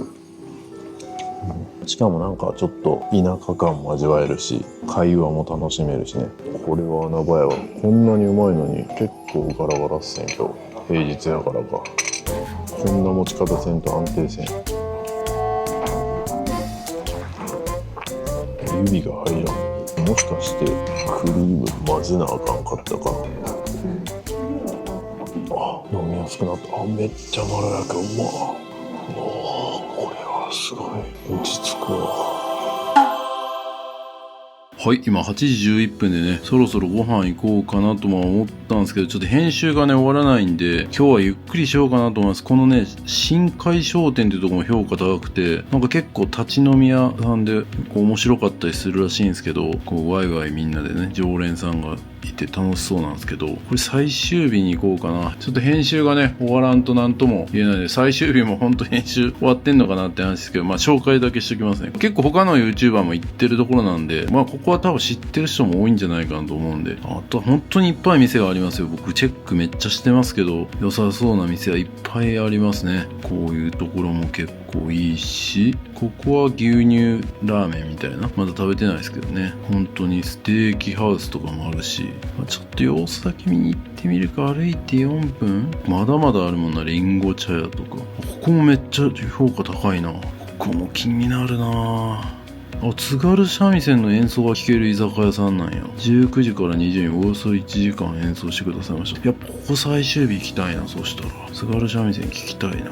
やっぱ立ち飲みはちょっと顔出してみるか。せっかくなんで軽く。外は雪ではなく雨になってますね。あ、でもちょっと雪に変わってきてますね。雨は夜更けすぎに雪へと変わるだろう。なんかね、結構街が発展はしてるんですけど、静かですね。空いてるんかな。多分この辺やと思うんですけどね。あ、営業中ってなってる。入ってみようか。なんと満席でした。めっちゃ賑やかにやってるわ。どっか他のとこにしようかな。そうや、もうね、今日朝から海鮮丼食べて、昼もあんだけ焼肉セット食べたんで、あんまりお腹空いてなくって、そういえば行きたいなと思ってたバーがあったので、そこ行ってみたいと思います。で、そこで軽くつまむみたいなかっこいい名前のねバーがあったんですよ。まあそんなにねめちゃくちゃ Google の評価入ってるわけじゃないですけど、 5.0 で僕の感覚でいいお店じゃないかなと思ってるんで、行ってみたいと思います。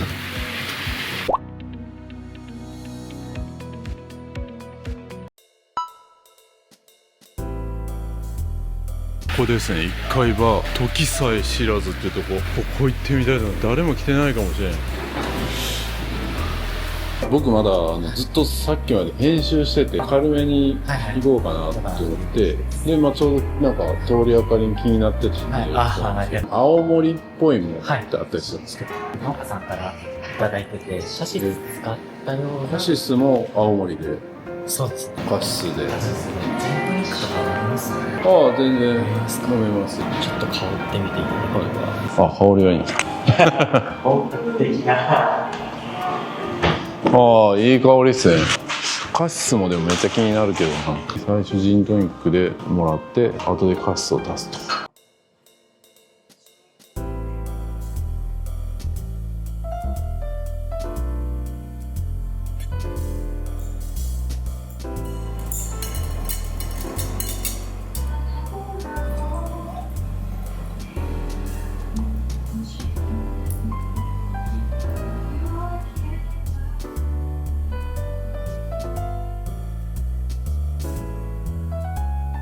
じゃあジントニックいただきます。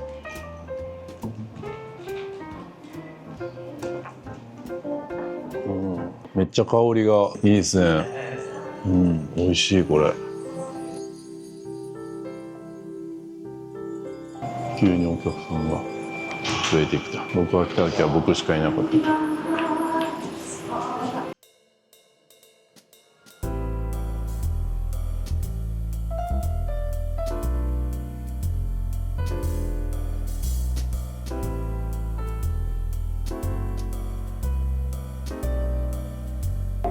カシスを入れました。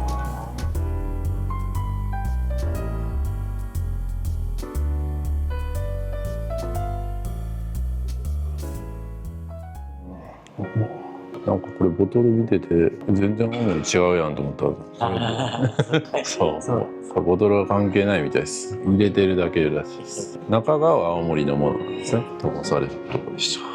昼はなんかおにぎり屋やってて、ご飯が余ってたら夜は鯛茶漬けとか食べれるみたいです。ただ今日は昼お休みあったみたいでありません。でも津軽弁いいですよね。なんかご飯食べました？いや今日食べてなくて、いやなんかもうここのとこずっと朝昼晩めちゃくちゃ食べてたから今日はちょっと。赤飯とか食べたことないですよね、こっち側の。あ、ないですないです。こっち側の赤飯違うんですか？甘いんですか？甘納豆を作るんで甘くて、東京とか関西とか多分普通の味だと。そうですね。でも赤飯なんかなかなか手に入らないじゃないですか、この旅行者。浅虫温泉もなんか最近よく聞きますね。浅虫温泉でいいんですか？飲食店すごい美味しいところがこの辺なんや。結構近いんですね。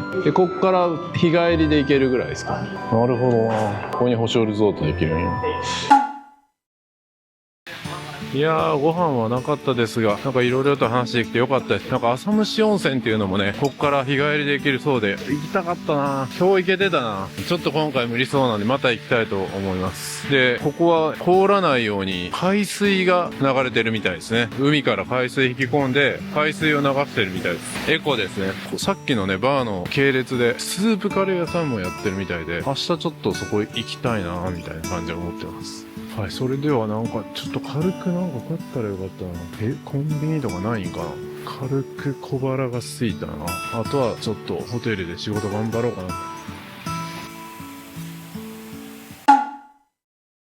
はい、コンビニでこれを買っちゃいました。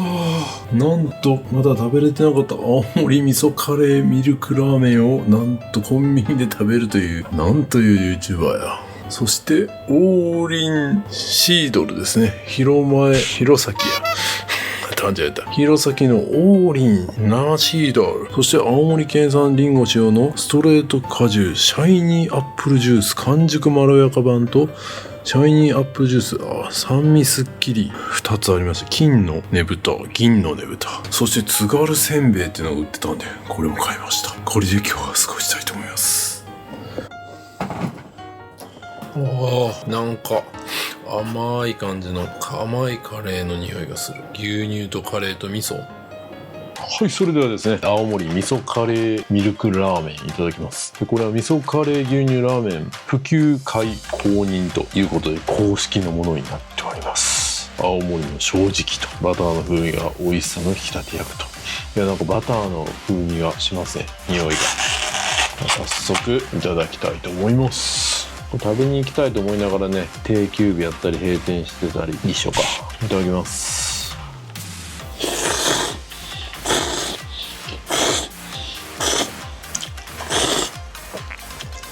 うまい。ほんのりカレーの味なんだけど、バターと牛乳っぽいまろやかさがあって、これうまいっすね。このカップ麺でも全然うまいな。これは絶品や。うまい。レビューとか見てたらお店の別に特別めっちゃ美味しいわけじゃないけど、一応青森に来たんでみたいなことを書いてる人多かったんで、そんな大したことないんかなと思ってたんだけど、うまいですね、これ。本場でも食べてみたいな。王林ちゃんいただきます。王林ちゃん生シードルいただきます。お酒ですね。いただきます。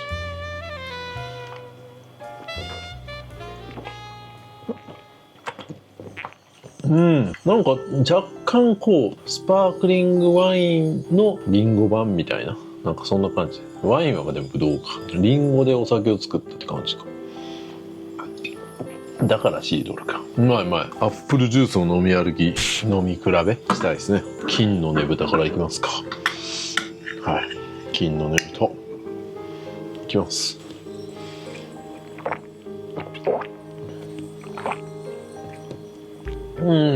で普通の美味しいアップルジュースですよ。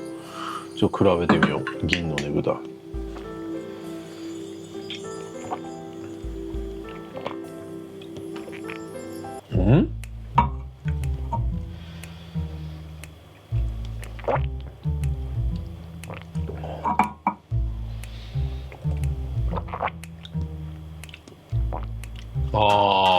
確かにこっちの方が後味が残る感じですね。まろやかな感じで、こっちはなんかすっきりする感じ。ただ言われなければほとんどわからん。リンゴマニアじゃないとわからんもん。あとこれですね。これ最後にいただきましょう。もう尺長くなるんでパッパッパッといきます。これ普通にね、コンビニで買えたの、ローソンで買えたの。これいろんなパターンあるな。この2つですね。ああ、2つずつ入ってんねん。これ前なんか八戸の時も買ってめっちゃ美味しかった記憶があるやな。じゃあいただきます。割っていただく。ごまの風味がめっちゃ効いてうまい。歯応えもあるし、素朴な味。これがうまい。こっちがめっちゃうまいはずなんですよ。いただきます。うまっ。硬くて素朴なんですけど、ここの塗られてるのがいい甘さで美味しい。どれも買う価値あります。めっちゃ買いたいな、これ。この牛乳カレーラーメンもお土産にいいとは結構かさばりますけどね。すごい。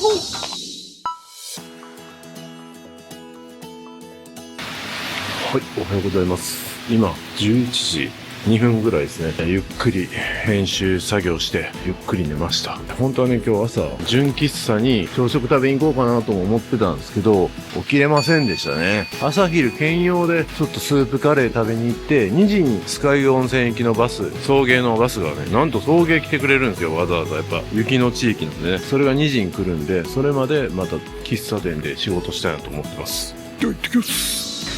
雪は結局積もらなかったですね。朝は積もってたかもしれないですけど、いや気持ちがいいですね。空気はやっぱ綺麗ですね。気持ちいい。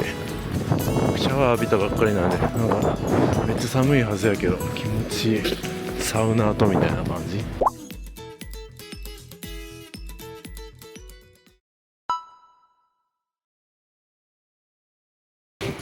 ここかな。ここや。めっちゃ居抜き物件みたいな感じやけど、このロゴとかが綺麗やからめっちゃいいように見える。スープカレー、ドリンク、スイーツセット。とりあえず入りますか。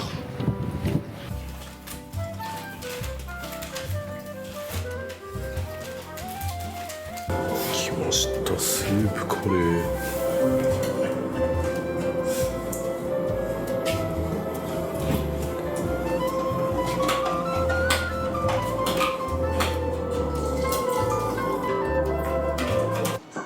3月で終わるんですか？ここは全部都市開発で壊さん。あ、そうなんですか。別のとこでやるかもみたいな。僕動画出るの多分2月か3月やから移転するんだったら同じ名前ですか？ああ、いきます。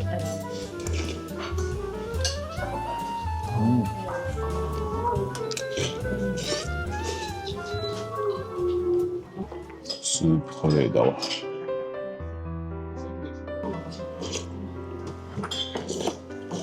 美味しいですね。続けてほしいですね。動画から多分客は増えるんで。あ、これ函館のスープカレーっぽいですね。ちょっとエッジ効きすぎて。ああ、確かにそうですね。うまいですね。でも目的はやっぱお客さんを増やしたいっていうのがあるんで、それができたら誰も損しないじゃないですか。自分だけ再生数稼げてもそのお店にとって良くなかったら意味ないんで。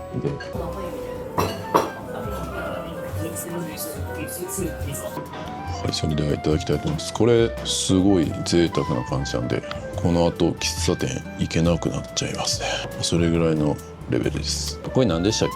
プリン。あ、プリン。またプリンをこういう形でカットするセンスとかが素晴らしいですね。いやいや、でもセンスいいなと思いますよ。はい、青森に来た感じがしないというか。うん。弘前もこういう古い建物を使って多い。ああ、確かにそうかも。青森市を代表する喫茶店全部接着がいいです。青森県が喫茶店が素晴らしいなんて多分誰も知らないですよ。やっぱりリンゴとか、マグロとかのイメージはあるけど、だって僕ヒラメすら知らなかったっすもん。あ、ヒラメが青森売りなんやみたいな。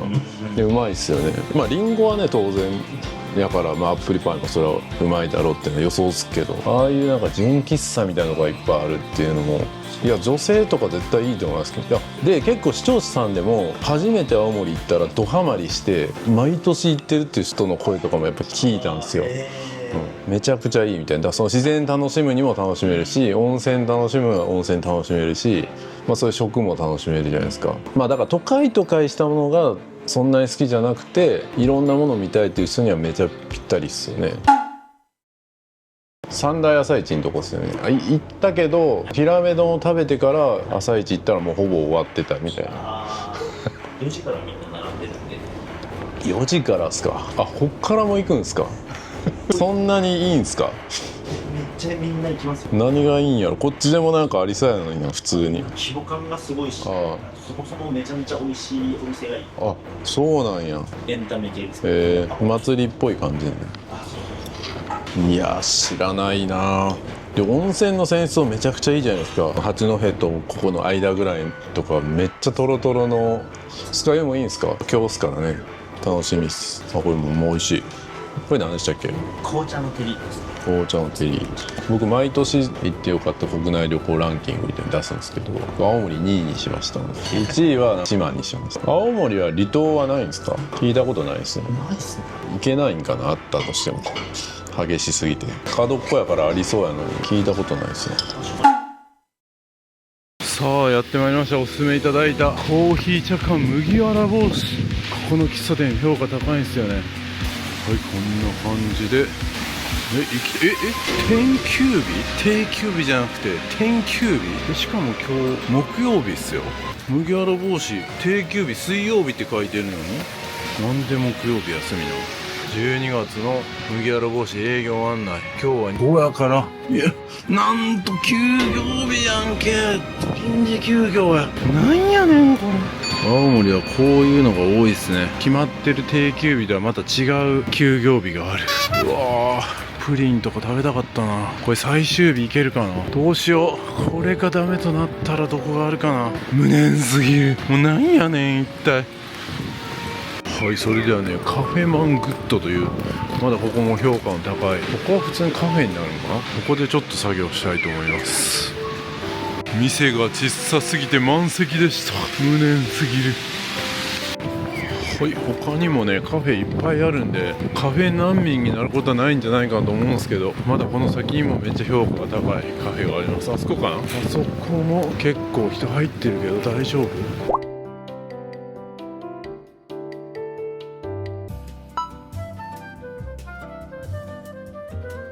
ここっすね。こじんまりしたカフェが多いんやな。ここも芸者飲めるんや。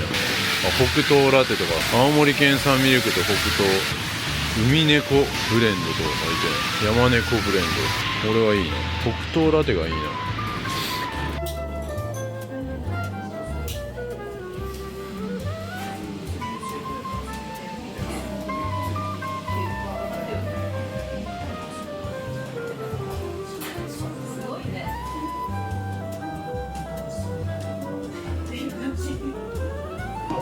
ここはね Wi-Fi がなさそうですけど、めっちゃ落ち着いて作業できますね。そしていただきます。これちょっと指が入る。こういうの多い。ギリギリで落とす。めっちゃ重い。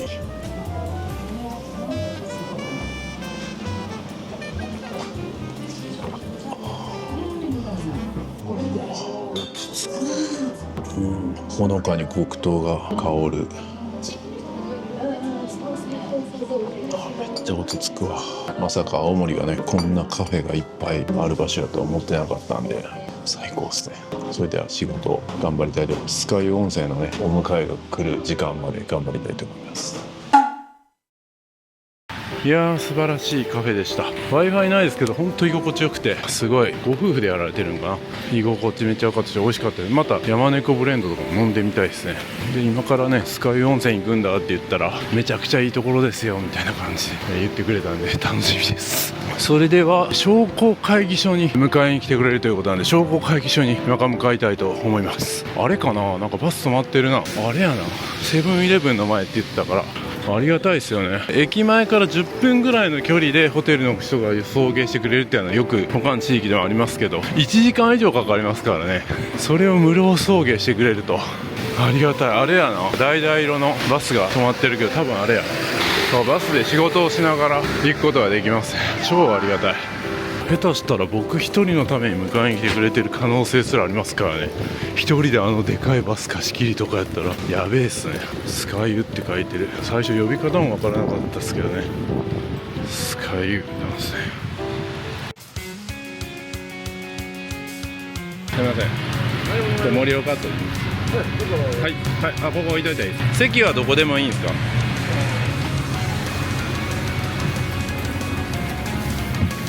結構乗ってる。俺だけかもしれんとか言ってたけど、ほぼ満席でした。人気なんですね。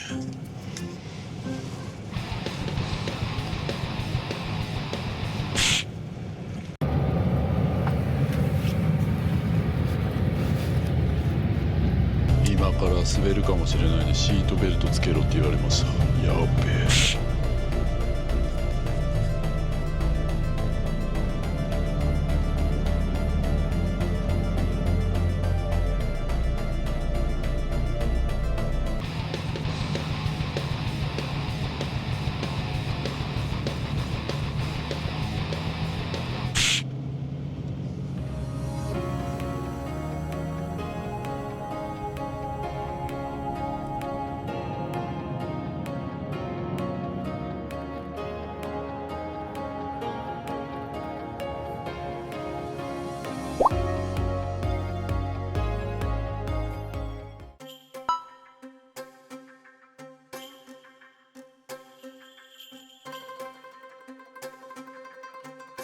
日帰り入浴もあるんですね。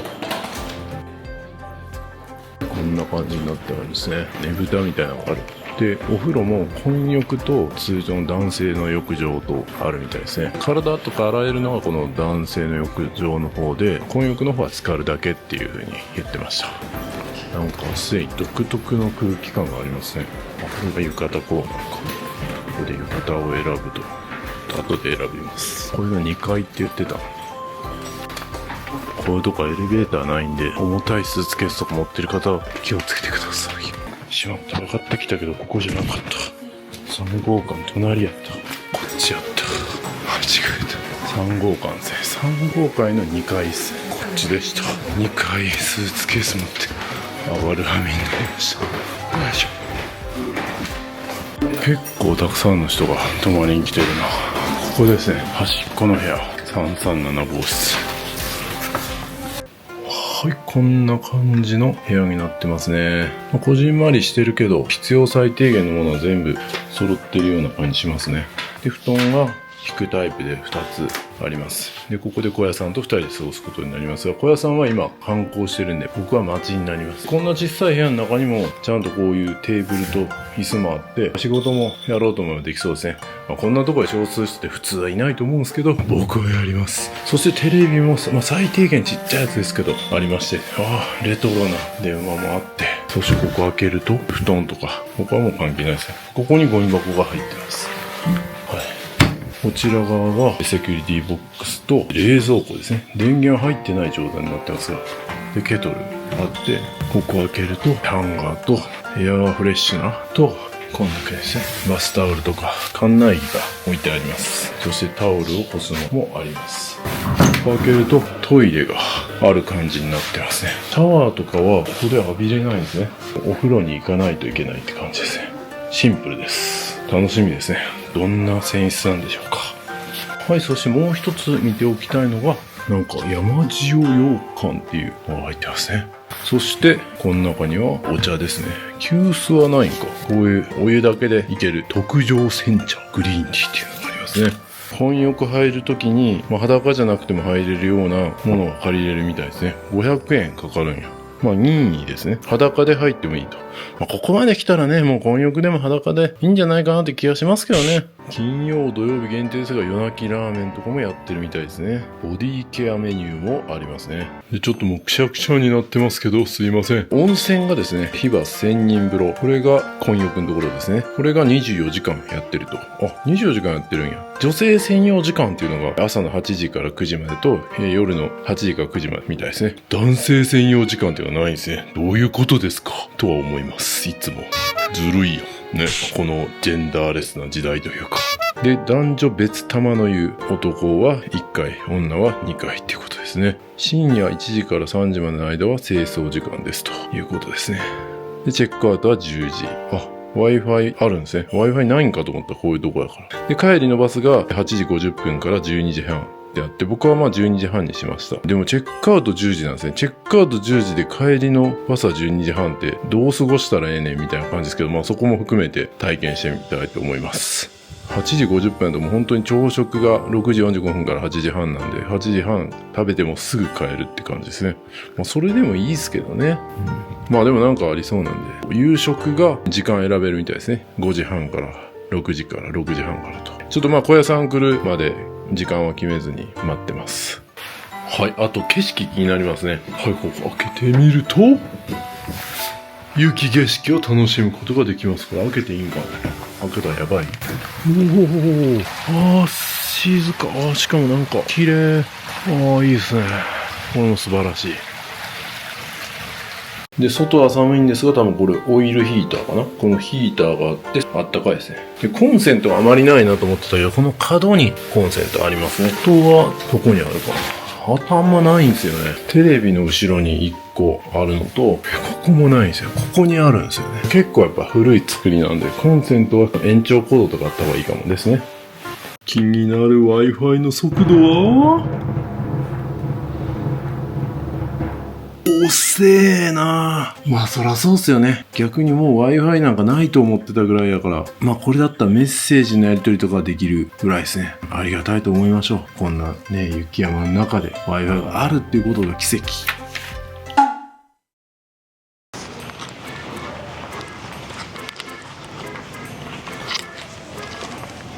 旅は自己投資。俺は自己投資。俺は現実投資。もういいですか。これはなかなかインパクトのある。この撮影どうやってしたんやろうってすごい気になるな。いろいろ大変やったやろな、処理も。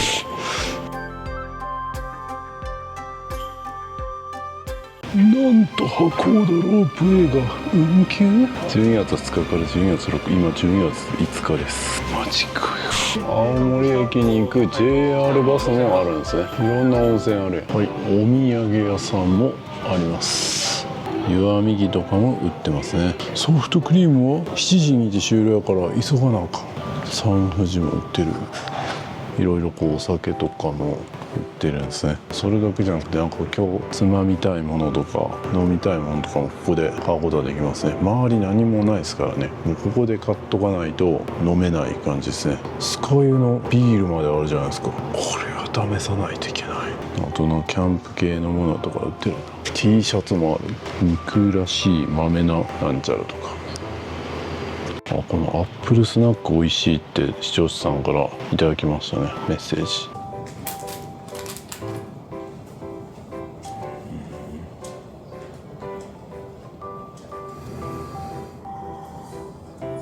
でフロントからこう見ていくとこんな感じなんや。でこのヒバ千人風呂ってとこが1000人入れる混浴なんですね。これが多分売りなんでしょう。これはもうね絶対撮影できないんで想像してください。感想だけお伝えしますね。これは素晴らしい。劉備玄徳って書いてあるな。三国志やん。こ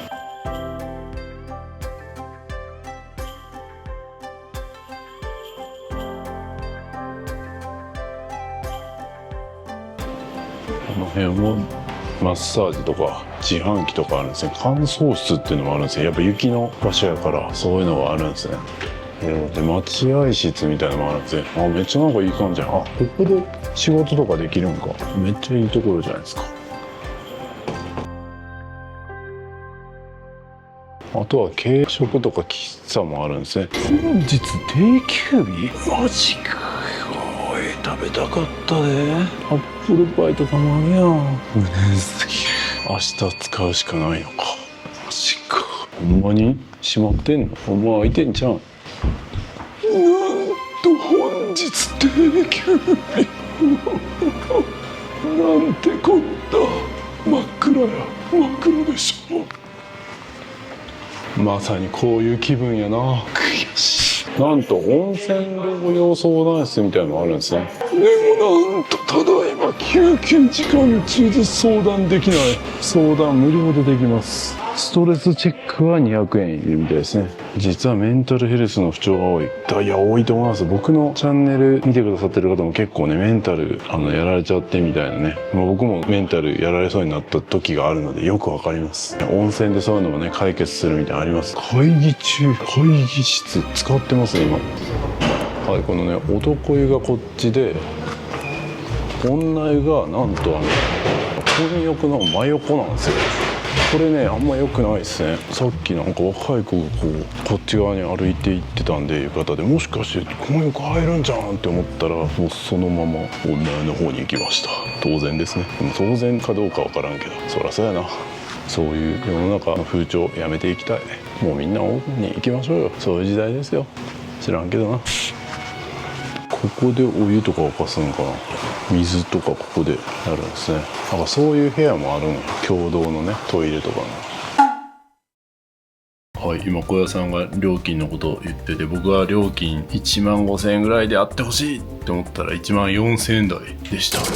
でも一番安いプラン、なんか食事を簡素にしたりしたら1万円以下で泊まれるらしいです。だからもう温泉だけは体験したいみたいな人はそれがいいっていうことですね。そうです。見る目がありますね。そして今扉開けてるんですけど、扉を開けた状態で Wi-Fi を見たら、なんと急に爆速に何やってるさっきの5メガと閉めてもう一回確認すると、あ、でも20とか出てるな。何やったの？今でもちょっと遅くなりましたね。でも40出てる。いや、最初5とかやったんですよ。安定感がないってこと？あ、でもやっぱちょっと減ってきた。あ、でもやっぱいいな。結構いいっすね。こんな場所やから Wi-Fi あるだけ感謝とか言ってたけど、普通に仕事できるぐらいの速度出てます。素晴らしい。そう、今から入りに行きますよ。コーヒーゼリーソフトがフリーなんですね。で、ここでしか食べられないのはこの。それは手作りですよ。ソフトクリーム自体は濃厚だよ。最高級のミルク使ってるから。最高級ミルク。じゃあこれだな。どこの最高級のミルクですか？それはちょっと気になるな。朝の発酵だ3種アソートとかあるやん。使がそれアルパチョンさんのそれすごく有名なんだけど。結構有名なんですか？有名です。会社がアルパチョンって言うんですけど、アルパチョンっていうのがこれ全国的に有名なんです。これアイスなんですか？いや、アイスじゃない。あ、アイスじゃない。お土産。あ、そういうことか。前向きに検討を推し進めてまいります。これがなんかここでしか食べれなそうだから、これはね、1個いただきましょうかね。もうそう。そのソフトクリームのバニラと同じ。これでそのバニラで作ってます。おにぎりとか、おにぎり半額よ。アップルパイもある。またこのアップルパイも全然違う。はい。先ほど混浴ですね。入ってきました、スカイ温泉。いやー、一言で言って一生に一度は入るべき温泉でしたね。いや、もうなんか撮影できないのが悔しいですね。独特の雰囲気で、僕アトピー肌じゃないですか。もう入った瞬間にもういてててててみたいな、もうめちゃくちゃ効いてるんですよ。でも入ってる時はしんどかったけど、今もう肌がすごい良くなってる感じします。いや、そらね、ナンバーワンという人も多いと、小屋さんの視聴者さんがナンバーワンって言ってたみたいなこと言ってたんでね、さすがでしたね。混浴なんでね、本当にこう入り乱れて、ポスターみたいな感じでね入るんかなと思ったら、女性の方0人でした。無念すぎる。いや、無念すぎるじゃねえな。0人でした。で、なんか最近マナーが悪い人が多いとかって言って、温泉の中で男性が入るところ、女性が入るとこみたいなのをこう柵で分けてて、いや、それってなんかどうなんやろなみたいな感じでは正直思いました。で、女性用の時間が設けられてるから、多分女性の人はもうその時間に一斉に入るんでしょうね。だからそれってなんか、それだったら混浴ってする必要あるのかなみたいな感じではちょっと思いましたね。不老不死温泉のね、混浴は夕日を見る時間っていうのがやっぱあるから、そこにみんなこう入ってくるけど、こっちは別にそういう時間がないから、それこそ本当に女性用の時間とか設けたらもうそこに入っちゃうんじゃないかなっていう、入っちゃうんじゃないかなっていうのもあれですけど、なんかいろいろ考えさせられましたね。普通にそういうのを気にせずに、変な意味でなく普通に男性だろうが女性だろうが入れる世の中になればいいのになみたいな感じでは思いました。それ変な意味じゃないですよ。真面目な意味で言ってるんですよ。やっぱ若い子が入っていいそうですね。まあそれは残念ですけどね。まあ本当にそういう文化としてね、やっぱ残していくべきなんじゃないかなと思うんで、もう今だとその意味みたいな感じですねっていうのはちょっと思いました。無理やりまあ一応混浴としては残してるけど、じゃああのポスターなんやねんみたいな、あんなポスターみたいなことならんやんけみたいな、で1000人入ることなんか絶対ないやんみたいな感じになるので、もっとなんか混浴として入りやすい時間みたいなのもあってもいいかもしれないですね。なんかその時間に入ったらみんなでこうちょっとお酒飲めますよとかね、まあ例えばですよ、例えばの話ですよ。そしたらもうそれ目的でこう、まあじゃあ入るかみたいな感じになったりとかね。コンサル入りたいですね。ただお風呂入るだけだったらね、まあ、なかなかその入るって難しいと思うんで、そういうなんか背中を押すようなことやっていきたいですね。例えば僕がここでオフ会したら「いやみんな入りましょう」みたいになるじゃないですか。まあ、そういうのはあってもいいんじゃないかなって思うんで、何言ってるのかわからんかったけど、まあ、これいただきましょう。食事の後のアイス。まあなんせね、食事の後のアイス、食事の後だよね。温泉の後のアイスですね。温泉の後のアイスいただき、動揺してますね。ちょっとセンシティブなね内容に触れるんでね。はい。翻訳入ったからごちそうさまでしたの後のアイスみたいな。それはあかんですね。それはちょっとバンされる可能性あるんで。じゃあいただきますね。ソフトアイスカチコチやな。うまっ。確かにソフトクリームのバニラの味濃厚やって言ってたけど、本当にそれにちょっとこうリンゴかと思ったらリンゴじゃねえんか。これブルーベリーでしたっけ。ブラックベリーって書いてある。ブラックベリーか。ブラックベリーっていうありましたね。スマホの一歩手前みたいなね、思い出しますね。混浴の温泉の中に女の人はいませんでした。僕はなんて言えばいいんだろうですね。知ってますこの曲。知らないですか、はい、イエローモンキーっすよ。知らないですか。ジャム知らないですか。名曲っすよ、イエローモンキーの。そんな夜は会いたくてですね。20年の差があるんですかね。いや10年やというわけでこれは美味しかったということで終わりたいと思います。つい小屋さんの番あるんで。これ夜泣きラーメンありますよ。いや今やってないですよ。夜泣きラーメン。これ食後良くないですか。金土限定なんで。ちょっと待って。今日金曜日？定休日やんけ。木曜です。もう定休日っすね。いやそもそも定休日ですからね。こことんでもない尺になっちゃうんで、もうこの辺で終わります。なんとコインランドリー無料っすね。スキーした後とかいいっすね。洗いたいですからね。あとジンギスカン食べた後とか臭くなりますからね。そうです。ということです。だそうです。はい、それでは食事会場に行きたいと思います。どっち食堂と大広間ってあるけど。大広間ですね。夕食は。これ絶対スリッパ自分のやつどれかわからんなるやつや。凍み豆腐ってやつ。干すんですね。豆腐を干すんですね。寒い時に。寒い地域だからこそできるみたいな。そうですね。八甲田の清水も飲めるんですね。ほうじ茶と味噌汁も。オールインクルーシブ。はい、そして味噌汁とご飯もいただけますね。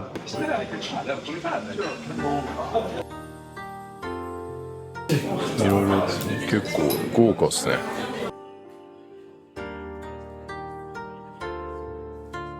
これが銀たら焼き、そしてホタテとリンゴのグラタン、これたらすぎ板焼きってやつかな。この漢字全く言えない先付けのやつがこれですね。これがリンゴナマスで、長芋サーモンイクラ、そしてこれがたらすぎ板焼き、これが県産のホタテ本マグロ青森サーモンですね。全部うまいやつや。これがスカユ自家製杉豆腐入り海鮮鍋、季節の茶碗蒸し、ローストビーフ、リンゴシプース、なんかめくれたのだ。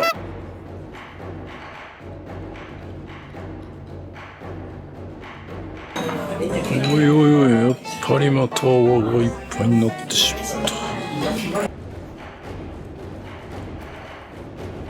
はい、それではいただきたいと思います。ビールからいただきます。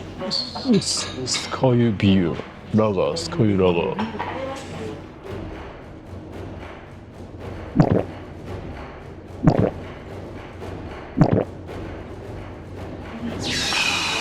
疲カイユで飲むビールとかできる。スカイユで飲むノンアルコールビールですからね。これはスカイユラガーですからね。めっちゃ苦味がある。どういう味やんこれ。キレと香りが強めの大人の苦味なんですね。いや、キレと香りが強めでね、大人の苦味のする味ですね。あ、もう一回いくんです。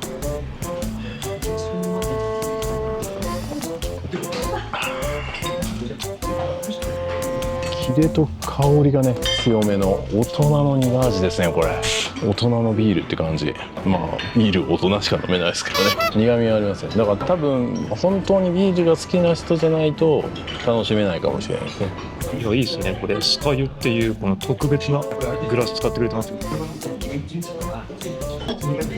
苦味がしっかりありますね。これね。キレと香りが強め。キレと香りが強めですね。大人の苦味ですね。大人の苦味です。本物っすね。ビール大好きなんですよ。大好きだけど飲めない。それでは刺身いただきましょう。いきなりトロからいただきますか。散々食べたんでね、この青森に来てもうさすがに飽きてんじゃないかなと思うんですけどね。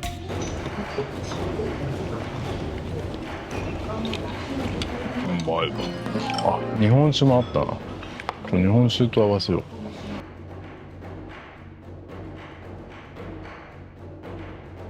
こんな感じ。オリジナルビールだったんでビールを頼みました。他にも普通に朝日のものがあるし、飲み比べセットとか青森の限定もあるんですね。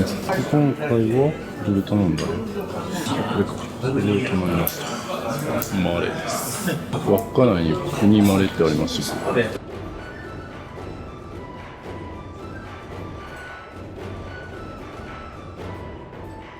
日本酒を飲みます。先付けからいくかな。あ、そうか、先付けから行くべきだった。酒からいっちゃいます。酒好きからいっちゃいましたね。あ、ちょっとこぼれたし。どれが先好きだし、酒漬けか。ちょっとなんか魚卵と何かが混じってて、めちゃくちゃ濃くなる味かと思ったら、割とマイルドな味付けですね。お年寄りのことも考えた味付けになってるから。やっぱり、ここでもいきなり違うのを大体やってるから。前菜。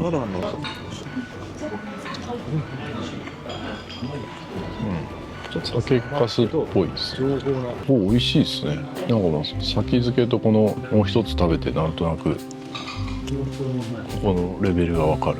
うまいですね。ここ食事もリンゴナマス。普通だったらね、こう大根と人参でやると思うんですけど、これその大根の分がリンゴになってるんでね、うまいですね。俺が言ったら全く違う。山彦みたいになってます。この辺難しいですからね、食レポ。先人に習おうみたいな。長芋サーモン肉。そろそろ飽きてきたんじゃないですか。そう、俺言ってたやつやん。長芋サーモン、まあ、サーモンもこれ青森で取れますからね。青森といえばホタテですね。サーモンです。サーモンも深浦産のサーモンとかありますよ。うわ、ホタテは甘くてとろける。日本酒はめっちゃキレがある。刺身に合いますね。ここの酸ヶ湯の温泉と一緒でキレがあります。ここはキレのある温泉なんでね、酸性の。そして青森サーモン。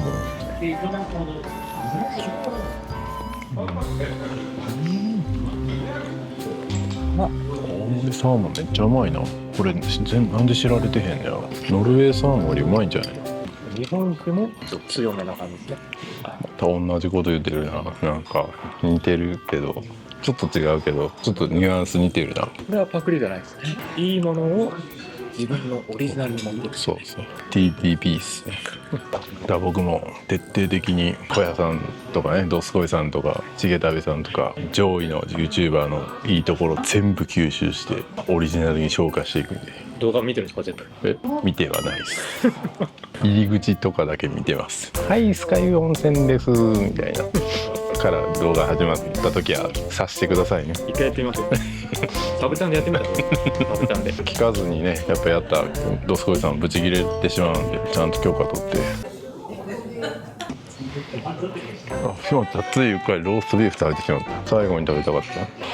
次はなんだ。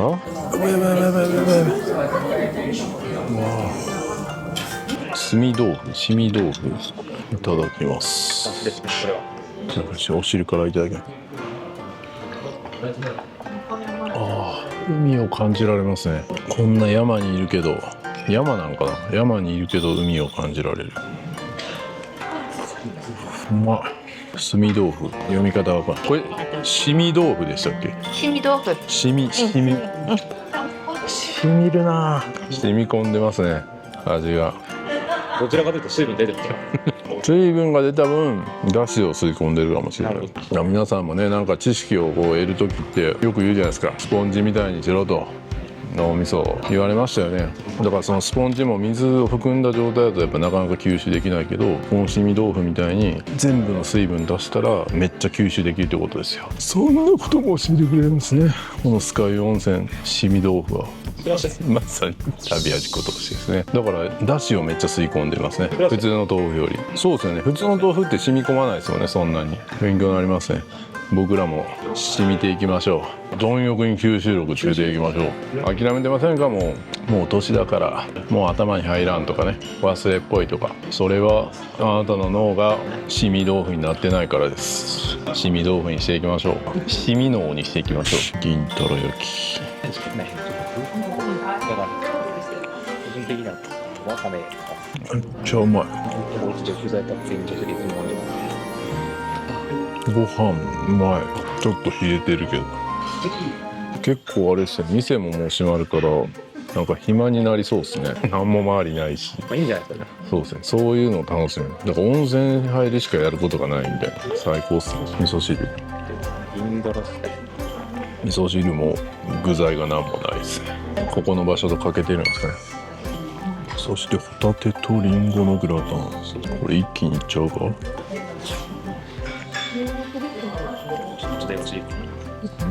リンゴはほのかにじゃん。これはちょっとあったかい状態で食べたかったな。冷え冷えや。多分あったかい時の方が10倍ぐらい美味しかったっすね。でもやっぱホタテとリンゴの風味もする。はい、じゃあ蒸し。うん、茶碗蒸しうまい。冷えててこんなうまかったら、あったかかったらめっちゃうまかったな。日本酒いいっすか？あ、いいですよ、全部飲んで。飲みたいですけど、森さんなんか美味しそうに飲んでる。好きだけど飲めないってやつですね。飲みたいんですけど、森さんあまりにも美味しそうに飲むからめっちゃいい人みたいに見えるけど、好感度上げようとしてますね、すぐに。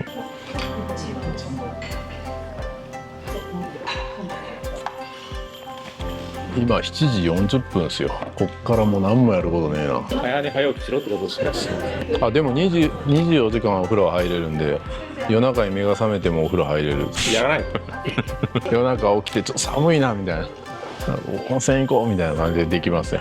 夜中3時に温泉も可能です。最高じゃないですか。普通3時とか掃除の時間ですよ。はい、リンゴいただきます。これは間違いないでしょ。いくらなんで、いやこれはっておかしいな。他のも良かったけどこれも間違いないでしょ。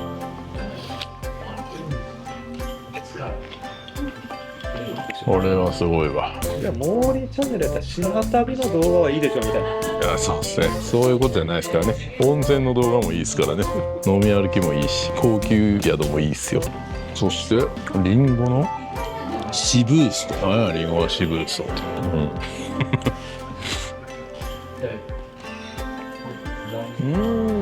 こんなひとひねり、僕の動画でいうとクルーズ旅とかみたいなんでもうまいな。森ちゃんなんと一緒やな。どれもいいっすね。ちゃんと見てますか、ね、青森もちゃんと見てあげてくださいよ。刺身だけじゃない、リンゴだけじゃない。リンゴのシブーストもうまいし、シュークリームもうまい。シュークリームもうまい。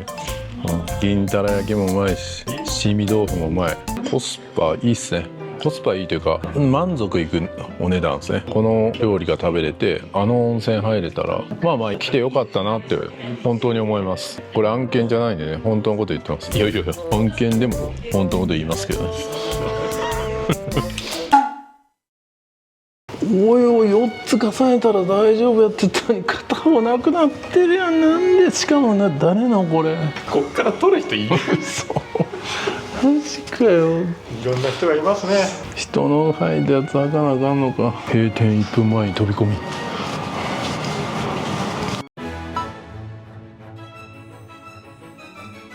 はい、おはようございます。7時に起きてね、いろいろ準備しまして、今、8時が締め切りなので、7時58分に朝食会場に向かってます。どこやねん、朝食会場。さっきお店の方に聞いたら、外国人やったから、朝食はビュッフェかな。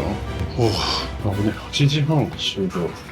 はい、それではね、朝食会場見ていきたいと思うんですけど、ちょっと変なところから見ます。人がね、いらっしゃるところは取れないんで。で、おかゆがありますね。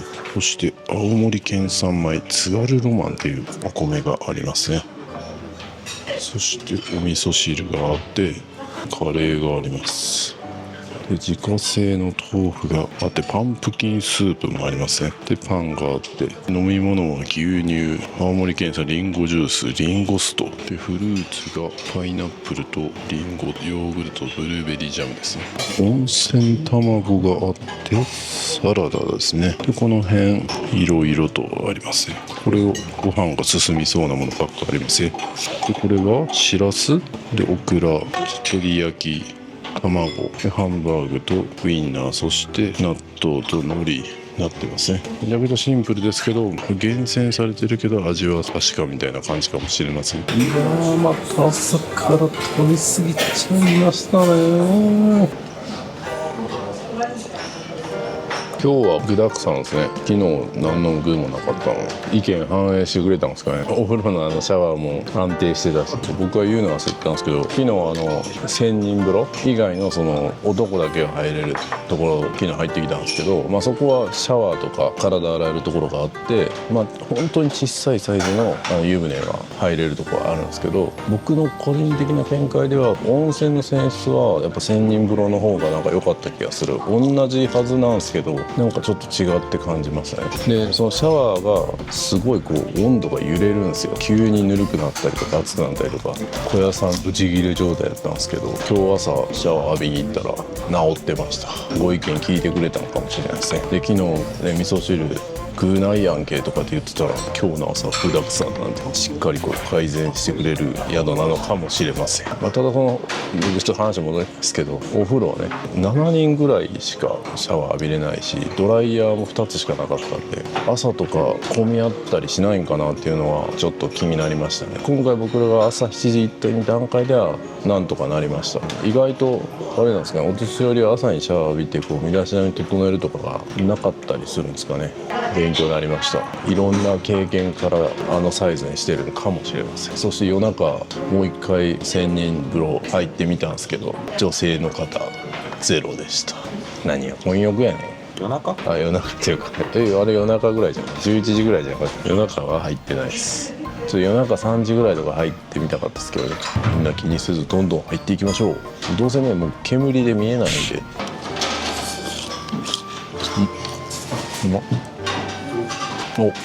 卵焼きもうまいな。品数はなんかそんな多くないかなと思ったけど、やっぱ一つ一つがクオリティ高いですね。不老不死温泉もそうでしたけど、しらすもうまいな。ご飯もうまいな。津軽ロマン。僕も昨日ロマンを感じたかったな。しまった。それを目覚めの一杯にするつもりだったんで忘れてました。リンゴ酢。こ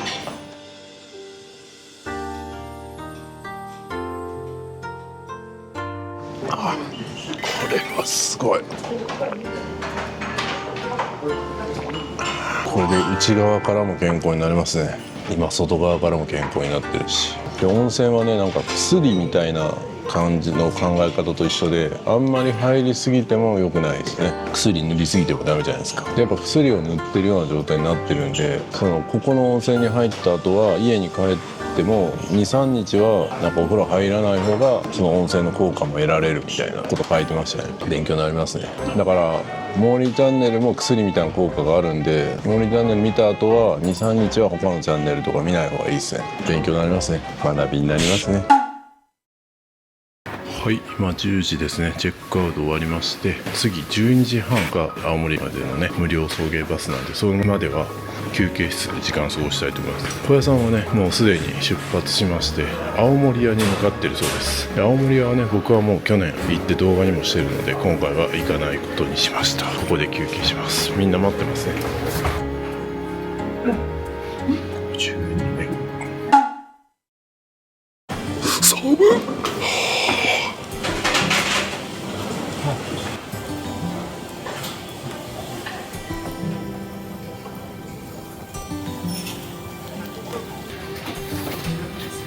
はい、おー、すげえことなってる。お願いします。終わっちゃいましたね、景色が。さ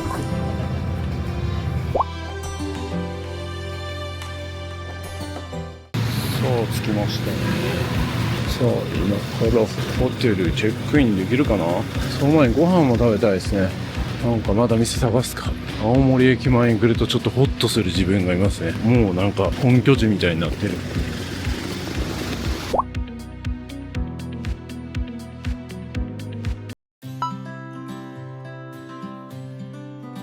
はい、昨日閉まってた。ここに行きたいと思います。今日は空いてるな。動画撮影はお断りしてるって書いてんな。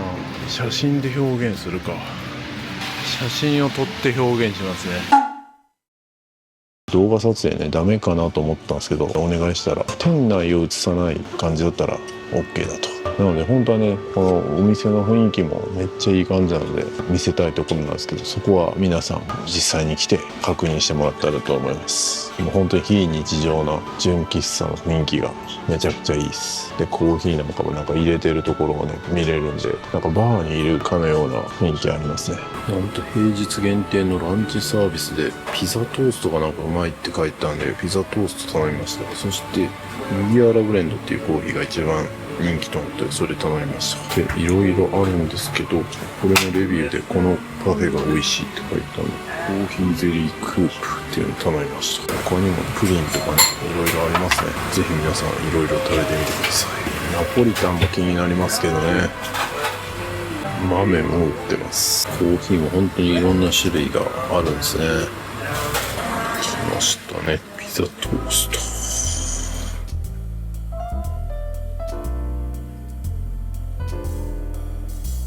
はい、それではいただきたいと思います。ピザトースト。言ってもピザトーストなんてね、そんな美味しいとかまずいとかあるんかなと思いますけど、半信半疑です。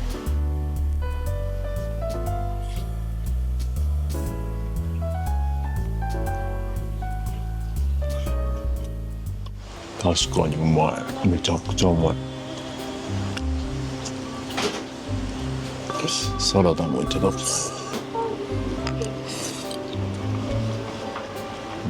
サラダもうまい。コーヒー麦わらブレンド美味しい。なんか苦すぎず酸味もありすぎず、本当に程よい感じで、どんな料理にも合いそうな味ですね。幸せを感じられるコーヒーですね。素晴らしいですね。青森って本当にこの喫茶店の文化も素晴らしいですね。めっちゃ多い喫茶店。普通知らないですよね。青森住めるな。素晴らしい。来ました。コーヒーなんちゃら。は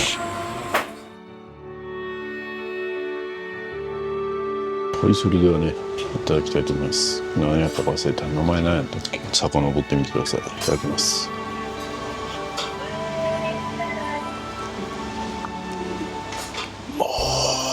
うまい。すごいすごいすごい。なんかまたプリンが入ってるのが、コーヒーゼリーとかプリンが。前半戦はアイスクリームがちょっと出てくるって感じ。上品な味。ちょっとコーヒーゼリーも出てきたんで、いただきます。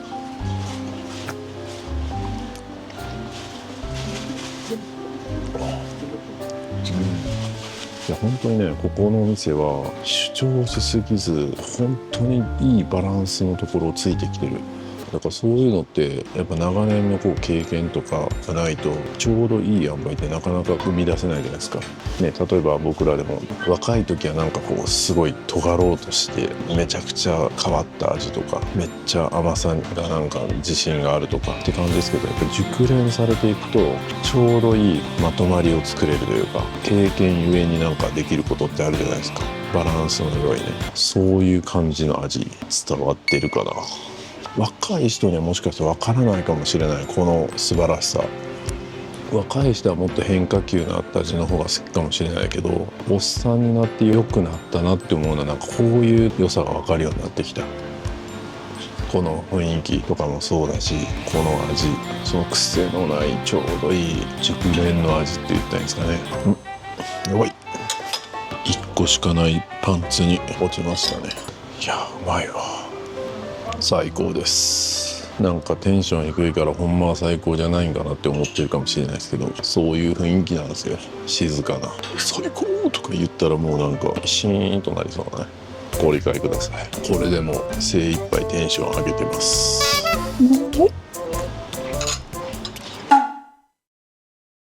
いやー、いい店でしたね。ゆっくりしてたらあっという間に1時間ぐらい過ぎてました。で、外に出たらなんか雪でも降ったのか積もってますね。今日の宿に向かいたいと思います。ほんと一瞬で積もるんですね。はい、今日もホテルマイステイズ選びました。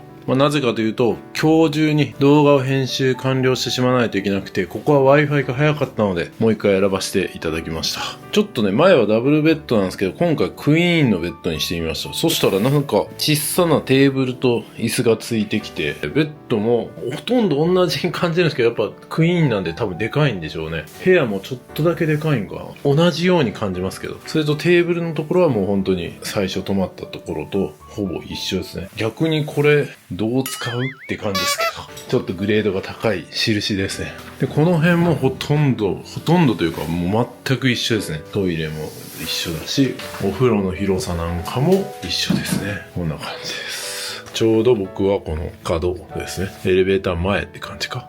いや、本当にね、機能的でめっちゃくちゃ広いとかゆとりがあるじゃないですけど、コンパクトな部屋なのにめっちゃ考えられて構成してるなって感じです。で、スーツケースを広げるとちょうどこの真下にギリギリ収めることもできるですね。めっちゃ余裕があるわけじゃないですけど、僕のこの機内持ち込みサイズだったら広げてスッとこう下に入れることもできるんで便利ですね。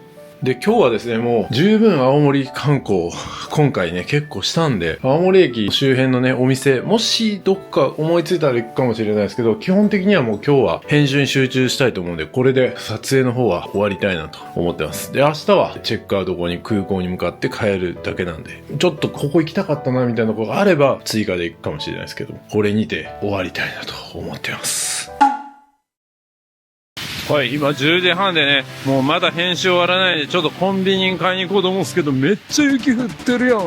めっちゃ積もってるし、すごいっす。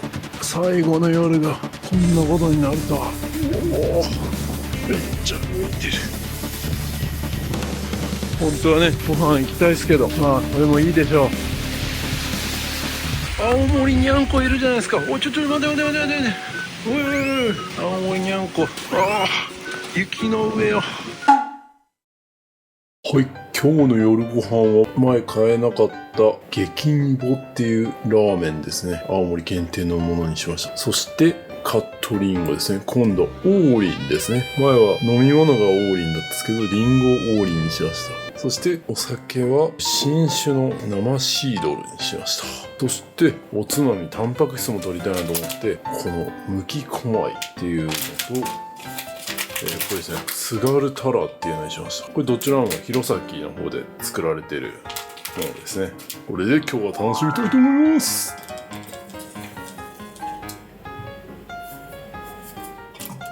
うわ、煮干しの匂いがすごい。はい、それでは煮干しラーメン激煮干ですね、いただきたいと思います。これですね、うまいんかな。いい匂いする煮干しの。いただきます。カップラーメン感を感じさせへんな。最近のカップラーメンすごいですね。いただきます。これもうまいな。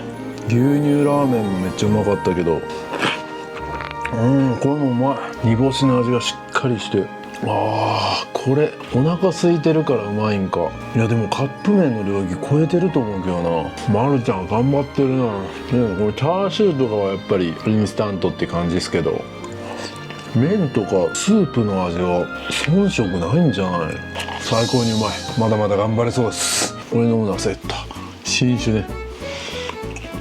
いただきます。シードル。う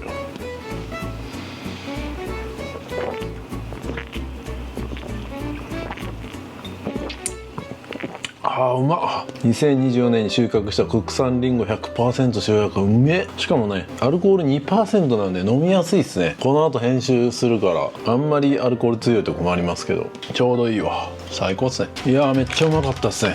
全部飲み干してしまった。なかなかのレベルです。リンゴいただきます。王林ですね。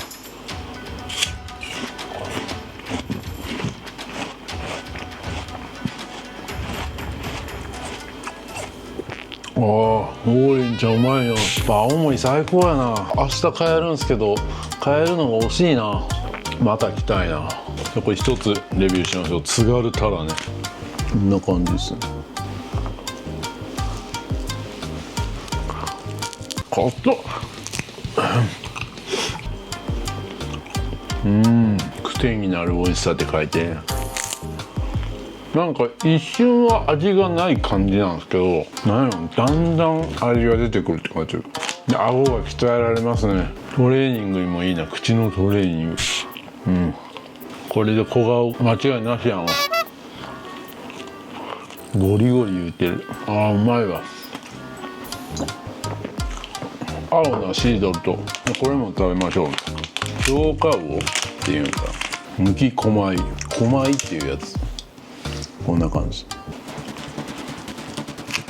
これもさっきのでさらに硬い。さらに小顔になるな。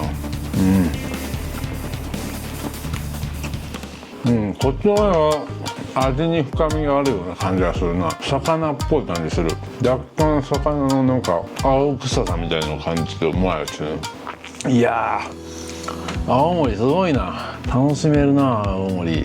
奥が深い。来月もね案件で行くので、予定通りだとこの動画の後にその案件のね動画を出す予定なんですけど、楽しみやな。今度は津軽地方をね回る予定です。で津軽地方もねやっぱ魅力的なのが多くて、今予定を立ててるんですけど、津軽からそのまま函館まで行けるっていうね、その辺もね魅力をお伝えできるかと思うんで、青森といえば森チャンネル。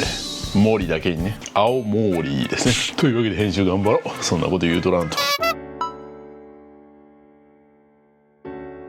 はい、そしたら朝の11時、最終日ですね。チェックアウトしまして、無事にね動画も昨日の寝る前に仕上げることができまして、もう動画の準備をしてすがすがしい気持ちでね最終日を迎えております。でバスに12時台か1時台ぐらいに乗れば大丈夫そうなんで、ちょっと海鮮系で締めて帰りたいなと思っておりまして、ちょっと今から行こうと思って行けなかったとこがあったような気がしたので、そこ行こうかなと思ってちょっと探します。すっかり積もってたんですね昨日は。みんな当たり前のように帽子かぶってスノーブーツ履いてみたいなね、やっぱり適応していくんですね。他の人から見れば過酷だなと思う状況も人間は適応していく。皆さんもそうですよね。仕事とかやってても最初はなんなんこんなん続けられるんかいなとかって思っても、気がつけばいつの間にか自分の体が適応している。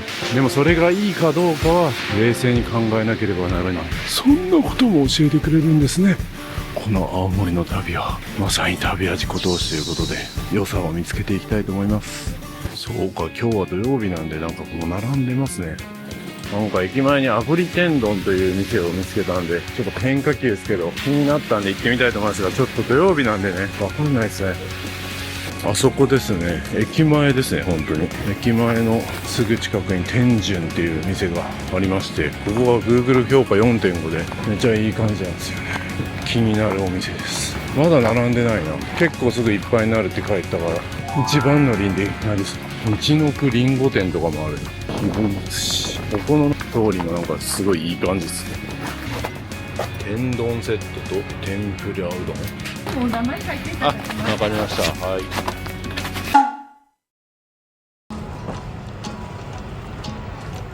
リンゴジュースいただきたい。すごい。ここはリンゴ屋さんなんですか？そうです。すごい。青森ならではですね。これリンゴとかは1個いくらなんですか？目方。目方ってなんですか？測り。測って決まるってこと、重さで？重さで。ありがとうございます。じゃあ目覚めのリンゴジュースいただきます。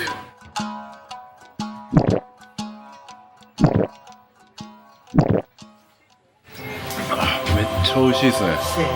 一升瓶で700円。一升瓶で700円、これが、安いんじゃないですか。安いですよね。いいお店とかやったらパックとかでも結構高いから。一升瓶は 1.8 リットルだから 1.8 リットルで700円で送ることができる。でも送ったら送料の方が高いんじゃないですか。高くないですか？僕兵庫県です。兵庫県みたいな。はい。遠いですか？6本で1600円。ああ、送料が、それで6000円ぐらいか。でも安いっすよね。安い。リンゴはこれはリンゴは1段で家庭用で3500円。1段これ3000円。3500円。最近でもリンゴ高いですもんね。高い。今年は高いですね。スーパーでも100円とかで買えたけど今200-300円しますよね。今年は値上がってるんですか？値上がってる。いつもやったらもうちょっと安い。そうそう。いつもやったら2500円からだと思うんですけど。ああ、そうなんです。それが3500円。やっぱちょっと高くなってるよね。いやー悩ましいな。リンゴは欲しいっすね。何個ぐらい大体こんな大きいのだったらこっちがで14個13個13個ぐらい入ってるんです。この3500円送料も込みでそれは別になるんか。送料が厄介ですね。持って帰れたらいいけど、何個かやったら手で持って帰れるか。ちょっとそこでご飯食べるんで、その後ちょっと考えます。はい、考えてください。美味しいよ。それは美味しそうですね。あそこも美味しいんですか？もう一番に名前書きました。もう並び出しましたよ。ありがとうございます。はい、リンゴジュース美味しかったです。ありがとうございます。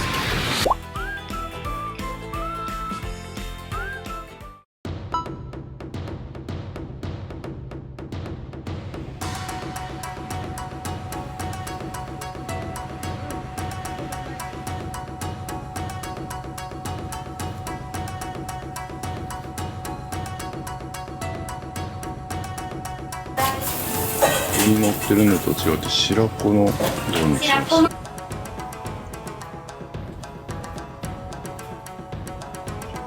ただきます。よし、いただきます。はい、それではいただきたいと思います。すごいっすね。ちょっと食べてからまたなんか炙ってくれるらしくて。タレがあるんですね。タレを使いください。このままでも一応使ってるんですけど。ちょっと足りんかったらってことですね。はい、ありがとうございます。まずちょっと白子をいただいてみましょうか。すごい。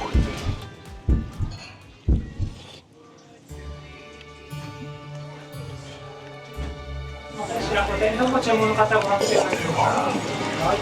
れは抜群にうまい。そして生の伝酒っていうお酒。め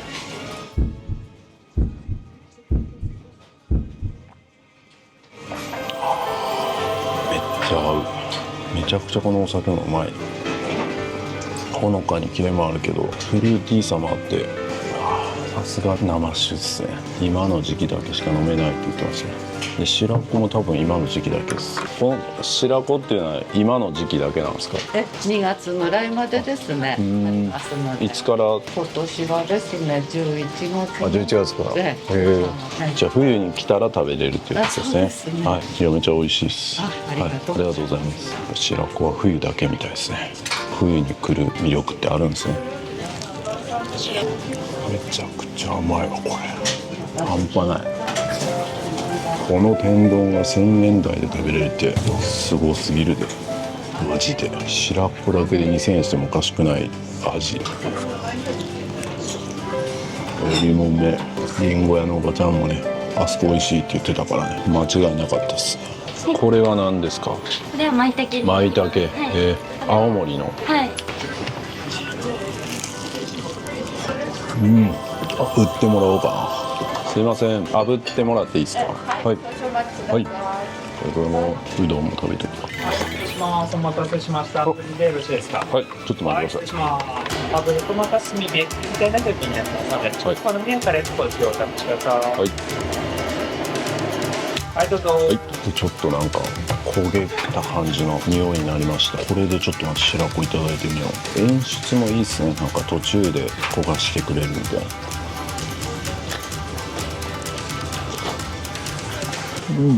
風味が変わりましたね。どっちにしろうめえわ。油なくてもうまいし、炙ってもうまい。これは素晴らしいですね。それは評価 4.5 点になるわ。ナスでうまい。天丼やから普通ご飯と食べるんですけど、上に乗っかってるもんがうますぎてご飯にたどり着かん。天ぷらと酒だけでいい説ありますね。うどんも関東風なんですね。ちょっと辛めな感じ。いや、天丼が圧倒的すぎる。天丼とこのお酒が圧倒的にうますぎる。最高。舞茸も炙ってめっちゃなんか風味が変わった。じっくり丁寧に揚げてくれてる感じですね。料理も割とゆっくり出てくる感じですね。しっかり本当に一つ一つ管理して作ってるって感じ。価値高いですね。コスパいいっす。外出たらめっちゃ雨みたいな雪が降ってる。すごい。何これ。氷みたいな。なんかすごい粒が細かい。おお。あ、リンゴ買って帰ります。リンゴ買います。現金払いですか。はい。どうしようかな。1種類ずつ買おうかな。何種類あるんですか。3種類。3種類。あ、その3種類。はい。おいおい、最後の最後にえらいこっちゃやなこれ。めちゃめちゃ雪降ってるやん。どういうことやねん。そのままいい感じで帰らせてくれよ。何これ。こんな取れ高いらんって別に。空港行きのバス。胸元にリンゴつけてます。バスいろいろ書いてるな。あそこに空港行くとか書いてるんちゃう。あ、これは青森空港まで行く。青森エアポートはこっちって書いてるな。マイセルフ。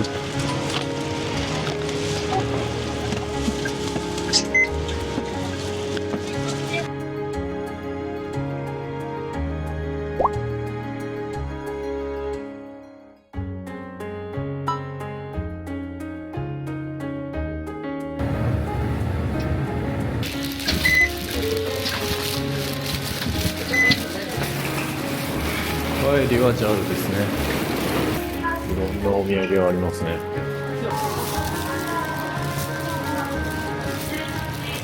ちょっと動画急遽修正するところがあったんで、このエアポートラウンジで作業します。クレジットカードとかで全部いけますね。青森空港は結構空港内も充実してますね。タリーズとかもあるし、レストランもありますね。森のレストラン、ライアンっていうところでいろいろ食べれそうですね。空港のなんかご飯も美味しかったって視聴者さんも言ってたんでね。ここが青森エアポートフォレストダイニングってあって、あ、味噌カレー牛乳ラーメン食べれるじゃないですか。これ食べたかったけども天丼食べちゃったしな。しじみラーメンとかも食べれるやん。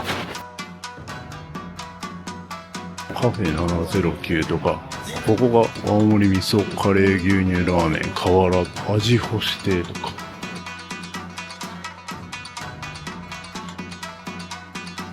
この空港の食堂のライトがリンゴみたいになってて可愛いですよ。なんか見覚えがある人がいるな。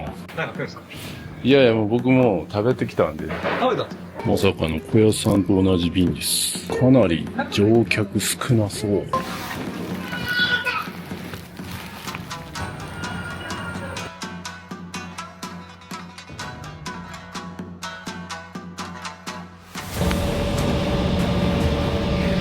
あと 3% で動画上がるのにもうダメだ。間に合わない。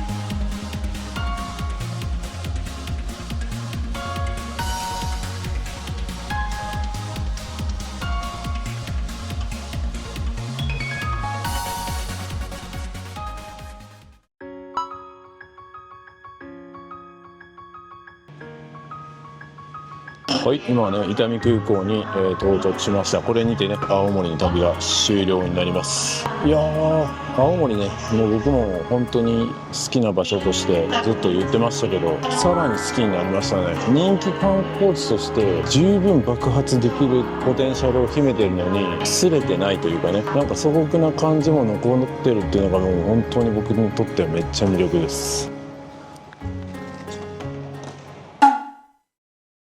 はい、今ねちょっとパソコンを開いてアップしてるんですけども、いや本当にね青森はめちゃめちゃポテンシャル大きいものがいっぱいあります。食事もうまいし、絶景もあるし、行きやすいし、北海道に負けず劣らぬ魅力を秘めてるのに、青森の人たちはもう全く擦れてないというか素朴な感じもあって、若干島感も味わえるっていうのが僕はもう青森の最大のね魅力だなというふうに思ってます。来月もね奥津軽の方を取りますんで、青森はもう全ての場所を最終的に網羅したいぐらい僕は本当に好きになりました。もともとね行ってよかった国内ランキングの上位に選ばせてもらったんですけども、さらに好きになりましたね。伊東以外の場所で正直1、2は争うお気に入りの国内旅行先に正直なってます。今回ももう帰りたくなかったですね。リンゴうまいし、喫茶店いっぱいあるし、海鮮もうまいし、肉もうまいしみたいな、人優しいしみたいな、お酒うまいしみたいな、何も悪いことがない。さあ住んでたらね雪の量は困ることもあるかもしれないですけど、雪景色も見れるのもいいし、最高に良かったと思いますね。また行きたいと思います。伊丹空港で喋ってるんで、なるべく無表情のままそれでいて、無表情でいながらできるだけ感動を伝えられるように喋ってますが、いかがですかね。これも高度な技術が必要なんですよ。というわけでね、青森旅行最高でした。また必ず行きたいと思います。というか来月行きます。皆さんもぜひね行ってみてください。遠いと思ってるけど意外と近いですよ。兵庫県もね神戸からも直行便あるし、伊丹からも直行便あるし、皆さんが住んでる地域でも意外と行きやすいかもしれません。まあでも福岡からは直行便がないって言ってましたけどね、九州の方は行きにづらいかもしれないですけど、関西関東の人であれば羽田、伊丹、神戸と直行便あるんでね、ぜひ皆様行ってみてください。最高でした。そうそう、温泉も最高ですね。温泉言うの忘れてた。温泉も本当に最高でした。それでね、なんか Wi-Fi の回線も結構早いところ多かったし、不便だなと思うことは基本なかったですね。もう今やね、雪の対策なんかもめっちゃされてるし、車も普通にスタッドレスついてるし、車運転できなくてもなんかバスとか乗り合いタクシーとかなんかいろんな仕組みが用意されてるんで、何の不便もないですね。むしろ楽しめました。最高でした。めっちゃ目の前で551の肉まんを食べながら僕見られてますけど、同時図であります。ありがとうございました。いかがでしたでしょうか。まだまだ穴場といえる青森の魅力を全部ではありませんが、かなり伝えることができたんじゃないでしょうか。まだ青森にね一度も行ったことがないって方も多いと思いますので、ぜひこの動画をきっかけに行ってみてもらえればと思います。次は奥津軽の地域を特集していきます。そちらの動画もぜひお楽しみに。このような動画をもっと出してほしいと思ったら、皆様のいいね、コメントをお願いいたします。メンバーシップではここでは絶対に言えない旅の裏話や近況報告を毎週ノーカットでさせていただいております。メンバーも続々増えておりますので、皆様の参加をお待ちしております。 LINE 登録でお得な情報を配信いたします。登録お願いします。僕と一緒に仕事したい方はぜひ気軽にメッセージください。詳しくは概要欄をご覧ください。人気のキルリュック、モーリーショップで買えます。旅行にめちゃくちゃ便利です。皆さん旅行行くのにキルリュック使ってますか？これ今僕着てるんですけど、見てください。これパッと見そんななんか物入ってるように見えないですけど、実はめっちゃ物入ってます。財布はここに入ってますし、名刺、パスポート、イヤホンも必要ですね。急にスイッチやりたくなったら任天堂スイッチあります。で対戦したいなって言ったらもう1本入ってます。それ入れても薄いんです。そして鍵ね、車の鍵つけたりとか財布だったりとかも入れることができます。財布何個入れんねんって話ですけどね。そして外側にももちろんポケットが2つついておりまして、除菌シートだったりとかも入れれますし、なんと後ろにですねペットボトルもですねこう入れることができるんですよ。これだけでもめっちゃ入れやなんて思うけど、なんとこの後ろにですねパソコンまでこれだけ物が入ったらもう旅行先でご飯食べに出かけよう、でもスイッチやりたいかもしれんし、仕事ももしかしたら入るかもしれん、喉も渇くかもしれんみたいな、そんな心配性なあなたでも全部入れていきます。ますリュックとか背負ったらスリにあったり怖いじゃないですかキルリュック旅行する人には絶対必須です旅は自己投資キルリュックベストの新作キルリュック2も出ました。ここにはポケット追加されまして、さらにサイドファスナーだったりとか隠しポケットも追加になってめちゃくちゃパワーアップしてます。肩幅も細くなって女性の方でも着やすくなってます。ブラックとネイビーどちらか好きな方をどうぞ。旅は自己投資。僕のことをもっと知りたい方はサブチャンネルもチェックをお願いいたします。